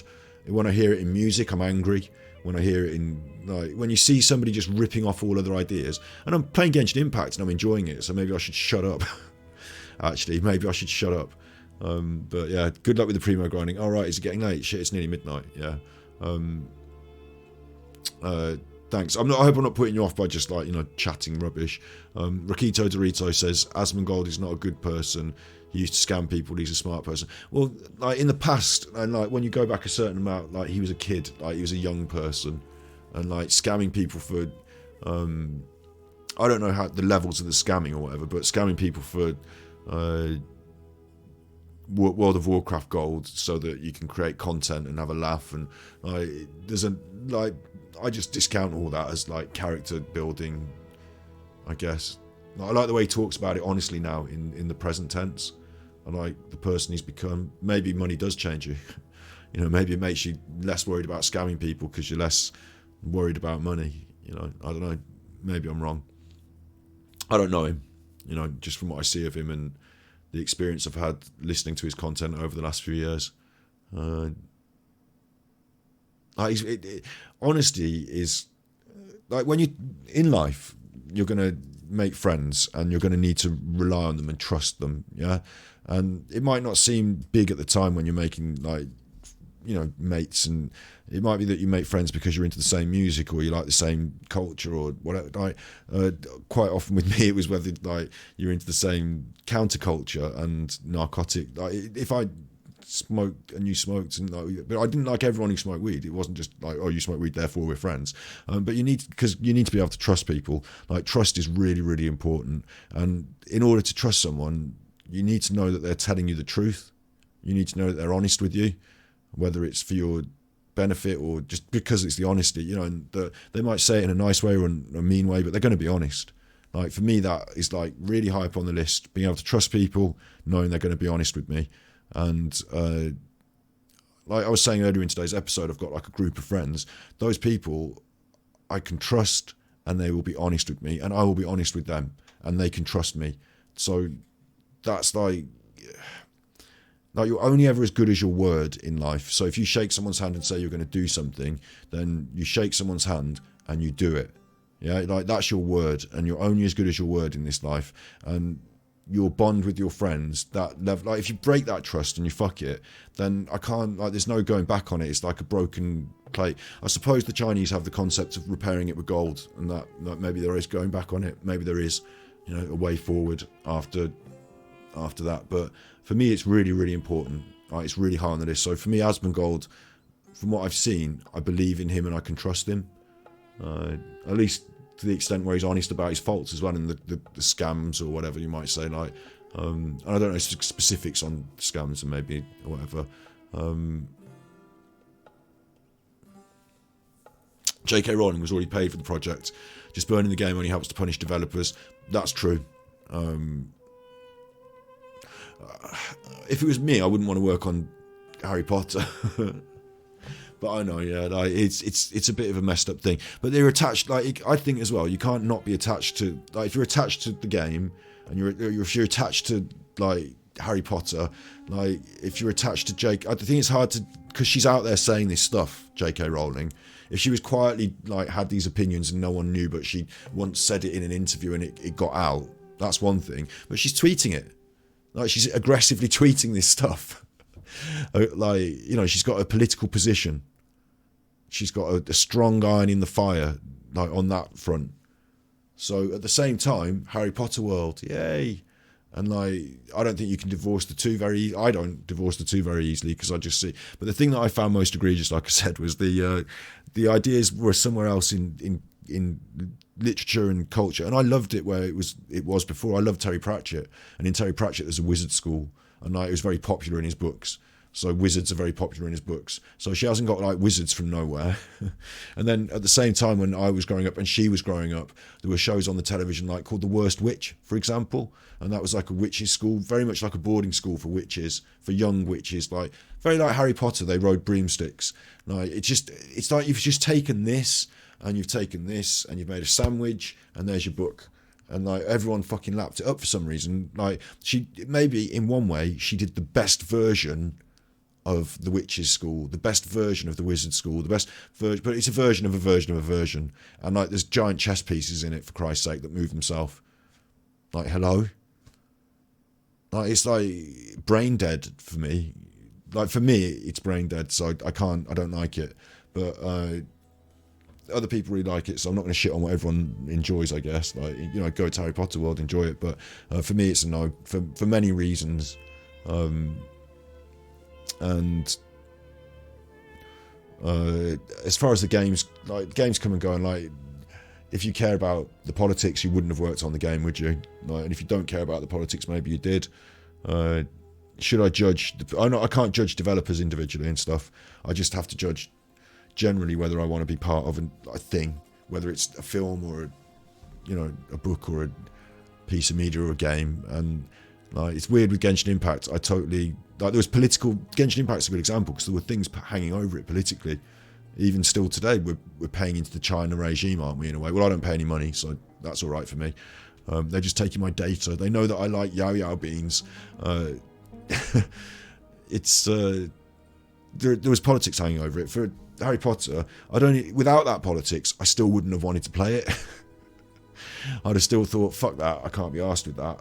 Like, Wizard School. You know, that was when I was a kid. Wizard School.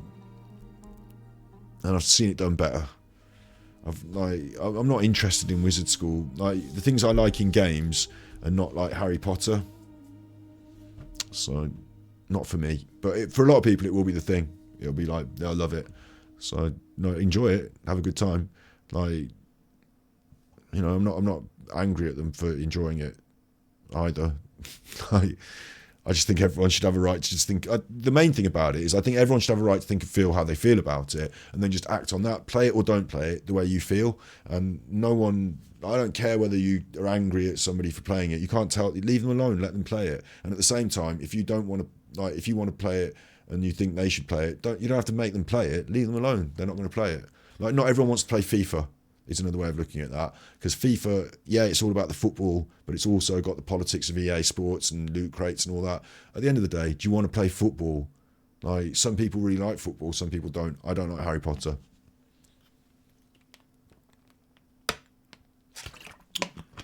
You're saving money for Resident Evil. I don't know what I'm saving for, to be honest. I'm saving the money I get, I'm saving to give to other people to appear on the show as guests. And I'm playing Genshin Impact for free. And I've got Oblivion to play in my spare time, or even on stream if I want to bring a new game in. I could consider, when a new game drops, banging in a new... Oh, Zelda.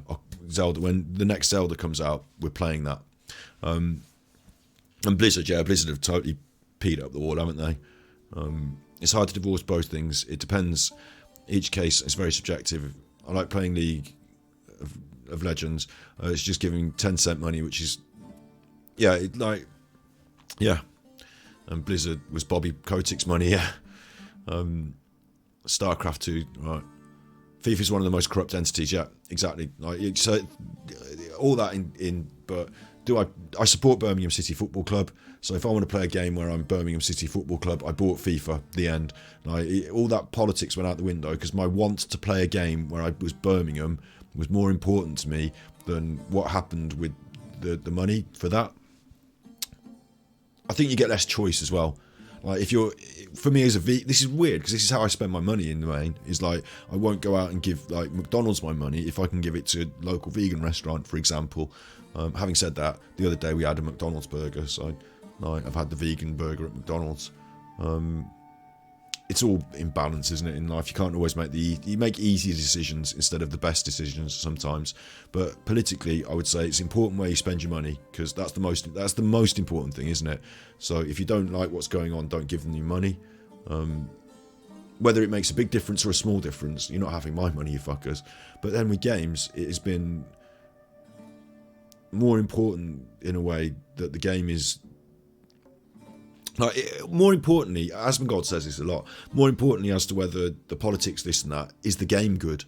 Because if Harry Potter's a really good game, like a really good game, we're all going to want to play it. If it turns out it's really good to play Harry Potter and really addictive and really fun and, like, you know, it's got these really cool stories and sequences and, like, oh, you've got to play Harry Potter. Have you seen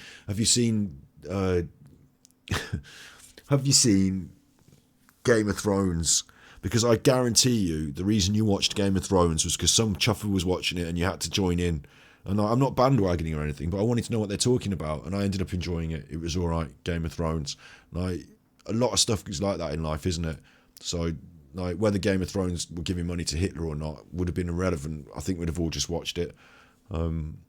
However, there are some people who'd be so angered about Hitler. Like, should a Jewish person buy a German car? Do you know what I mean? It's a joke, but... there are levels, and there are divorces of those. Like, you used the word, didn't you? Divorce both things. And there are divorces of those things.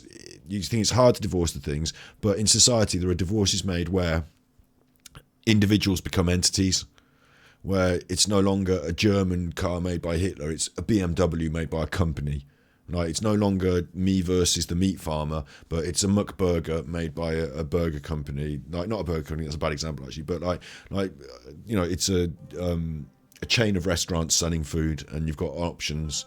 Like, so yeah, case by case, and like some people are going to be angered, and yeah, it's a weird one actually. Like, I'm certainly not going to play Harry Potter on release because I just don't give a shit about Harry Potter. The only thing I would want to do is, can you make a character select where I can make a trans character and I can play the game as a trans character? And every time anything comes up, I'll say, well, this is what it's like to be a trans character, except it would be really rude because I'm not trans. So like, maybe I should just leave that to them. To them. The trannies. Obviously, I'm joking. Gay people can comment on it too. I'm joking.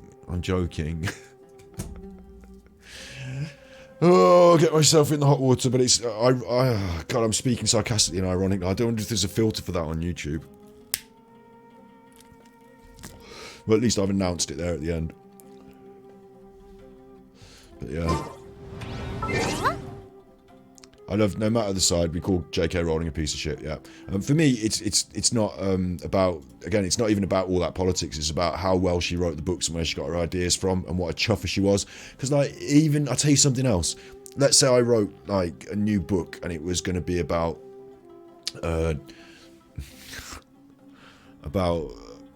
the desert and pyramids and an old chuffer and a king and all, you know. Anyway, I make it all up, like, you know, off the top of my head, and use the most obvious tropes and stereotypes. The reason Harry Potter's so good is because she homogenized it to the point. Like, she ironed out to the most core of what it means to be a wizard at a public school, and like, it's the most tropey of tropes. It's the most stereotype of stereotypes. So therefore, it's the best one, isn't it?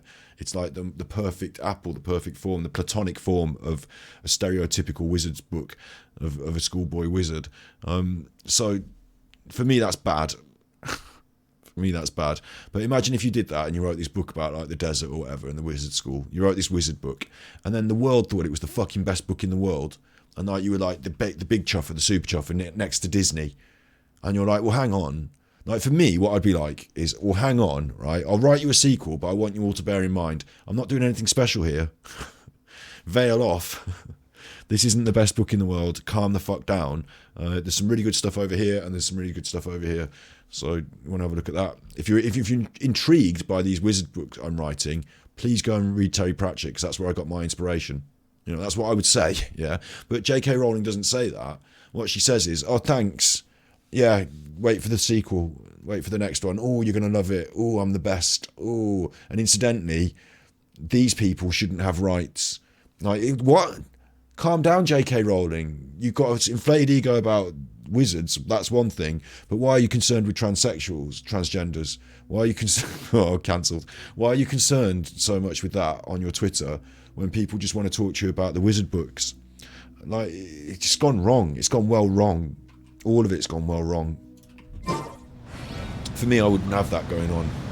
Maybe I would, actually. I'm such a chuffer. I'd be like, oh, you like my wizard books? Right, well, you know what's going on in Syria? And you'd be like, I don't care what's going on in Syria. I'm only here for the wizard books. And I'd be like, yeah, but listen to my political ideas. Oh, what do you mean, what is Syrian political ideas? Well, we shouldn't have had the war. You know, we've got to help these people. And I don't care who we've got to help. I just like your wizard books. Well, in fact, I'd write it in the books as subtext, wouldn't I? Because I'm a chuffer. So fuck you. You won't get the Harry Potter out of me. You'll get books with subtext. Oosh! Don't be scared. What's happening now? Paimon feels even smaller now we've gotten closer. Paimon feels as insignificant as a grain of sand. We're at the pyramids! There was also one of King Deshret's means of ruling, building huge spectacles to instill this idea that his subjects are small and insignificant into them, thus achieving the objective of domesticating them. Really? That's an idea, isn't it? I wonder if we do that in our world. Well, we've got massive skyscrapers and shit, haven't we? Big monuments stuff. So, yeah. Yeah. We do, don't we? You're going to go for sleep now. That's a good point. It is getting up to midnight. Instead of starting this massive quest, maybe I should knock it on the head. We're coming up to a 4-hour stream as well. You know, I don't just stream whenever you're awake. But yeah, have a nice night. I'll be back on tomorrow. I'm going to try and walk my dog in the woods in the daytime tomorrow. I'm trying to do a big woods and dog day. give him a wash, maybe even a haircut, and then get on stream as like an afternoon, evening thing. That's my plan. So what I'll probably do is stay up all night till 5 in the morning watching YouTube shorts, and then sleep till 4 in the afternoon having fitful dreams, and then wake up and go, oh my god, what have I done? Quick, get the dog out, let's go. No, I won't do that. I've got to get up tomorrow because it's just me and the little chopper. And yeah, I've been on the internet for nearly 4 hours. He needs some daddy time as well. I think that's a good point. So now that I've slandered J.K. Rowling and used the wrong terminology for transgenderism a number of times, we'll just let this sequence play out and then I'll bin it off. I wanted more primos. I want more primos. And I'll tell you what I'll also do. Ben. We've got Ben with us again. I remember Ben. It's like R2-D2. Except it's Ben. Hurry up, all of you talking. I'm glad I got this talking out of the way. Alright, Ben. It's all set up, this is, and then I'm going to bin it off. Get in there. No, don't. I don't want to go in there. I'm leaving. Yeah, teleport waypoint unlocked.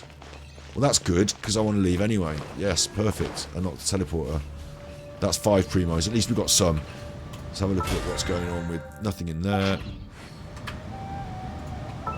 Today's primo grind has not yielded. I wanted to be at 1-2, 1-1-2, but we're close. We're pushing it. And over here we've got 1 free wish. It's nothing. It's a crappy book. I wish I could exchange that for primos. Magic guide. Oh, what's happening over there?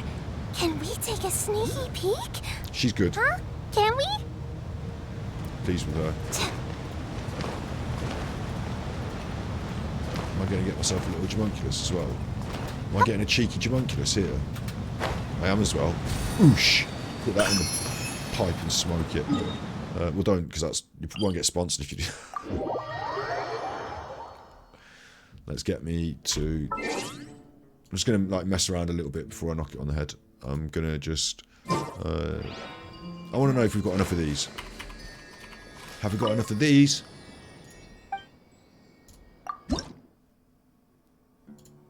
No. Have we got anything else that I can like claim as a reward? No, I could go in my little magic house, my teapot, and see if I've got stuff in my teapot. I've got 27 of them. I think it's 35s I need. So we're close, but no cigar. No reward on that. What about in this thing? What about Festive Fever? Look, I've achieved some Festive Fever here. But we still need a bit more to choose our person. And when we get the Festive Fever, I might do it off camera. I'm choosing Chongyun. I'm definitely doing him. Because I've got Yunjin. Yanfei is the only one I don't have out of all the others. So I could look for a... Hang on, have I got Bedu? It's between Bedu, isn't it? And Chongyun. Maybe Bedu. Or Chongyun. Oh. I don't know now. Maybe I'll save the choice until we're on stream.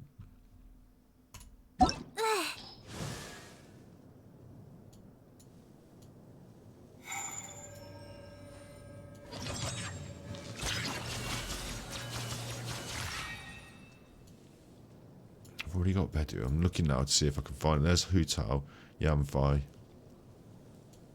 Where are your characters? Wait. Huh? No. Whatever. I can never find... Whenever I'm looking at this character archive, I can never find the character that I'm looking for. Doesn't matter who it is. I can never find her. Him. Them. Where's Bedu? There she is. Not yet obtained. If you ever want to trade tactics, I'm always ready. I just feel like she's more common. Like, she's more... Like, she's been offered me on the shop sometimes as well. Like, she's more common than... I just get a feeling she's more likely to come up as a freebie than this other option. My other option is Chongyun. He just feels a bit more exotic to me. I've seen less of him in the game, so that's why I'm going to pick him over Bedu. I'll be interested to know if they're both Big Sword. I think they're both Big Sword, but that's all it is. It's just interesting character, someone to add to the squad that's a bit more diverse and interesting. But she's a really good character, and I think she's good, and I like her. So maybe I should be choosing her over Chongyun, but he's the one I've chosen to go with Wet Boy.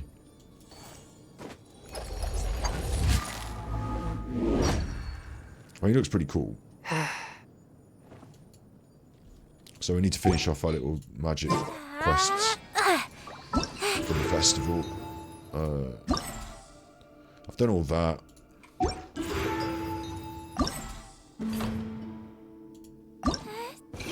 I've done all that. I haven't done all that. I haven't done that. But I've done all that. So yeah, I've got half of that still to do. It's just little mini games, isn't it? So I'm doing them off screen, yeah. Maybe I'll grab myself some primos there after I've messed about. I should really knock it on the head tonight, but I still feel like I need to grind up a few more primos. But yeah, no more story tonight then, yeah. We'll come up and see what King Desheret's got to say for himself tomorrow. It's been a good stream. I've had fun. That's the main thing. Thank you for being here is the main thing. And we are pushing somewhere with this. Like, Twitch is like our breeding ground. It's like our ideas soup space. And things happen organically here.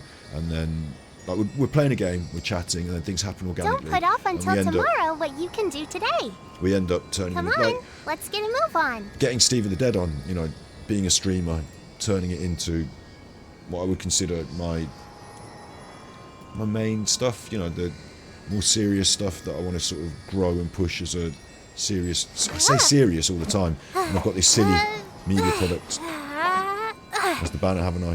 What we're going to do with Thus is, if Thus starts to build, and it will, you know, it will, we're going to work on it and it's going to be good. So when that builds, we'll move it over to its own channel, like I've always said. When something here takes off, we move it to its own channel. But at the same time, like, what we do on Twitch is found its own channel for Ganji Impact. So that's ostensibly... Ooh, what's happening over there? Genshin Impact channel. Can we take a sneaky peek? Huh? Can we?